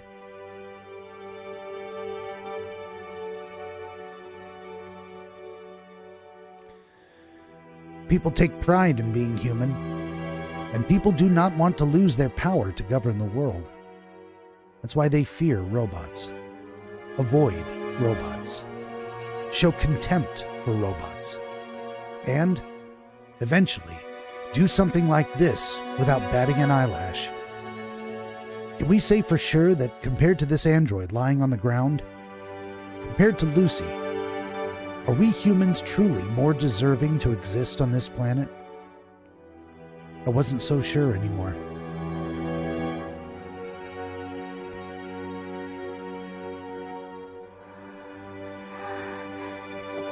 "Oh, she's waking up."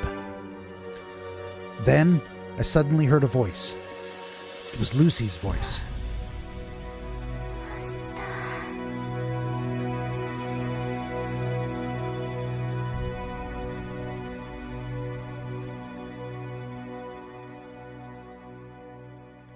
She sounded strained, as if her light was about to flicker out any second.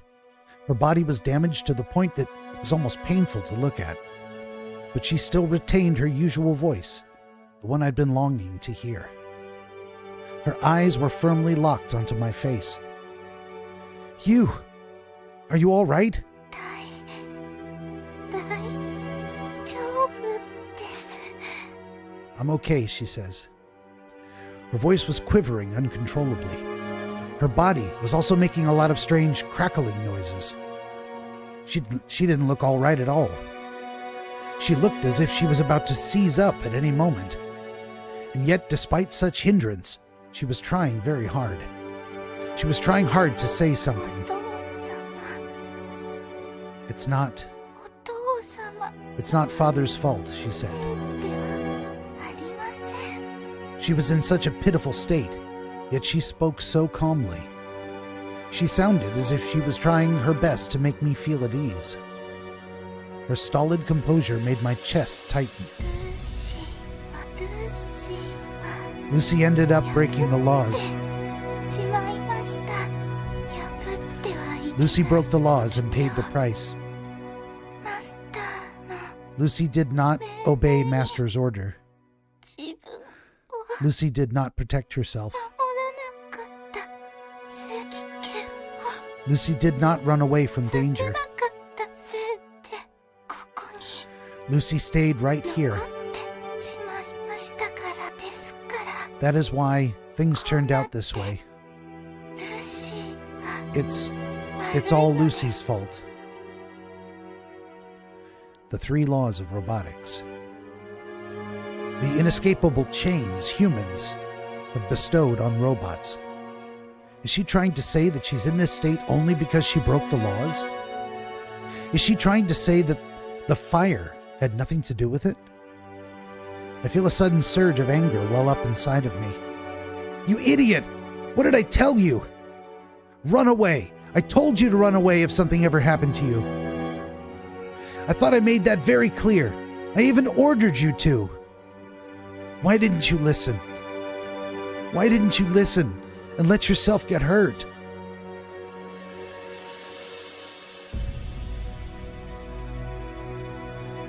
After hearing those words, Lucy tried to smile.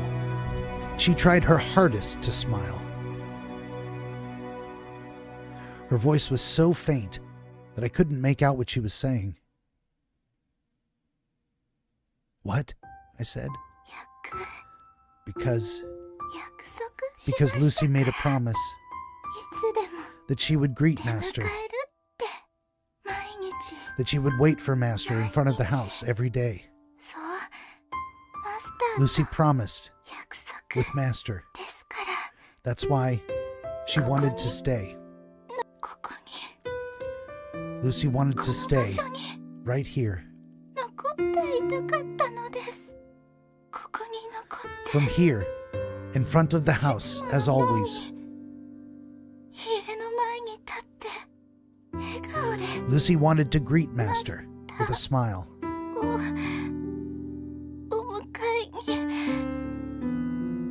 喜ぶ Lucy wanted to continue making Master happy. ずっと She really is a dumb robot. She needed to just go to the repair shop and wait. And the repairman could call me and let me know where she was. That was the smart thing to do. But, I said, but that was just a promise. You didn't have to wait for me. I told you that wasn't an order. You could have just ignored it. A weak smile formed on her face. それはいけません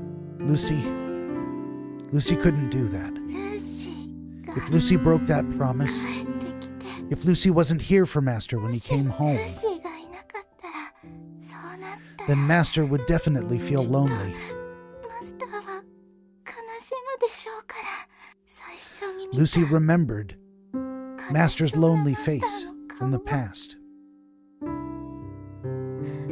もう Lucy did not want to see it はありません ever の again. でですから That is why Lucy could not break her 約 promise. 束を破るわけにはいきませんでした And like that, she continued to spout nonsense.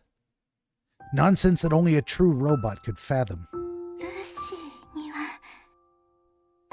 Lucy has 責任が a responsibility. マスターの A responsibility to stay by Master's side. 責任がマスター A を幸せ responsibility に to す make る Master happy. 責任がその責任 That responsibility is definitely more precious than Lucy's life. ルーシーの命より It's something Lucy must fulfill. 守らないといけませんから What? I said. That doesn't make any sense at all. How am I supposed to be happy after seeing you like this? Her body began to convulse. I understood the implications behind such abnormal movements. That she was making her final struggle. That I would never be able to hear her voice again. That she wouldn't ever be coming outside to greet me again. Or make me angry with her silliness. Or lightly caress my forehead. The tears were blurring my vision, making it hard to see. I wiped my wet eyes clean. 泣かないでください Please don't cry, she said. ルーシーは This is fine. 大丈夫です I could not understand the meaning behind her words. What could possibly be fine? Is this really fine for you? I asked her. Ending it like this? Are you really okay with that? 覚えていてくれるのなら If Master will remember. ルーシーを If Master will remember Lucy 覚えて for all いてく eternity, れるのでしたらルーシーは then Lucy is satisfied. 満足でルーシーの姿 If Lucy is able to live on in Master's memories マ forever, スターの中でそれなら then Lucy is ルーシー satisfied. はそれこそ That ルーシー is the eternity. ルーシーが The eternity 求めていた I understood. I understood what she was about to say. The eternity she wished for. Not in the literal sense, but the true eternity we had discussed in the past. 覚えていてくれるのでしたら If Master will remember Lucy, しません then she won't have any regrets. ルーシーの選択 Lucy has the confidence that she won't regret her decision. 自信があったから So, will Master remember Lucy? くれますよね永遠に Will Master remember Lucy for all eternity? 覚えていてくれますよね You're being so selfish, I told her. Acting on your own like that. Even if you're fine with the whole thing. Even if you have no regrets. What am I supposed to do? Now that she's leaving me behind, what am I supposed to do?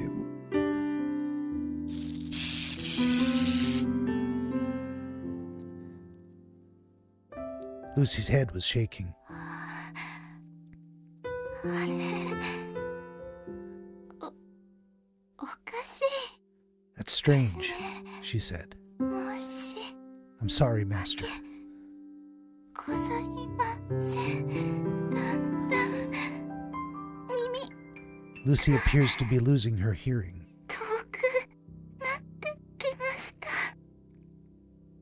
マスターの声が Master's voice is drifting further away. 遠くなってきました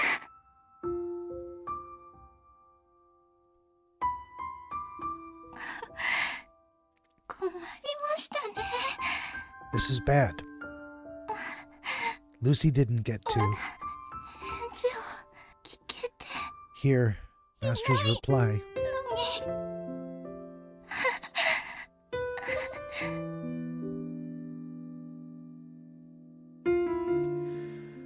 Her voice was gradually changing. The crystal clear voice she once had is now turning into a garbled mess. Just like when we first met. Just like back then when she used to be completely useless. 覚えていてくれますか Will Master remember? Lucy's fingers twitched. 死を覚えて Will Master remember Lucy? くれますか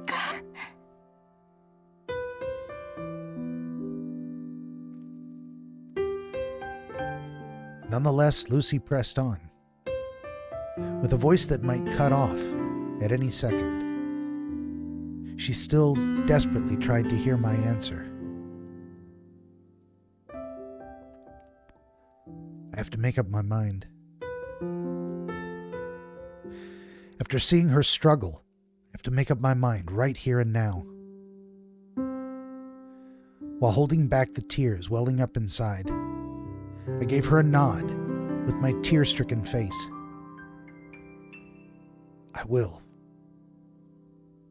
remember you, damn it.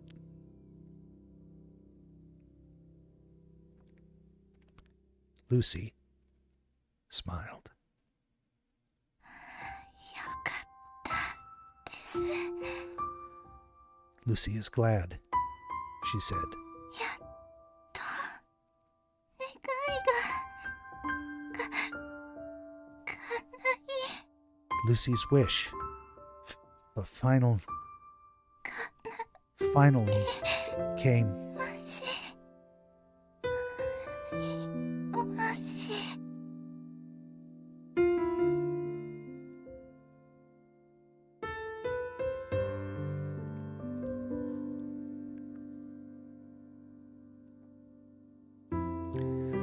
I'm about ready to murder that father. Give me that option.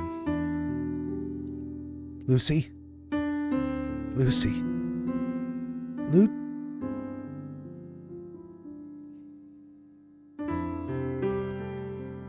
And that was the end of it. With that, the conversation finished. With that, she no longer responded to my cries. The light never returned to her eyes. Now those eyes will no longer meet my gaze. She will no longer smile at me. And she won't be coming back for all eternity. In the end, it was just like she wished for. I can say for sure that she will clearly be engraved in my memories. And with that, this pain will be remembered forever. I will never be able to forget it, even if I wanted to. I had no choice but to remember. No matter how mentally exhausted and degraded I become, no matter how painful it becomes, I have no choice but to remember her existence, to remember her name, Lucy Valentine, and all the unpleasant memories that came along with it. That was what she wished for. And it was something unbearably cruel for me to endure.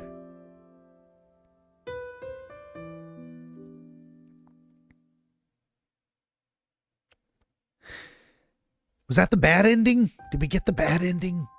Because we made the wrong choice in the junkyard? Apparently, yes. Apparently that is the bad ending. Mother trucker.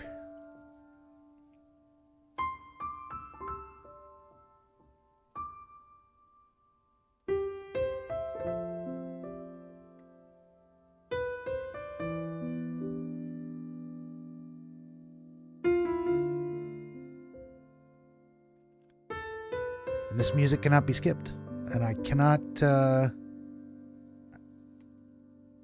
okay, I hit escape. Did escape do anything? No, it didn't. It didn't. It just changed the picture. Well, how about that? That's not the eternity I wished for. Was that what we were supposed to see?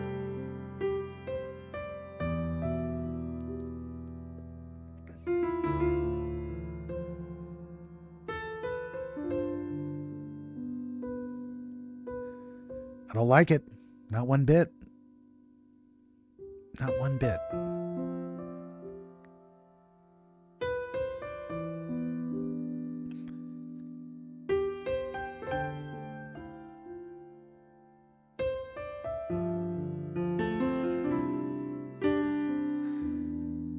Could have had a whole extra hour of this game tomorrow, but instead we got an extra hour tonight. We're going to see about changing some things here. Because I don't like that at all. Oh, wait a minute. We're not done. Are we not done?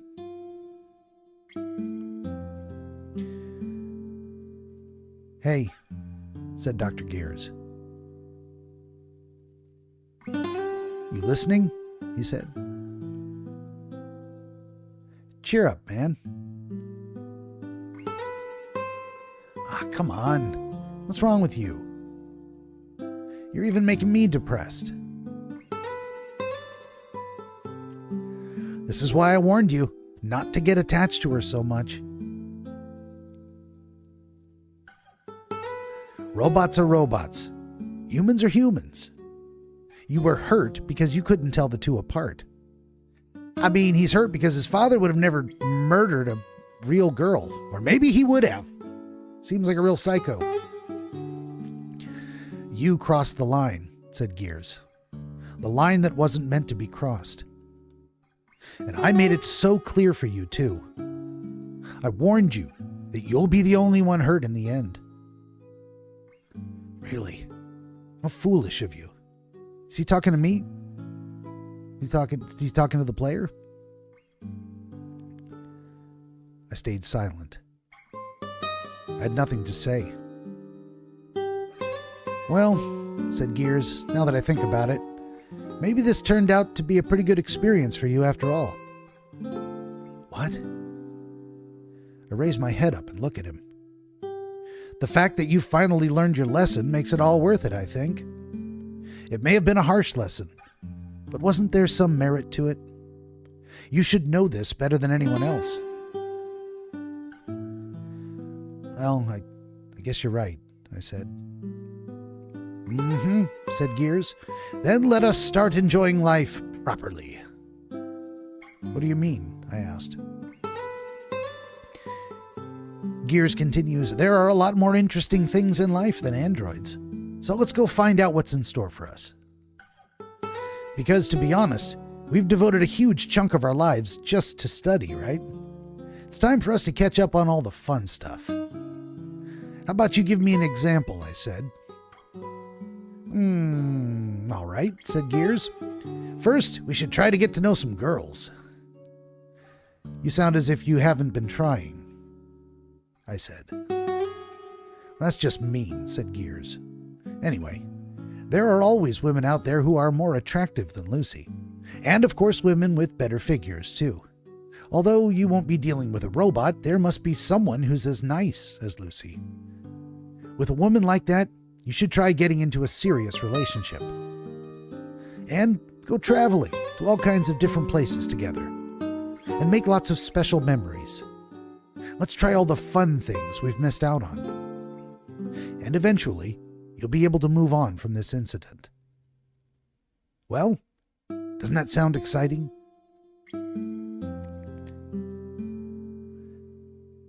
It doesn't sound like what a person with the SAT coming up in the next couple of days would say.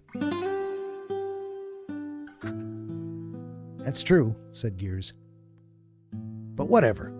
We're both responsible people. And on top of that, studying should not be your biggest concern right now. He gave me a poke in the chest. I tilted my head in confusion. Curing this place, right here, that's our top priority. Yeah, I said. Might be good to go all out and enjoy myself from time to time. Yeah, said Gears. You're excited too, right? I'm telling you, things will definitely pick up from now on. Trust me, and just look forward to it. So come on, cheer up, said Gears. Brush off the dust and get back up. To those words, I gave a small nod. I genuinely appreciated him going this far to cheer me up. And at the same time, I felt apologetic.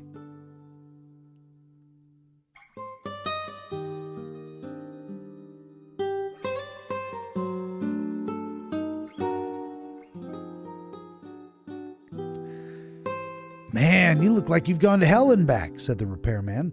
I'm sorry, I said. About what? He asked. I couldn't keep my promise, I said, even though I said I would take good care of her. Huh. I was wondering what you were going on about, he says. That's not something you should be apologizing to me about, is it?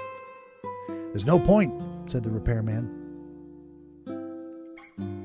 And just in case there's any hope left inside of you, I'll make it clear again. Her body, her memory chips, everything else, they were all completely destroyed in the fire. This isn't something even I can handle. I'm waving the white flag. She's a goner. Even if you went to the genius who made Lucy, he probably wouldn't be able to fix her up. I know, I said. All right, he said. As long as you understand. There was a moment of calm. The atmosphere was heavy with silence. Say, he says, can I ask you something? What is it? I say. Do you regret it? Says the repairman. Regret it? I ask. Yeah, he says. Finding out about Lucy. Do you regret it?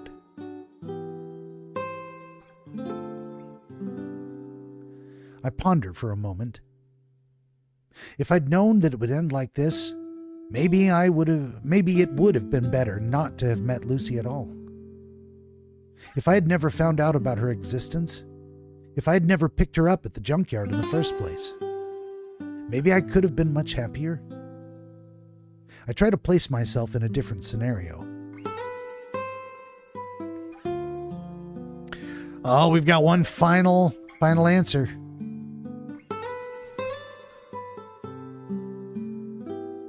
All right, number 1, I regret it. Number 2, I don't regret it. Now, here's my answer. I don't regret it. And I'm not talking about answering for the character, whether he should have gone through that. I'm talking about whether I regret playing this game. Do I regret that I ever met Lucy? That I was made to care about her and that she was taken away from me? At the moment, I want the pain to stop, sure. But even right now, when it's still raw, I don't regret it. I don't wish I'd never played this game. So that would be my answer. My answer is no, I don't regret it. But this is not just my game. I don't know if Lee or Cobra or anybody is still out there. If you have an opinion, you let me know. Number 1, for regret. Number 2, for don't regret.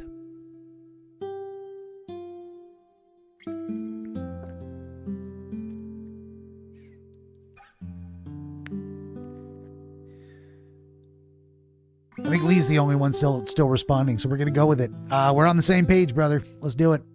No regrets.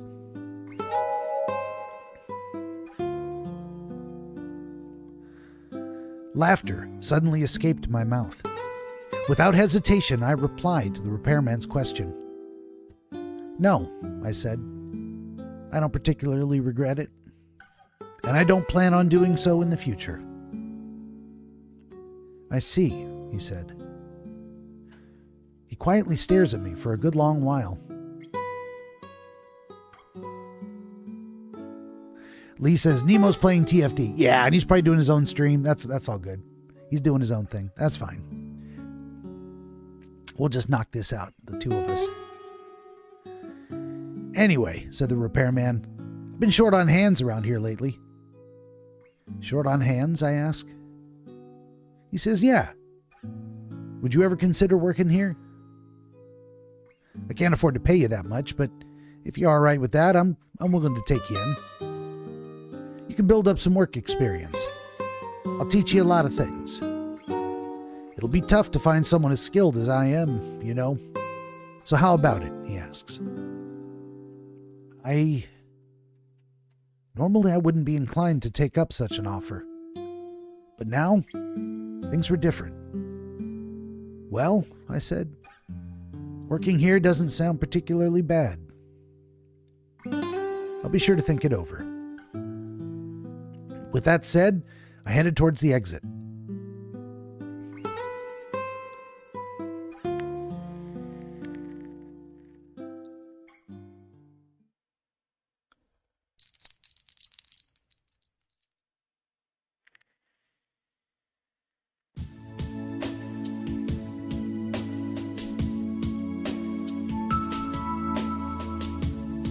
I opened the door and stepped outside, and I was immediately greeted by the chill wind of autumn. I zipped up my jacket and looked up towards the sky. And there I spotted a glint of sunlight shining through the cracks between the clouds. For some reason, I found that spectacle mesmerizing. It was truly breathtaking. Even on this cold day, I'm sure Lucy would have loved this sight. Just thinking about it made me laugh.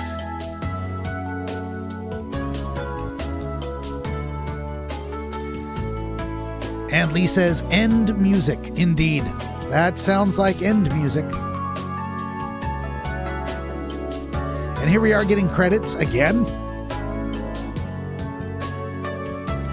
How many credits are they going to drag us through?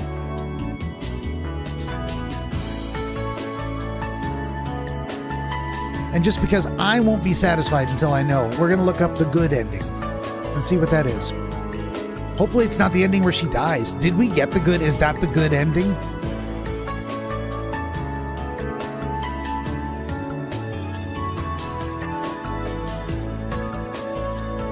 She truly was made by the boys at the lab. What's next? Back to the credit screen, or... Extra unlocked. An old man's wish. What? Oh, well, here we are back to the title screen. What is this? What is this? That used to say start. And now it's all glitchy. Let's go to the extras. Let's look at an old man's wish.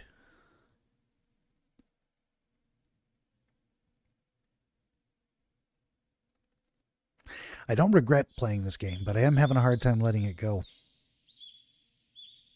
Hopefully, this is my old man, the protagonist's old man, and he is regretting that his son never came to visit him again for the rest of his life. It was early morning. The chirping of birds could be heard through the window. The old man, who was a light sleeper, slowly opened his eyes. Lazily sitting up in bed, he scowled at the almost blinding sunlight. Then he slowly rose, walked over to the window, and closed the curtains.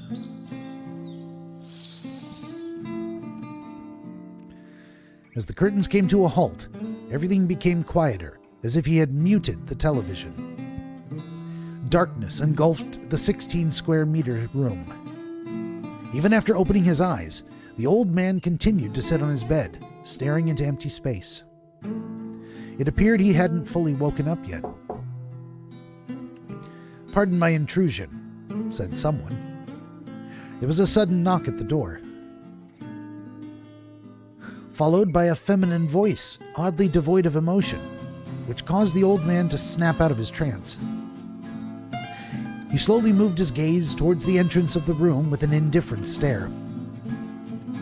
A woman young enough to be his granddaughter made an appearance at the door. "Breakfast is ready," she said. Her words lacked the kindness expected in such a familial relationship. The formal, rigid manner was reminiscent of how an employee would address their superior. "Bring it here," he said. Obeying the old man's order, she quietly entered the room. "She's a PIM 23, huh?" She placed the food upon a fold-up table beside his bed. It was a light meal consisting of toast with scrambled eggs and bacon, and a lovely salad containing a wide variety of vegetables served with coffee. Instead of expressing gratitude for bringing his meal or giving a morning greeting, the old man decided to say something else. "What time is it?" "It is currently 6:12 a.m., she said. "Master has woken up 4 minutes later than average this month." Her voice sounded noticeably unnatural and dull. Yet the old man did not seem to mind. Lifting his cup of coffee from the table, he took a sip. "Ah," he said. The balance between the amount of coffee mix and water was nothing short of perfect. She was aware of how the old man preferred his coffee and had been providing the same coffee every day without fail. It's not just the coffee. The breakfast laid out before the old man was also a result of a carefully calculated balance between his tastes and required nutrient intake. Silveroids. They're androids that specifically cater to the elderly. With the changes in society and advancements in technology, traditional family duties are becoming outdated. Nowadays, it was rare to see people taking care of their aging parents themselves. Instead, they would gift them a premium silveroid as their designated caretaker. The old man once more skimmed through the newspaper article he'd read a few days ago. It said that the gratitude of the offspring correlates to how advanced of a silveroid model they send to their parents. The one in front of him was a PIM series model, undoubtedly considered one of the best out there. "Master," she said. Seeing that the old man had stopped moving, the android voiced her concern. From those words, the old man awoke from his daydream and proceeded to carry a piece of toast in his mouth. While crunching down on the familiar crispness, he began to reminisce about the past. "Now that I think about it, it's been quite a while since you first arrived here," he said. There wasn't any visible reaction from the android. She continued to stare at the air while maintaining a rigid posture. "How long has it been since your arrival?" he asks. "It has been exactly 10 years, she said. "I see. Time sure flies," he said. She was the present his son had bought for his birthday after the old man retired from work. Technically, the android in front of him was not the same model he received back then, but an upgraded version of it. Whenever the old man's birthday neared, his son would religiously send a new version of the model. Then the memory chip from the previous version would be inserted into the new one. The Silveroid had gone through 6 upgrades so far. Apparently, many new features were added with each successive generation, yet the old man had difficulty understanding the subtle variations. He was unfamiliar with the new models, and that only made him feel uncomfortable. "Master?" she asked. From her repeated calls of master, the old man shifted his focus back to the meal. "It's nothing," he said. "Could it be that Master is not feeling well?" she asked. "When people get old," he said, "they naturally turn sentimental. It can't be helped." After letting out a small sigh, the old man placed a trembling hand on his forehead. "Old memories just keep coming back to me, even when I'm only trying to rest." "Does Master mean good memories?" she asked. "Yes, there are some good ones," he said. "Good or bad, they all come back, though."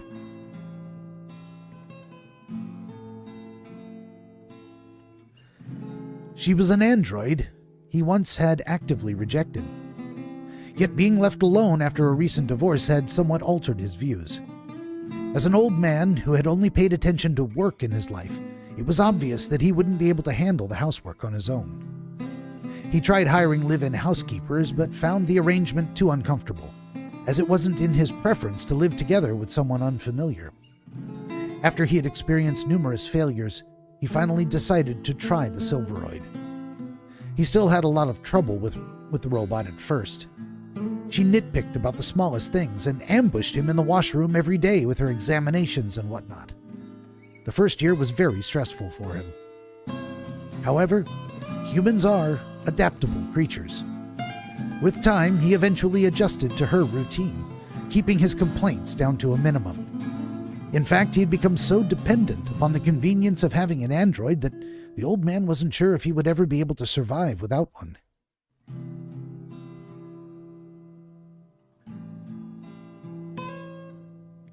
"I have to get up now," he said.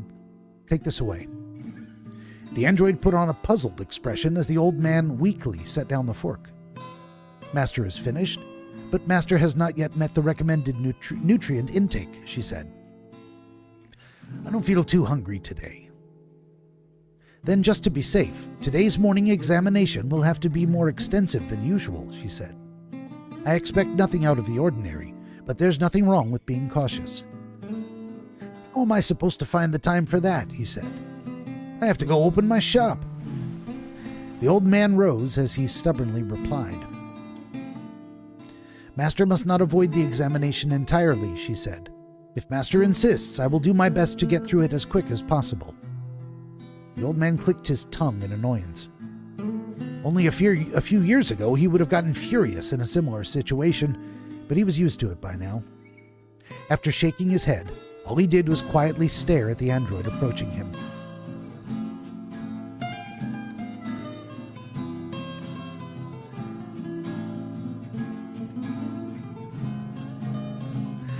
After the examination, the old man made some preparations to leave and headed towards the front door. The android set aside the chores she had been doing and approached the old man. "Will Master be leaving now?" she asked. "Yes," he said. The old man went through his usual routine. But today, the android appeared to be a little tense. After a moment of hesitation, she carefully spoke up.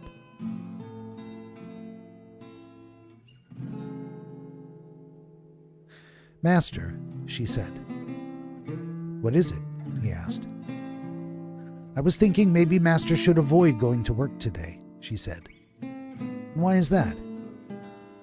"It's been confirmed that Master isn't in very good condition," she said. "Please consider taking a day off." Those were the results from the examination he'd taken in the washroom moments ago. It was true that his body felt heavier when he woke up. It seemed that he may have caught a cold. Yet the old man dismissed the Silveroid's concerns with a snort. "Just this? I'm fine. There's nothing wrong with me," he said. The android stopped the old man, who was preparing to leave once more. She was persistent in her attempt to get her message across. Apparently, in case of emergencies, her typically meek personality was programmed to be more assertive. "As mentioned," she said, "it's not necessary for Master to go to work today. It's fine if Master leaves the store work to me and rests at home." "Huh. No way," he said. "What if you get robbed or something? How are you planning to deal with that when you're not even allowed to hurt people?" "There are many ways to subdue people without inflicting bodily harm," she replied. "There is also an alarm feature that will alert the police to arrive on the scene in less than 5 minutes. Stop talking nonsense and stay at home," she said. "Keeping our home safe is a job too. What if this place gets robbed?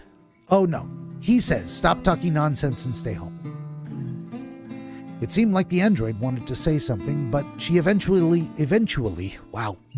lowered her head. After giving her a look of disapproval, the old man left the house. This is a long one. We're hitting up towards 10 o'clock. It's 5 hours. Jesus. Never get streams this long. I should have saved 2.5 hours for tomorrow. Shoulda, coulda, woulda. The place the old man arrived at was found to be a tiny, ordinary supermarket. It was a business he'd started himself near his home after retiring. Being in the quieter areas of town, the business wasn't exactly booming, but at the very least, he had always managed to earn enough to pay for his expenses. It wasn't like the old man was hunting for cash, though. His lifetime savings was already enormous, and the monthly allowance from his son was nothing to scoff at either. He could spend the rest of his life without having to work at all if he wanted to. Yet, he was the type of person who had focused on work all his life.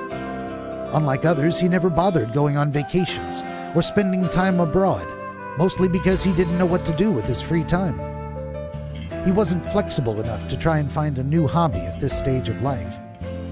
Since he had thought about nothing but work all his life, all he could do was to find some more work, even after retirement.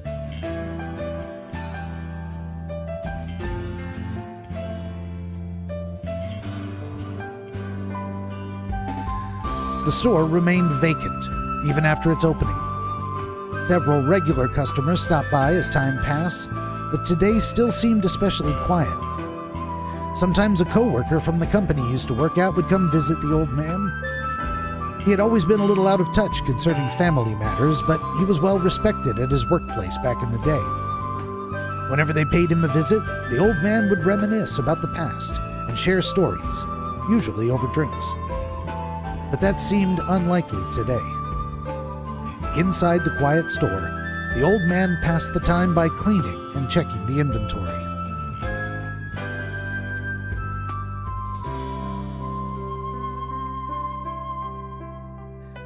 A bit of time passed, and the old man was sitting at the counter reading the newspaper.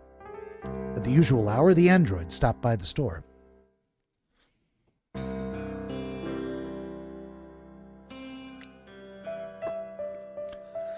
"Is everything fine?" she asked.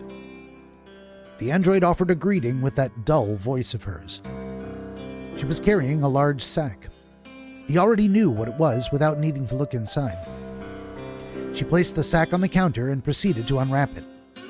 "I've brought Master's lunch," she said.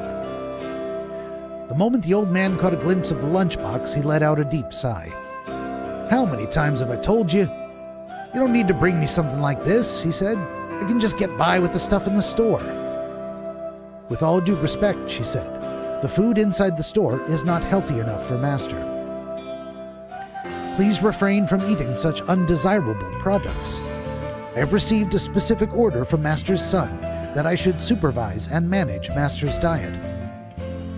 The old man went silent at the mention of his son, but he soon snatched the lunchbox away while letting out a snort. Then, as if he was trying to let out his anger, he hastily pried it open. An assortment of nutritious foods that he did enjoy was laid out before him. "That bastard," he said, pretending to worry so much. Even while carrying the lukewarm food to his mouth using a pair of chopsticks, the old man continued to complain, saying all that and not even bothering to show up once in a while. "How ungrateful," he said. "That's why there's no point in having children," he said. "Running off doing whatever they want and leaving their parents behind after growing up. The android tilted her modest-sized head in confusion. "With all due respect," she said, "Master was the one who told his son, who was paying Master a visit for his birthday 2 years ago, to never show up again, and kicked him out of the house." "Well, that's because he kept talking nonsense," said the man. "Every word that came out of his mouth was driving me insane, so how could I not do anything about it?" As his voice began to rise, the android lowered her head without a word. She appeared to be waiting for the old man's anger to settle down.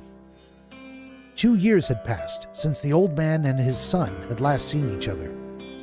The monthly allowance and the birthday presents delivered through the android. Those were the only connections remaining between them. The old man had always been on bad terms with his son. Whenever they met, they always ended up getting into a quarrel over something petty.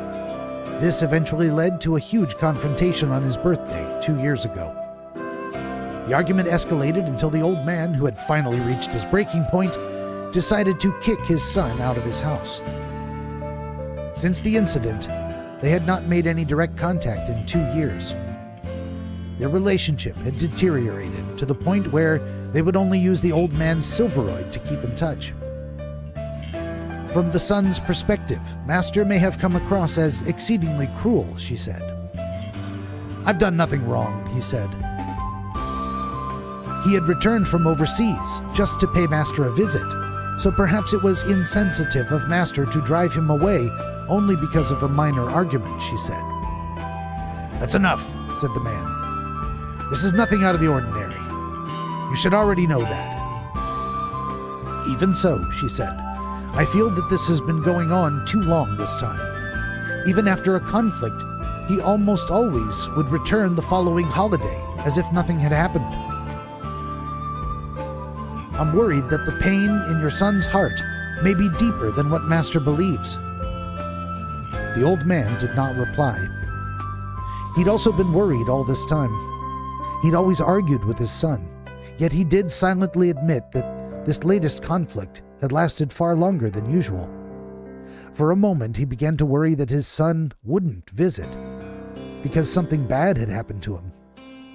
But that was very unlikely. If his son hadn't been doing well, the Silveroid would have already notified him. It was proof that his son was doing fine. "Master," she said. "What is it?" "Master has stopped moving his hand," she said. Indeed, the old man had stopped moving his chopsticks. Keeping his hand stationary, the old man posed a question. It wasn't something he would normally ask. What has my son been doing lately?" he asked. "He appears to be running a successful business," she said. "I heard that he has returned from his business trip overseas." "I see. So he's in Korea at the moment." It was understandable why he couldn't pay a visit while overseas, but if he was presently in Korea, what was stopping him now? As the old man continued to stare at his lunchbox with a pained look, the android spoke up once more with her mechanical voice. "Master, the food is getting cold," she said. The old man closed the lid for to his half-eaten lunchbox. "I've lost my appetite," he said. "Master has not yet consumed the required amount of nutrients," she said. "Moreover, Master has already skipped most of his breakfast." "I said I've lost my appetite. How many times do I have to repeat myself?" he yelled. As the old man slammed his chopsticks onto the counter, the android silently continued to stare at him. The look in her eyes implied that she still had a few things left to say. "Master is," she started. "What is it?" he said. "If you're going to speak up, at least finish your sentence," he said.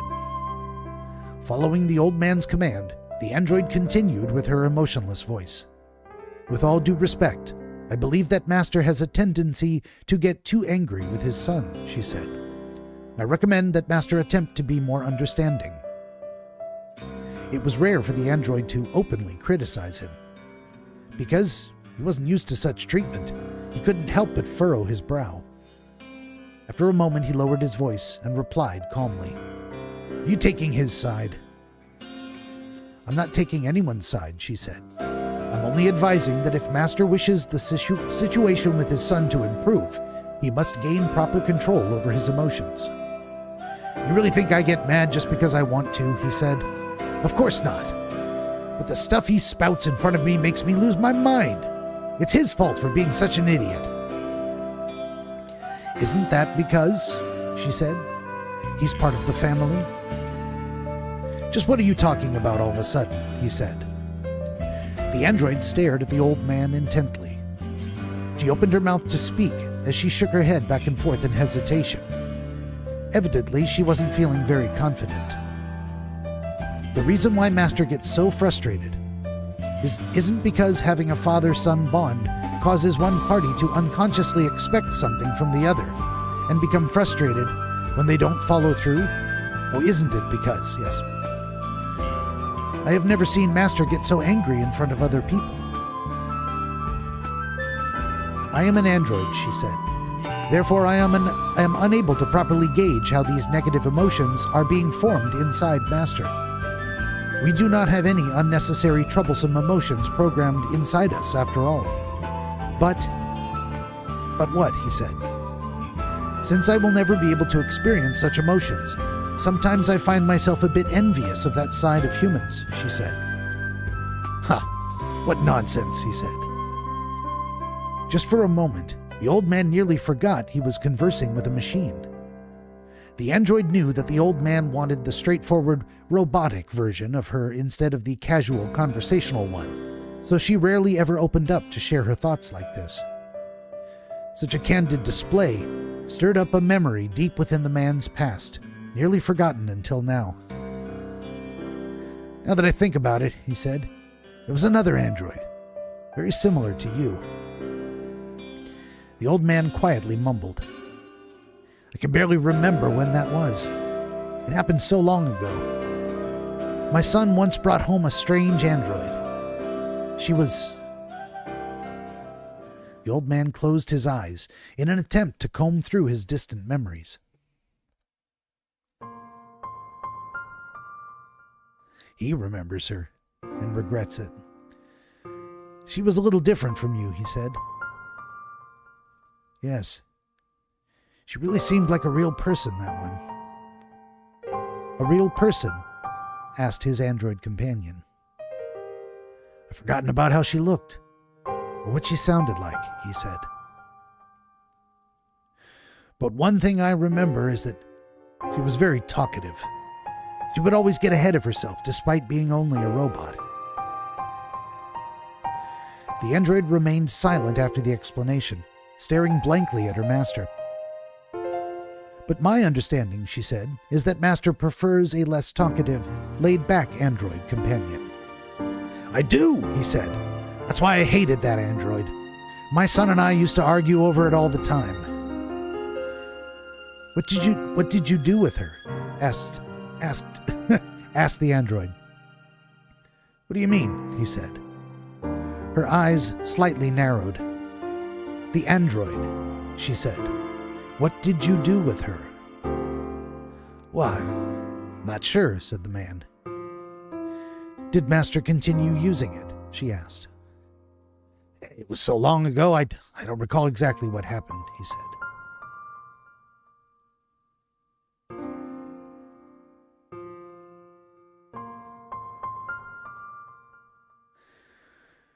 Only then could the old man finally remember his son's heartbroken expression. At the time, he was certainly at his most rebellious. Even before then, the old man never had a good relationship with his son. Afterwards, their conflict appeared to escalate in intensity and frequency. The old man wondered whether an alternate, less confrontational approach might have worked out better. But with a shake of his head, he dismissed the thought. It would be pointless to dwell in the past. He had no intention to change either. The old man still despised androids, and he believed that he hadn't done anything wrong.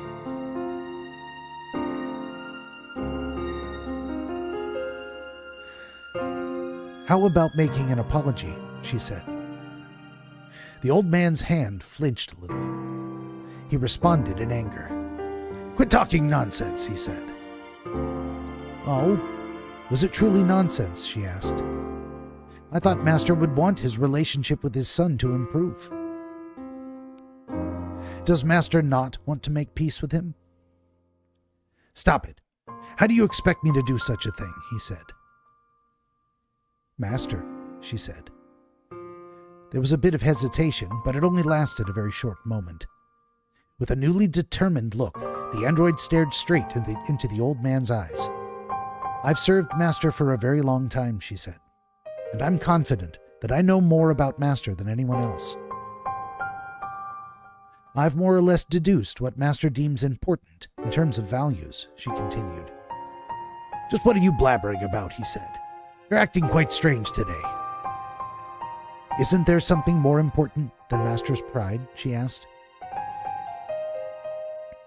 Isn't there something much more important that Master needs to consider? Instead of trying to save face, wouldn't it be wiser to drop his stubbornness once and for all? The old man did not budge. Without agreeing or disagreeing, he sat in silence. While maintaining her blank expression, the android continued. Of course, I do realize such a task would be difficult to accomplish, she said. But Master, I believe that sometimes it's important to swallow one's pride for the greater good. The old man tore open one of the cigarette packs on the store display and lit one up. Typically, the android would have scolded him for such an unhealthy habit, but for some reason she did not say anything this time. Exhaling a cloud of smoke, the man sighed.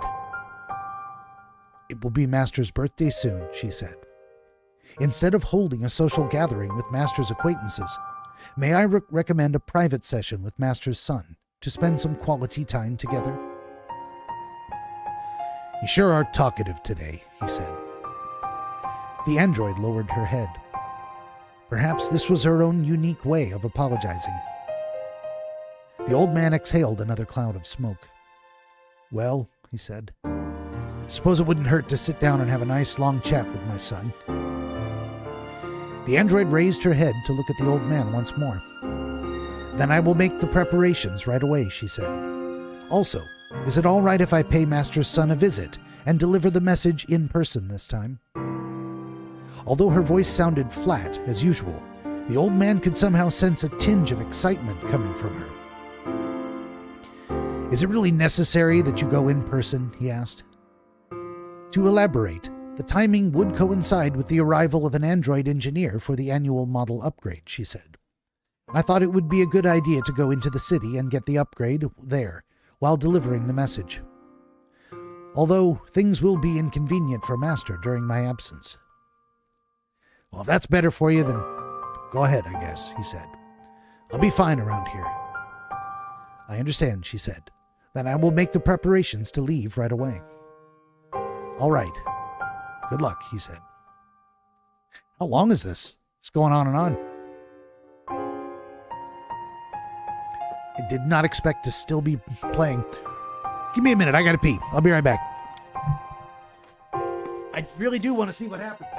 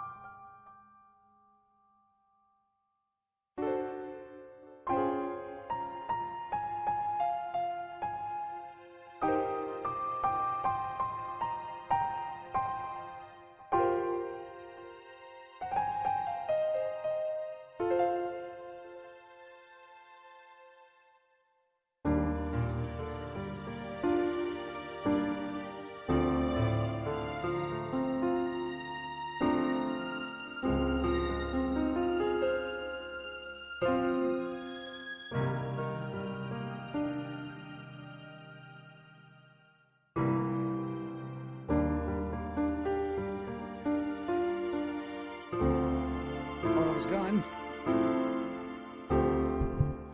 Lisa has 5 hours still go, Ben, and TFD down maintenance 7 to 10 hours. Well, what are you gonna do? Glad you're able to hang out with me here. Let's see what else we can do with this. And actually, even after all this is over, I'm gonna watch the good ending, like on a video somewhere, because I don't want to leave it like that. That's just heartbreaking. Several days flew by since their conversation.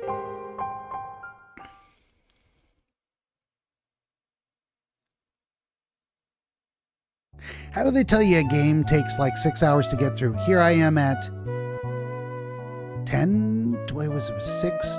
11 hours.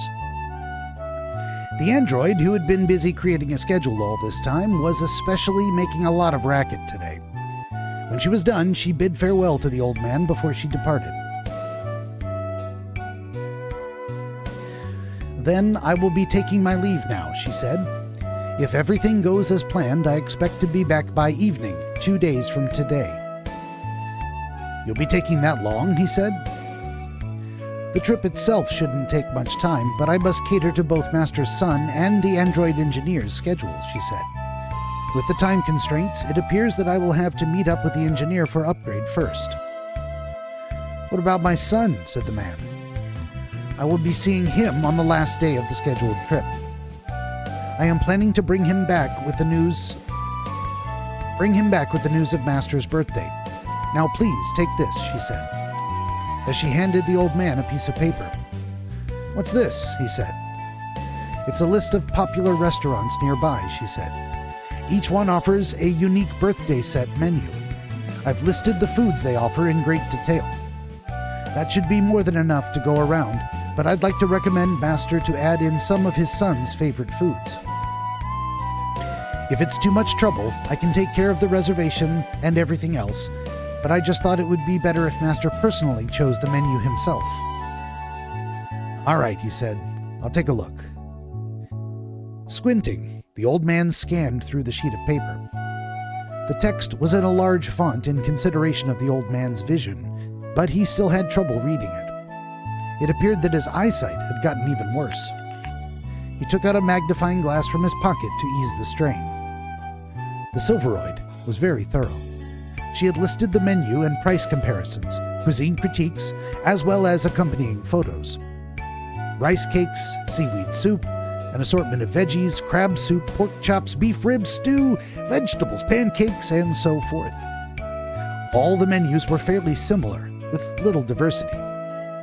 The android appeared to have sensed the old man's distress. Is there something Master needs help with? She asked. I don't know, he said. Don't know what, Master? What my son likes, he said. I just can't figure it out. All I ever did was give him an allowance, thinking he'll go find something to eat on his own. In this situation, it would not have been strange for others to judge him for not knowing what his son liked, but he wasn't talking to a real person. The android quietly began writing something down on another sheet of paper, and soon handed it over to the old man. I've tried listing the foods that Master's son might enjoy, she said. I should mention that the data is more than 2 years old, so it might not be most accurate. However, I do believe that it will serve as a good reference point. The old man slowly took the sheet of paper. He couldn't bring himself to praise her for her efforts, mostly because he was shocked by the fact that a mere android knew more about his son than he did. I just thought boys like him would do fine growing up on their own. Master, she said. Forget it. That will be all, he said. A puzzled look lingered on the Silveroid's face, but she soon departed with a bow.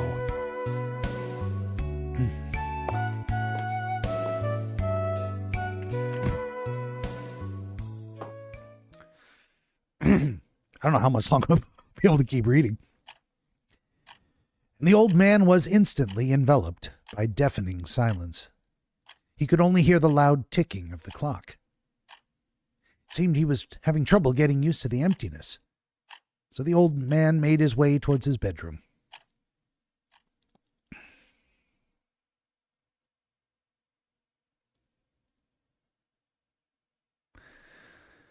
A day had passed since the android's departure.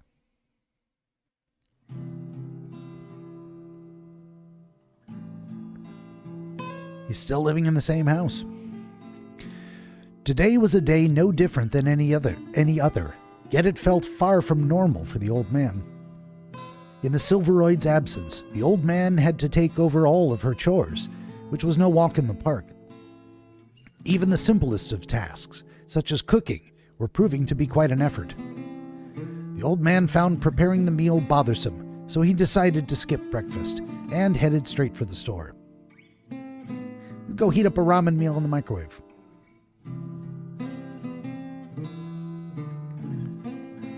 However, without food to sustain the old man, he quickly succumbed to fatigue. He also didn't have a proper lunch since there was no android to bring him food. Instead, he made do with a handful of rice balls from the store shelves.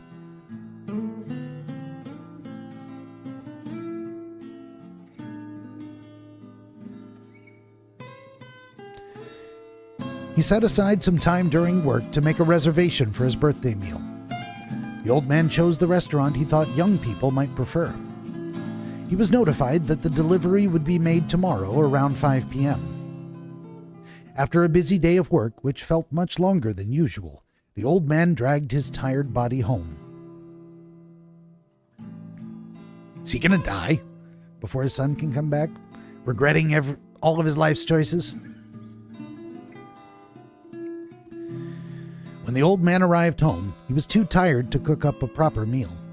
So he ate a bunch of nearly expired snacks he'd brought home from the store.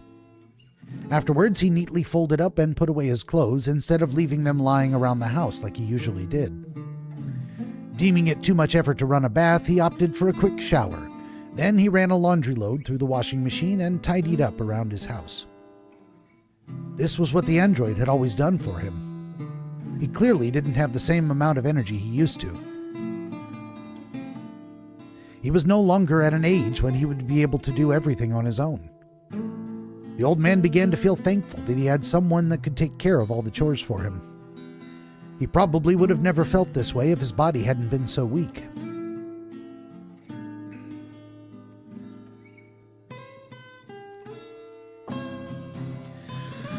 What the old man had the most trouble adjusting to was this air of melancholy. Certainly his android wasn't the most outgoing. That was because she was instructed to keep everything simple and to the point. It was what the old man preferred. Even so, there was a lot of bustle while the Silveroid attended to the numerous household chores. The sound of soup boiling in the kitchen, the clank of dishes in the dishwasher, the hum of running water in the washing machine, and the vacuum cleaner. The house always used to be alive with activity. He was able to hear someone else's presence. But now, it was nothing. Just the tick-tock of the clock. The fact that the old man was doing everything on his own without anyone helping him, and the fact that there was no one to see him out when he went to work and greet him when he returned, was unexpectedly tough on him. He realized just how much he relied on the android. He could feel how much the Silveroid he used to hate was being a big help in many ways.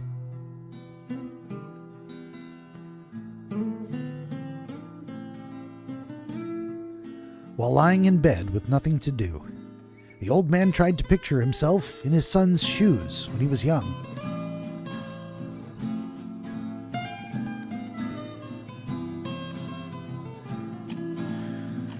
The deathly quiet house.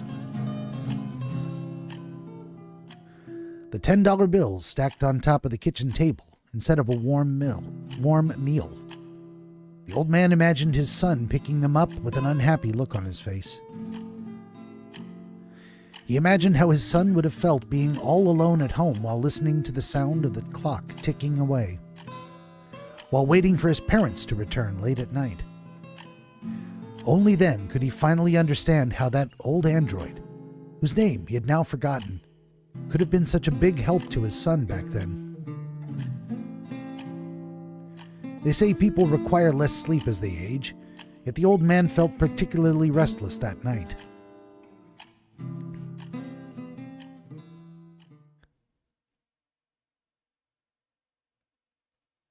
He finally started to understand.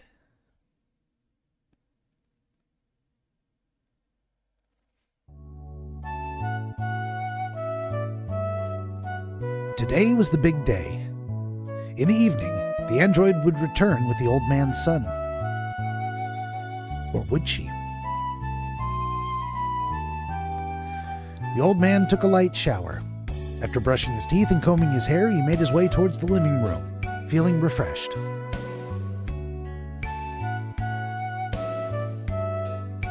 It was a day off from his work, but he had other reasons to bustle about the house.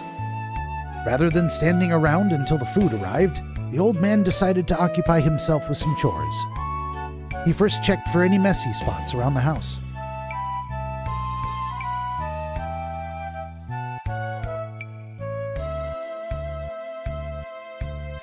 Turns out if you don't do much, there ain't much of a mess, huh? The house was clean. Since the android had always kept up with her chores, that was to be expected.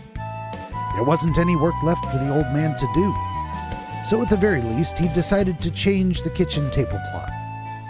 He took away the aged, dust-speckled one and laid out a fresh one with a sleek design. Then he brought out a pack of colored candles, which he never had a chance to use. He also took out an assortment of fruits and veggies from the fridge. Since the android had already peeled off all the skins and cut them into pleasing shapes, he just needed to give them the finishing touch. This should be good enough, he said to himself. It was the house that the old man had lived in for as long as he could remember, but he had never seen the place brighten up as much as today. He thought about how he never had many chances to sit down and eat with his family. So this time at least, he wanted to savor a warm, intimate meal with his son.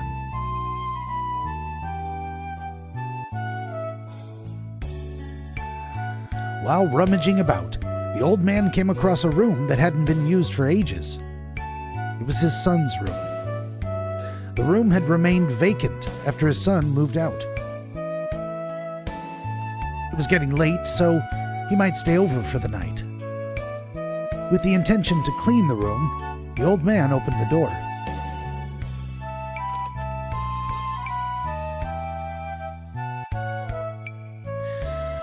The old man found himself in shock. The room was so clean to the point that no one would believe it hadn't been used in years.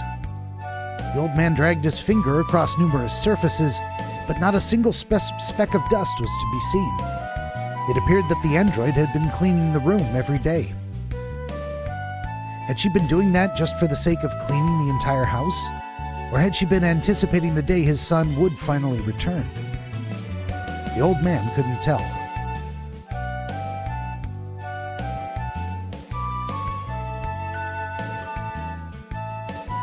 At 5 o'clock in the afternoon, the delivery arrived.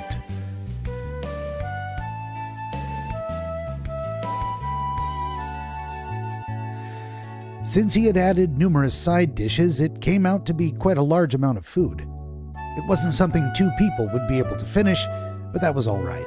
He could always save the leftovers for later. He transferred the delivered food onto dishes and bowls, and then set them on the table.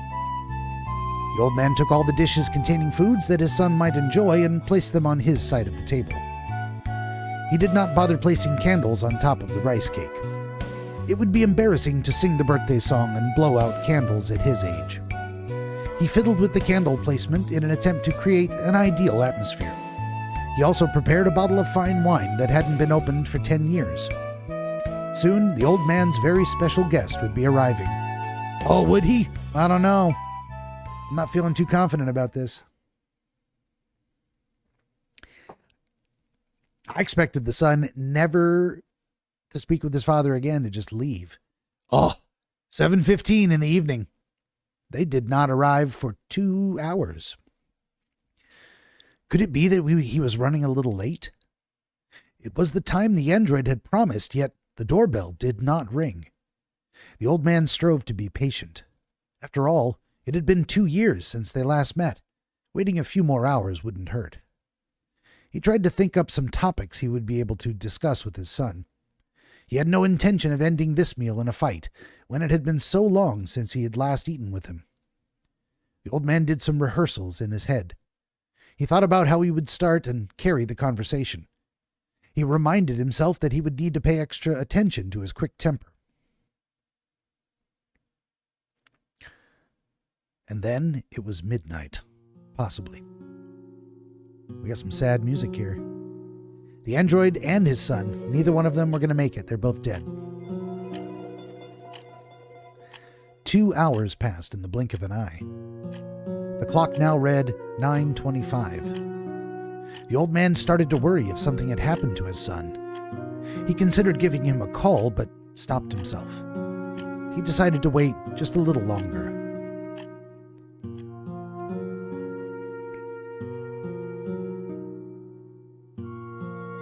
After about 10 minutes, the doorbell that the old man had painstakingly been waiting for finally rang.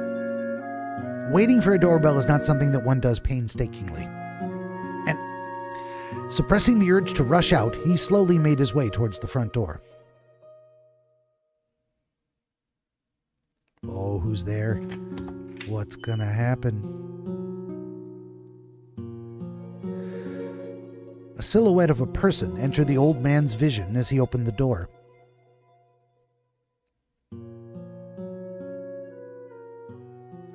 An unfamiliar woman was standing before him. With the help of the serial code embedded on her body, he was able to deduce that it was his android. This happened every year. She was just inside a new body. There was no need to be surprised. The android made a small bow towards the old man. "I have returned," she said. "How have things been?" "How come you were so late?" said the old man. "There were some unexpected delays," she said. "Okay," said the old man, but... The old man looked past the android, but there was not anyone else besides her. "Where's my son?" he asked. There was no reply. The old man anxiously inquired once more. "Where is my son?" he said. "Unfortunately," she replied, "he had other business to attend to. My apologies." Despite the Silveroid's flat tone of voice, the gesture of deeply bowing her head conveyed sincere remorse. "Is that so?" said the old man. "My son's not coming, is he?" "I'm very sorry," she said. "It's all my fault." The android apologized once more. Lacking the energy to reply, the old man weakly hobbled back into the house.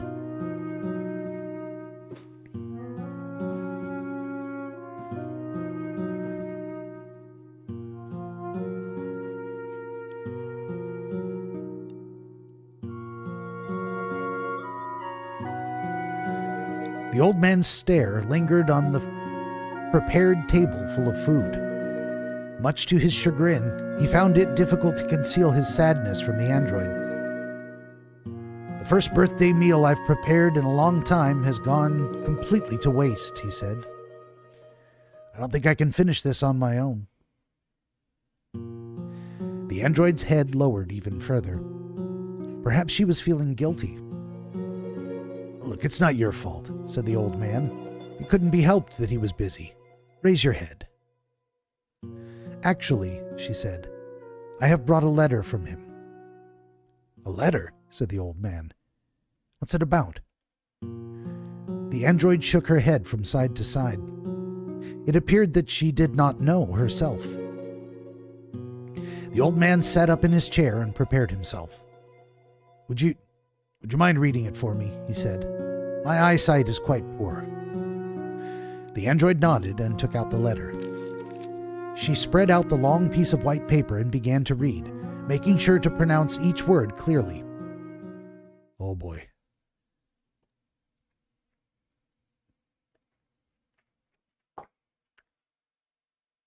See, that's what it would look like for the old man to try and read it, huh? "Father," the letter began, "I hope you have been doing well. First and foremost, I would like to say happy birthday, and thank you for inviting me to your party. I hope you can find it in your heart to forgive your son, who is sending a letter due to unforeseen circumstances, instead of paying you a visit in person." The needless formality continued for a little longer before finally delving into the main topic. "It appears that 2 years have passed since the last time I was in touch with you. These years have felt both short and long, and have allowed me to think over many things. About this father-son relationship where we frequently quarrel. About this twisted relationship where we end up scowling whenever we see each other. I've had more than enough time to mull it over.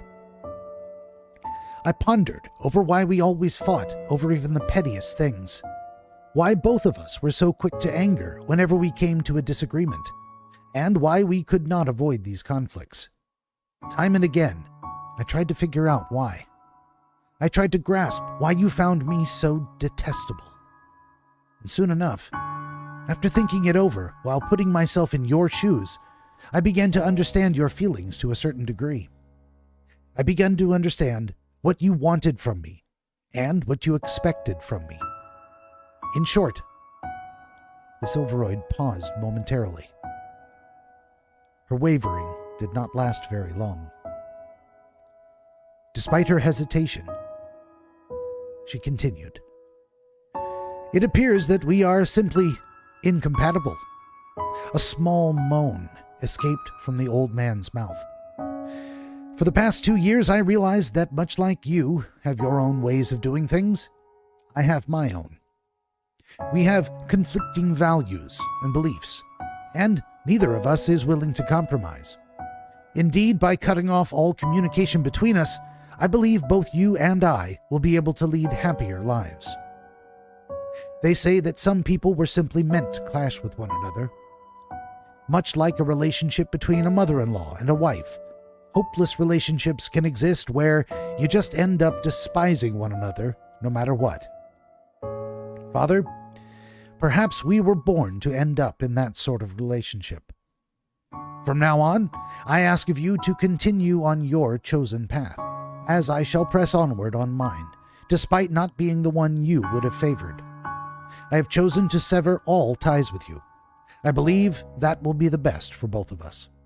The android will act on my behalf and offer assistance to the best of her ability. Thank you for everything up until now.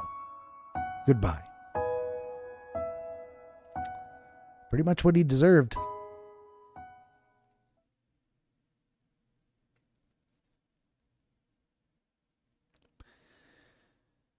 And just like that, the letter ended.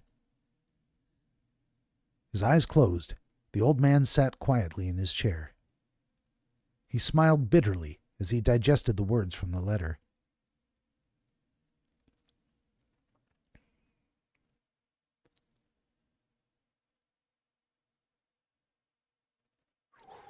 That's that. Okay, do you see what I'm seeing here? I'm going to click on this. There's no... What does this mean? It doesn't say start anymore. Now it's a bunch of funky letters. What happens if I click start? Oh, shit. What is happening? The eternity she wished for and data memory restored to October 12th. What? Is that because I clicked start? It's playing the game over again? Data restored? Okay, we don't need to see this part. What is happening here? Is this just playing the game over again? It says October 12th. Doctor. This time October 12th is starting with the doctor. What? I can't keep going. This is the 5.5 hours now. Lee says stop. Stop. I can't take... I know. Just stop. I'm going to stop. October 12th was not the doctor. We are going to stop. Okay, it says today is October 12th. We're going to save it. I'm coming back. We're going to do this tomorrow. I can't. That's too much. Lee's even saying, God, for God's sake, pull the ripcord. Okay. Out to the title. Return to the title screen. Yes. Did you look up what this is, or did you know what this is? Do you know what I'm doing here with this? What is this? What is this? The eternity she wished for, and okay, we're continuing tomorrow. That brings us to the end of this episode. This ungodly long episode, this double length episode of DreamWizard Plays number 800 and what is it, 23? I don't even remember anymore. Lucy, the eternity she wished for, and more. Part 3. We're coming back tomorrow. No idea, says Lee. Well, fair enough. I don't know what's going on either. So tomorrow, at the very least, here's what we're going to do. We're going to come back to Lucy. And we're going to find out what the fuck is happening. Because October 12th was the day that we found her in the garbage. And it was not through the doctor's perspective. So you had to go through the entire game. Lee says, good night. See you tomorrow. Yes. Log out. Turn me off. That's fine. I'm not, now I can't stop talking. There's too many things going on in my head. So we'll just say, I'm not doing any of the regular stuff. Thursday at 5 p.m. Pacific, we're going to pick up where we left off and try and figure out what the hell is going on, because apparently I've made a terrible mistake, and we need to fix that. We need to find out what the hell is going on. That is not the good ending. That is not, I'm not content to leave it like that. At the very least, we're going to watch the good ending version, but we're certainly going to start there and find out what the hell is happening. So, all right. In the meantime, in between time, thanks for watching and have a good night, everybody.